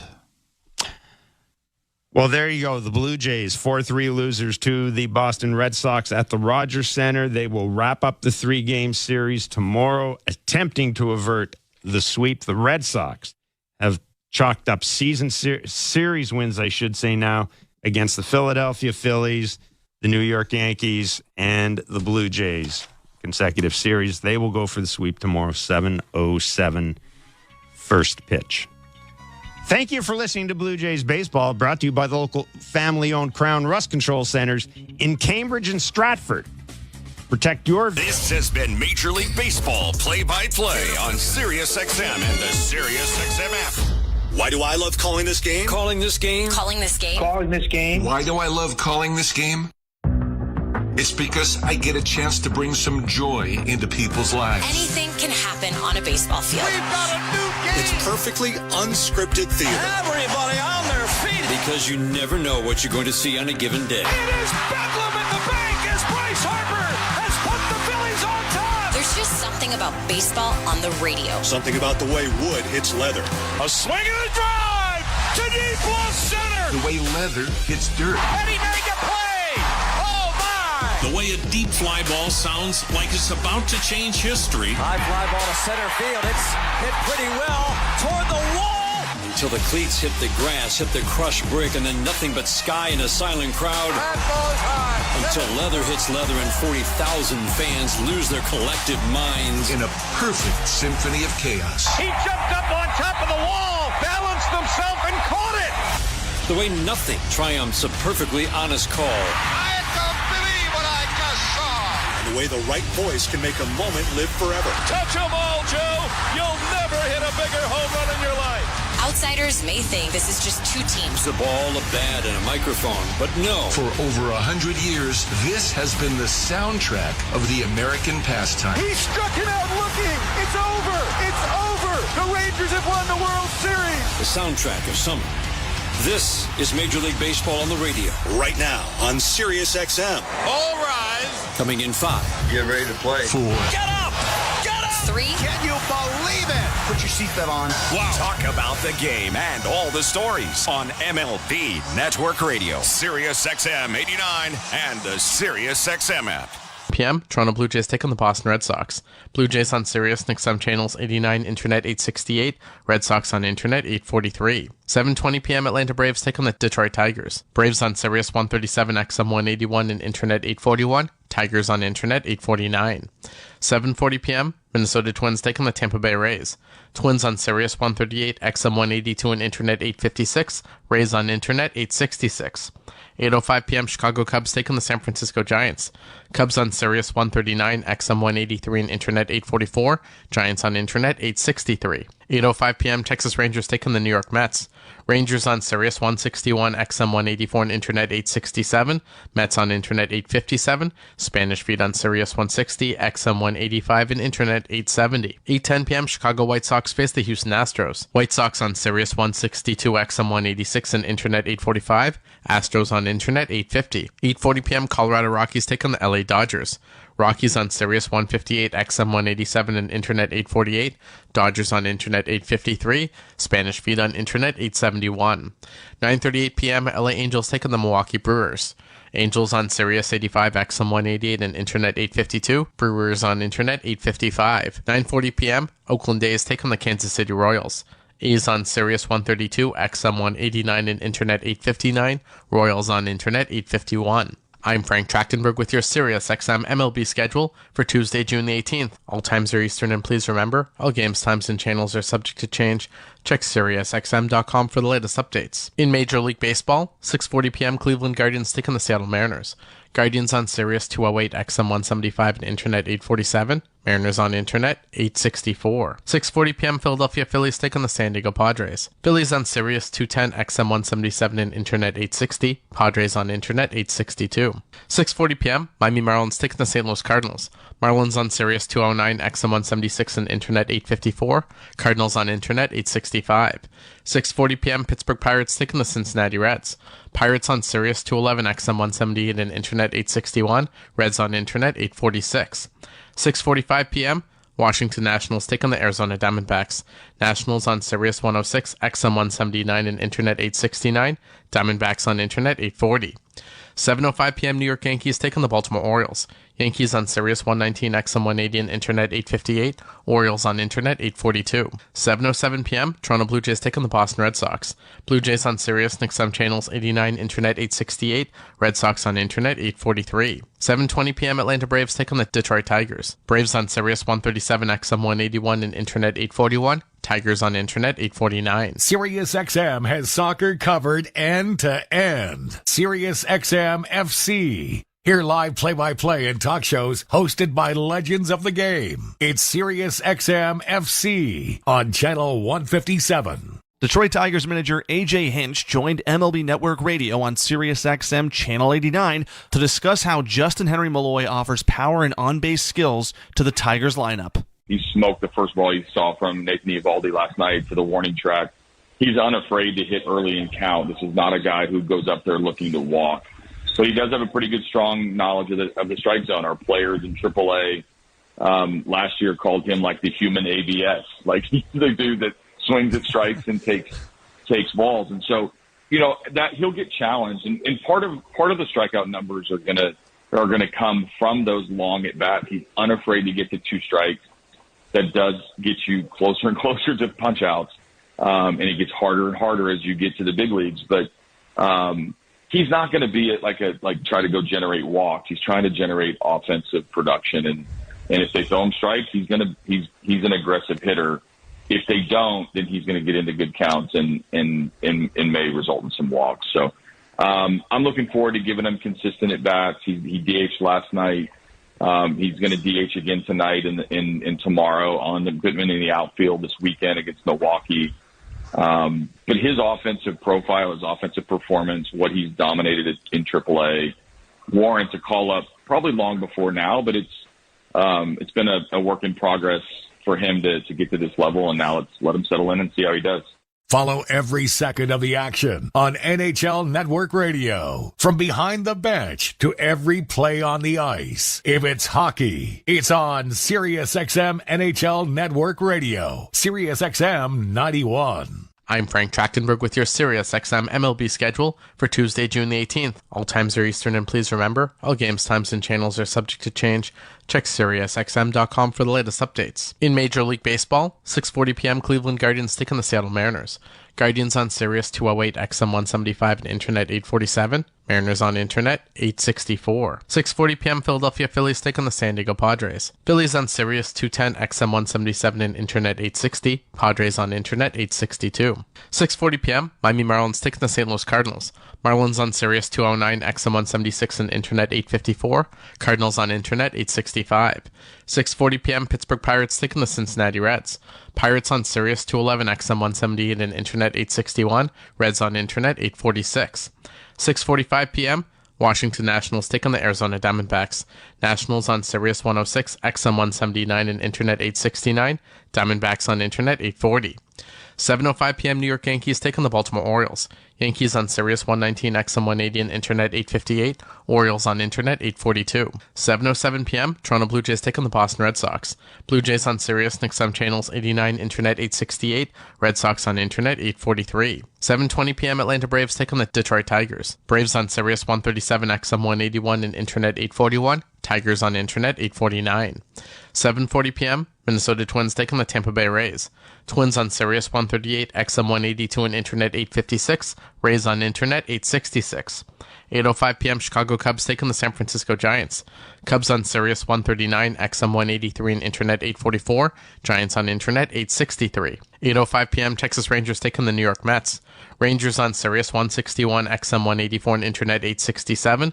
Mets on Internet 857. Spanish feed on Sirius 160, XM 185, and Internet 870. 8:10 p.m. Chicago White Sox face the Houston Astros. White Sox on Sirius 162, XM 186, and Internet 845. Astros on Internet 850. 8:40 p.m. Colorado Rockies take on the LA Dodgers.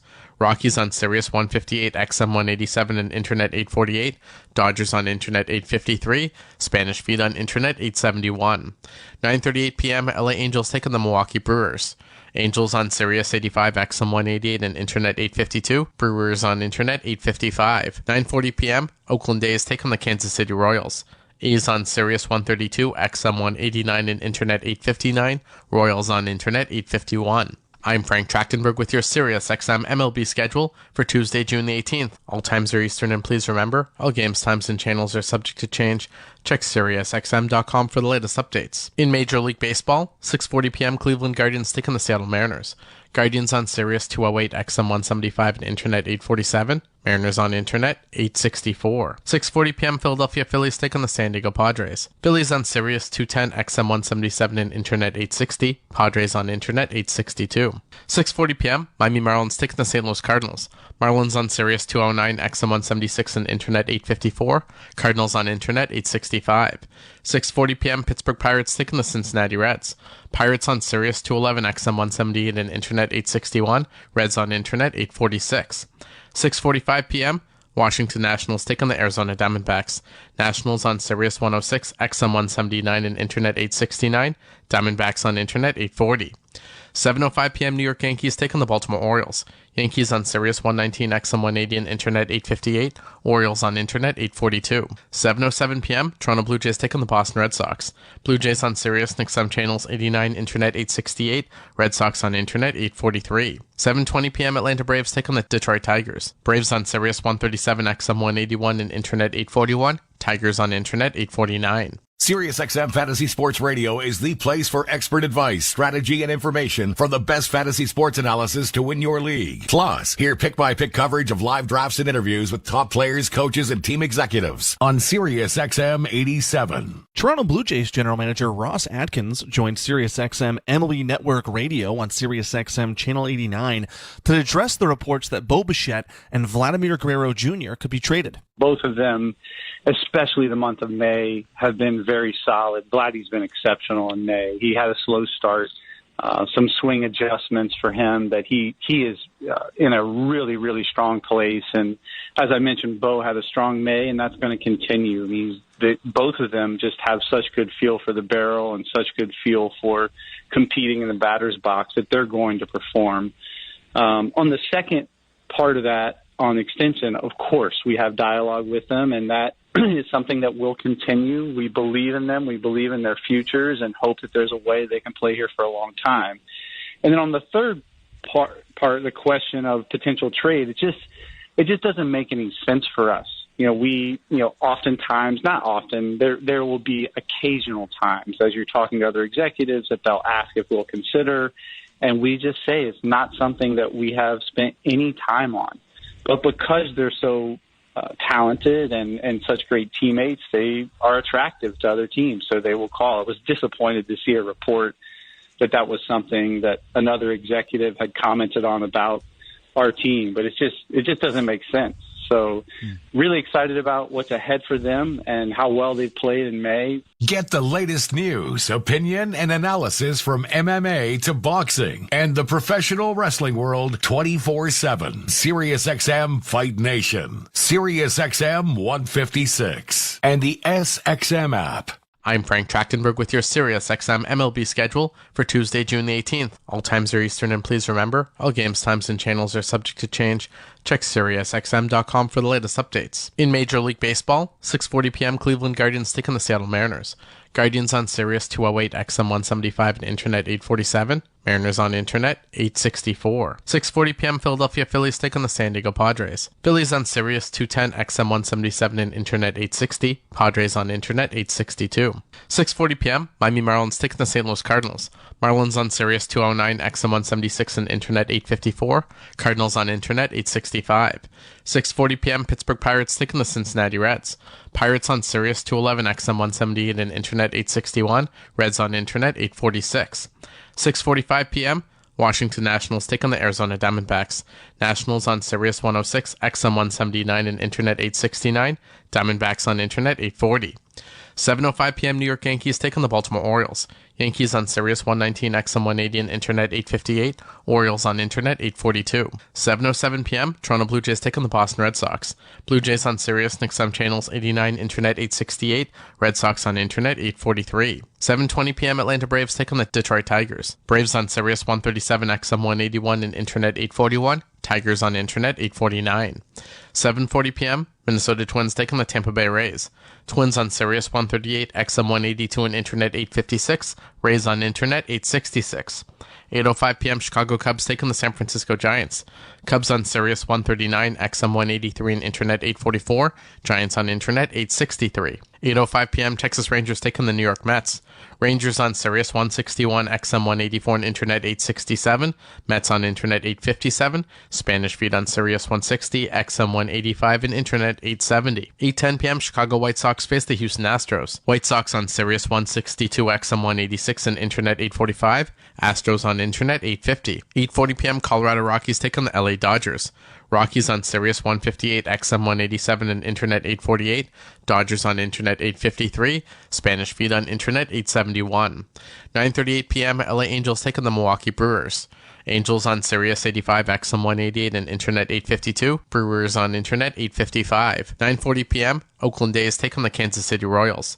A's on Sirius 132, XM 189, and Internet 859. Royals on Internet 851. I'm Frank Trachtenberg with your Sirius XM MLB schedule for Tuesday, June the 18th. All times are Eastern, and please remember, all games, times, and channels are subject to change. Check SiriusXM.com for the latest updates. In Major League Baseball, 6:40 p.m. Cleveland Guardians take on the Seattle Mariners. Guardians on Sirius 208, XM 175, and Internet 847. Mariners on Internet 864. 6:40 p.m. Philadelphia Phillies take on the San Diego Padres. Phillies on Sirius 210, XM 177, and Internet 860. Padres on Internet 862. 6:40 p.m. Miami Marlins take on the St. Louis Cardinals. Marlins on Sirius 209, XM 176, and Internet 854. Cardinals on Internet 865. 6:40 p.m. Pittsburgh Pirates take on the Cincinnati Reds. Pirates on Sirius 211, XM 178, and Internet 861. Reds on Internet 846. 6:45 p.m. Washington Nationals take on the Arizona Diamondbacks. Nationals on Sirius 106, XM 179, and Internet 869. Diamondbacks on Internet 840. 7:05 p.m. New York Yankees take on the Baltimore Orioles. Yankees on Sirius 119, XM 180, and Internet 858. Orioles on Internet 842. 7:07 p.m. Toronto Blue Jays take on the Boston Red Sox. Blue Jays on Sirius and XM channels 89, Internet 868. Red Sox on Internet 843. 7:20 p.m. Atlanta Braves take on the Detroit Tigers. Braves on Sirius 137, XM 181, and Internet 841. Tigers on Internet 849. Mad Dog Sports Radio has the best sports talk in the business, covering sports with a passion and knowledge you need. Mad Dog Sports Radio, Sirius XM 86, and the SXM app. Toronto Blue Jays general manager Ross Atkins stopped by SiriusXM MLB Network Radio on SiriusXM Channel 89 to share that he isn't ready to hit the panic button just yet for the Blue Jays this season, and that he still believes in manager John Schneider. I totally understand why, people have to ask questions and do ask questions, but they're not for a second. John has been incredible. He is at the forefront of our environment and has worked tirelessly over the off season on our players understanding that they are the most crucial part of this environment and how we can support them in a better way and lead them, of course, in the most effective way for them to be great. And the support and that he has created with our staff, their process for preparing, and their consistency that they have with our players has been phenomenal. And I just don't believe in change to change and change to, for the sake of trying something different. We have to be better. I do not feel that John Schneider has been anything but a part of the solution, and will continue to be. So understand that you have to ask those questions, but it's just not something that we spent any energy on. MLB Network Radio is your home for 24/7 baseball talk, featuring on-site coverage of every major event from spring training through the World Series and expert analysis from former general managers and players. SiriusXM Channel 89. I'm Frank Trachtenberg with your SiriusXM MLB schedule for Tuesday, June the 18th. All times are Eastern, and please remember, all games, times, and channels are subject to change. Check SiriusXM.com for the latest updates. In Major League Baseball, 6:40 p.m. Cleveland Guardians take on the Seattle Mariners. Guardians on Sirius 208, XM 175, and Internet 847. Mariners on Internet 864. 6:40 p.m. Philadelphia Phillies take on the San Diego Padres. Phillies on Sirius 210, XM 177, and Internet 860. Padres on Internet 862. 6:40 p.m. Miami Marlins take on the St. Louis Cardinals. Marlins on Sirius 209, XM 176, and Internet 854. Cardinals on Internet 865. 6:40 p.m. Pittsburgh Pirates take on the Cincinnati Reds. Pirates on Sirius 211, XM 178, and Internet 861. Reds on Internet 846. 6:45 p.m. Washington Nationals take on the Arizona Diamondbacks. Nationals on Sirius 106, XM 179, and Internet 869. Diamondbacks on Internet 840. 7:05 p.m. New York Yankees take on the Baltimore Orioles. Yankees on Sirius 119, XM 180, and Internet 858. Orioles on Internet 842. 7:07 p.m. Toronto Blue Jays take on the Boston Red Sox. Blue Jays on Sirius and XM channels 89, Internet 868. Red Sox on Internet 843. 7:20 p.m. Atlanta Braves take on the Detroit Tigers. Braves on Sirius 137, XM 181, and Internet 841. Tigers on Internet 849. 7:40 p.m. Minnesota Twins take on the Tampa Bay Rays. Twins on Sirius 138, XM 182, and Internet 856. Rays on Internet 866. 8:05 p.m. Chicago Cubs take on the San Francisco Giants. Cubs on Sirius 139, XM 183, and Internet 844. Giants on Internet 863. 8:05 p.m. Texas Rangers take on the New York Mets.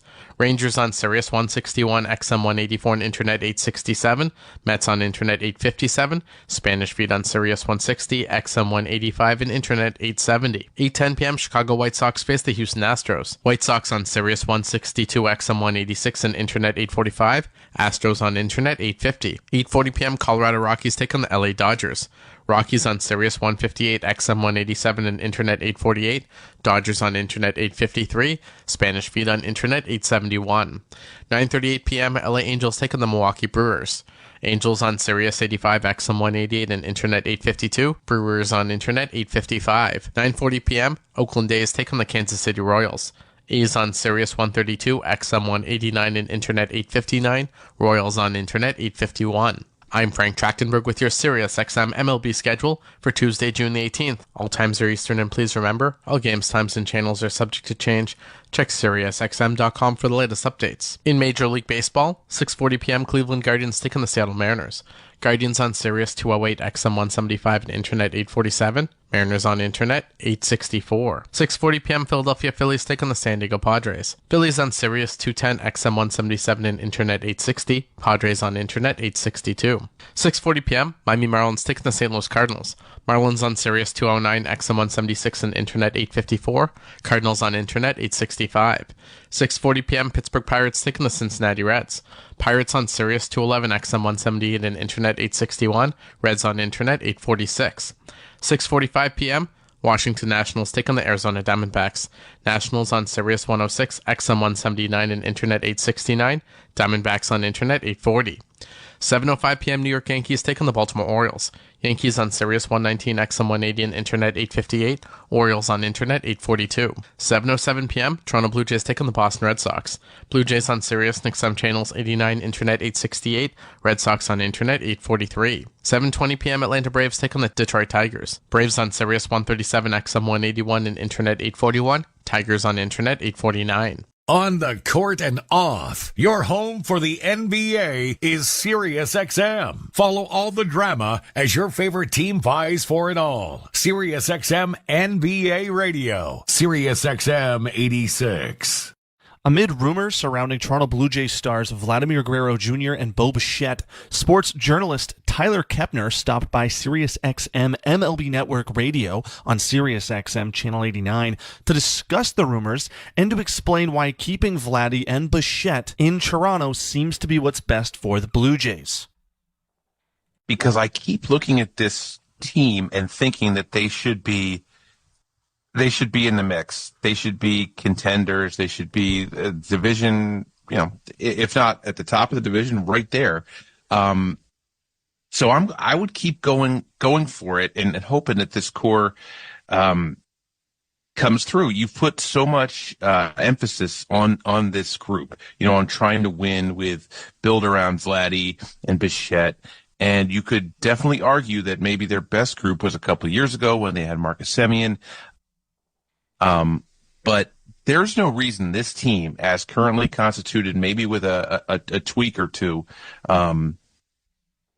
shouldn't get into the mix. I really think they should be in there, and blowing it up to me is not the answer. I want to build with this group and believe in it. They're really only 2 games under 500.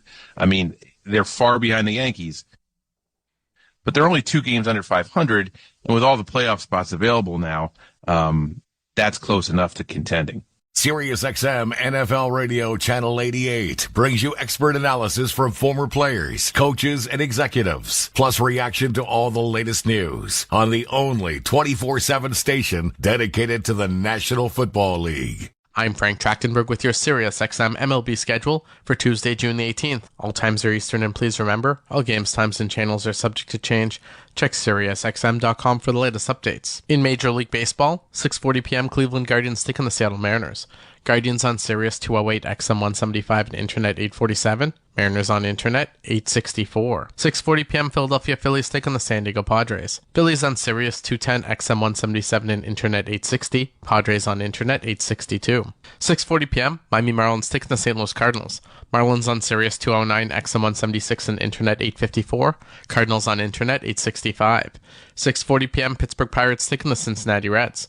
Pirates on Sirius 211, XM 178, and Internet 861. Reds on Internet 846. 6:45 p.m. Washington Nationals take on the Arizona Diamondbacks. Nationals on Sirius 106, XM 179, and Internet 869. Diamondbacks on Internet 840. 7:05 p.m. New York Yankees take on the Baltimore Orioles. Yankees on Sirius 119, XM 180, and Internet 858. Orioles on Internet 842. 7:07 p.m. Toronto Blue Jays take on the Boston Red Sox. Blue Jays on Sirius XM channels 89, Internet 868. Red Sox on Internet 843. 7:20 p.m. Atlanta Braves take on the Detroit Tigers. Braves on Sirius 137, XM 181, and Internet 841. Tigers on Internet 849. 7:40 p.m. Minnesota Twins take on the Tampa Bay Rays.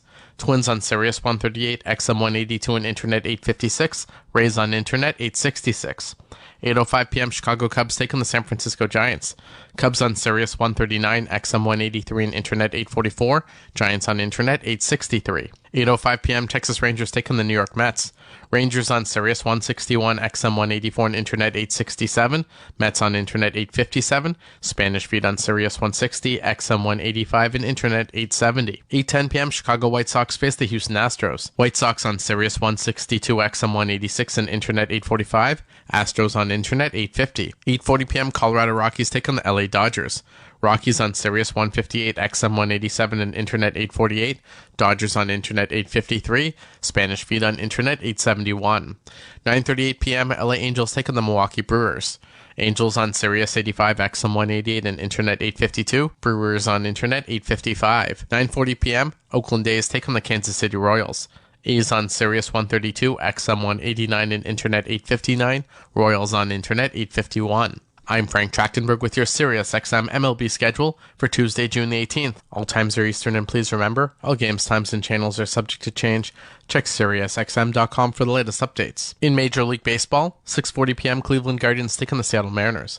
Guardians on Sirius 208, XM 175, and Internet 847. Mariners on Internet 864. 6:40 p.m. Philadelphia Phillies take on the San Diego Padres. Phillies on Sirius 210, XM 177, and Internet 860. Padres on Internet 862. 6:40 p.m. Miami Marlins take on the St. Louis Cardinals. Marlins on Sirius 209, XM 176, and Internet 854. Cardinals on Internet 865. 6:40 p.m. Pittsburgh Pirates take on the Cincinnati Reds. Pirates on Sirius 211, XM 178, and Internet 861. Reds on Internet 846. 6:45 p.m. Washington Nationals take on the Arizona Diamondbacks. Nationals on Sirius 106, XM 179, and Internet 869. Diamondbacks on Internet 840. 7:05 p.m. New York Yankees take on the Baltimore Orioles. Yankees on Sirius 119, XM 180, and Internet 858. Orioles on Internet 842. 7:07 p.m. Toronto Blue Jays take on the Boston Red Sox.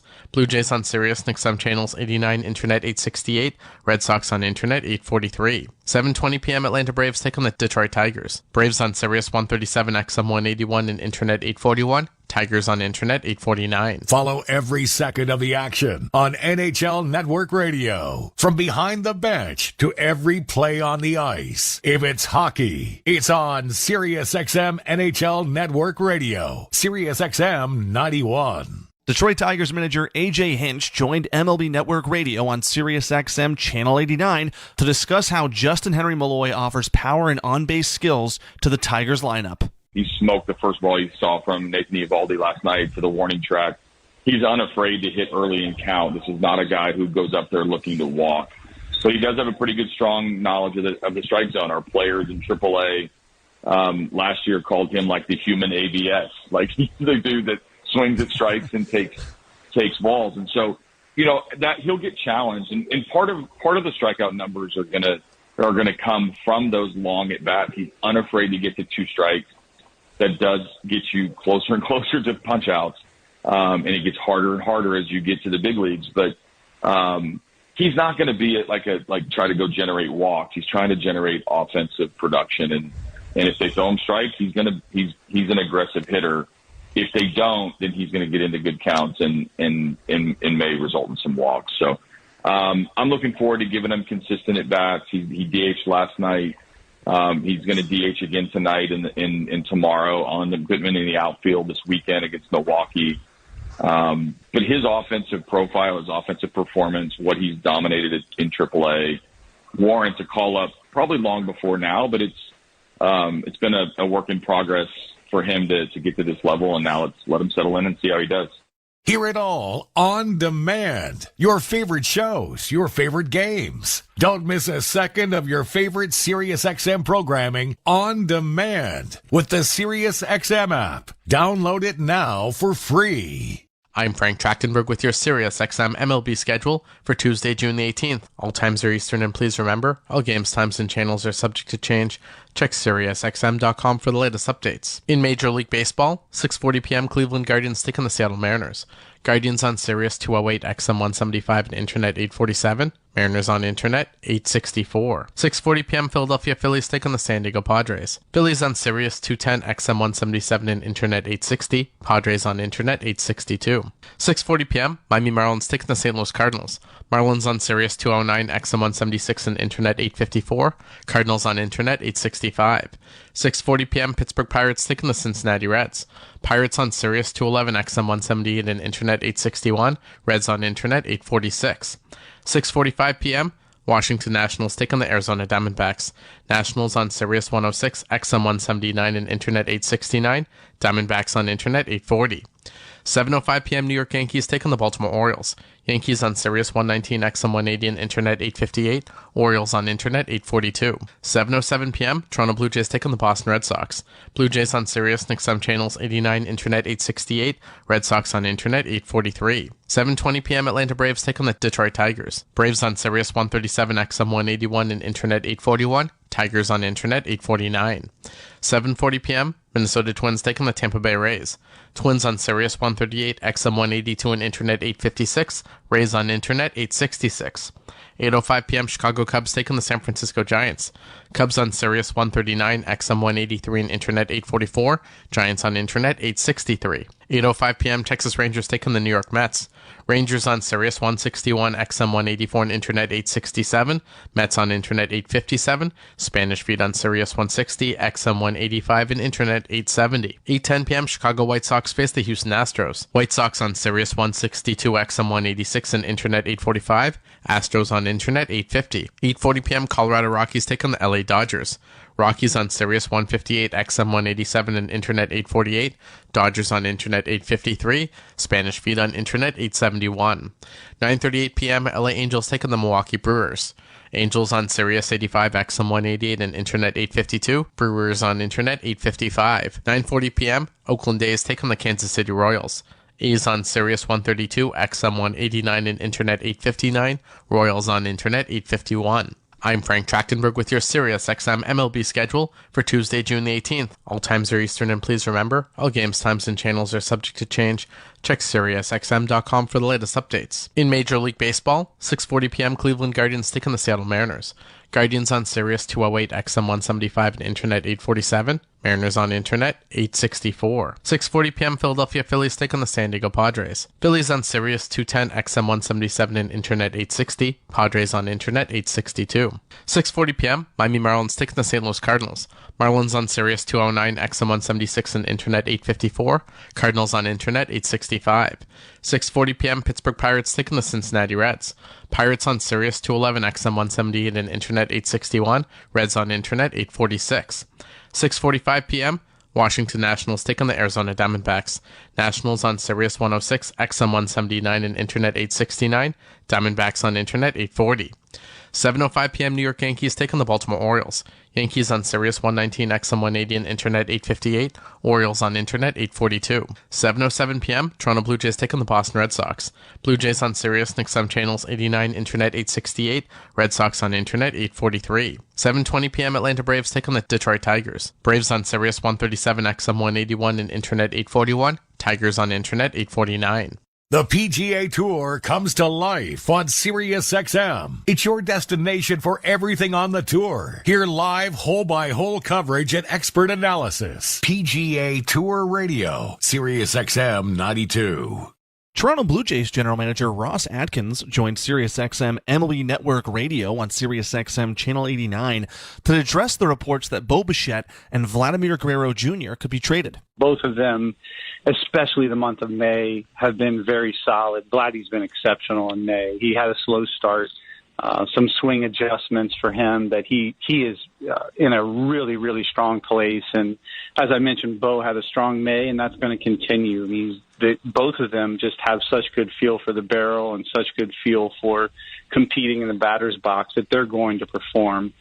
On the second part of that, on extension, of course, we have dialogue with them, and that is something that will continue. We believe in them. We believe in their futures and hope that there's a way they can play here for a long time. And then on the third part of the question of potential trade, it just doesn't make any sense for us. Oftentimes, not often, there will be occasional times as you're talking to other executives that they'll ask if we'll consider, and we just say it's not something that we have spent any time on. But because they're so talented and such great teammates, they are attractive to other teams, so they will call. I was disappointed to see a report that was something that another executive had commented on about our team, but it just doesn't make sense. So really excited about what's ahead for them and how well they've played in May. SiriusXM has soccer covered end to end. SiriusXM FC. Hear live play-by-play and talk shows hosted by legends of the game. It's SiriusXM FC on Channel 157. I'm Frank Trachtenberg with your SiriusXM MLB schedule for Tuesday, June the 18th. All times are Eastern, and please remember, all games, times, and channels are subject to change. Check SiriusXM.com for the latest updates. In Major League Baseball, 6:40 p.m. Cleveland Guardians take on the Seattle Mariners. Guardians on Sirius 208, XM 175, and Internet 847. Mariners on Internet 864. 6:40 p.m. Philadelphia Phillies take on the San Diego Padres. Phillies on Sirius 210, XM 177, and Internet 860. Padres on Internet 862. 6:40 p.m. Miami Marlins take on the St. Louis Cardinals. Marlins on Sirius 209, XM 176, and Internet 854. Cardinals on Internet 865. 6:40 p.m. Pittsburgh Pirates take on the Cincinnati Reds. Pirates on Sirius 211, XM 178, and Internet 861. Reds on Internet 846. 6:45 p.m. Washington Nationals take on the Arizona Diamondbacks. Nationals on Sirius 106, XM 179, and Internet 869. Diamondbacks on Internet 840. 7:05 p.m. New York Yankees take on the Baltimore Orioles. Yankees on Sirius 119, XM 180, and Internet 858. Orioles on Internet 842. 7:07 p.m. Toronto Blue Jays take on the Boston Red Sox. Blue Jays on Sirius and XM channels 89, Internet 868. Red Sox on Internet 843. 7:20 p.m. Atlanta Braves take on the Detroit Tigers. Braves on Sirius 137, XM 181, and Internet 841. Tigers on Internet 849. 7:40 p.m. Minnesota Twins take on the Tampa Bay Rays.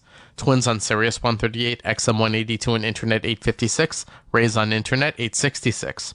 8:05 p.m. Chicago Cubs take on the San Francisco Giants. Cubs on Sirius 139, XM 183, and Internet 844. Giants on Internet 863. 8:05 p.m. Texas Rangers take on the New York Mets. Rangers on Sirius 161, XM 184, and Internet 867.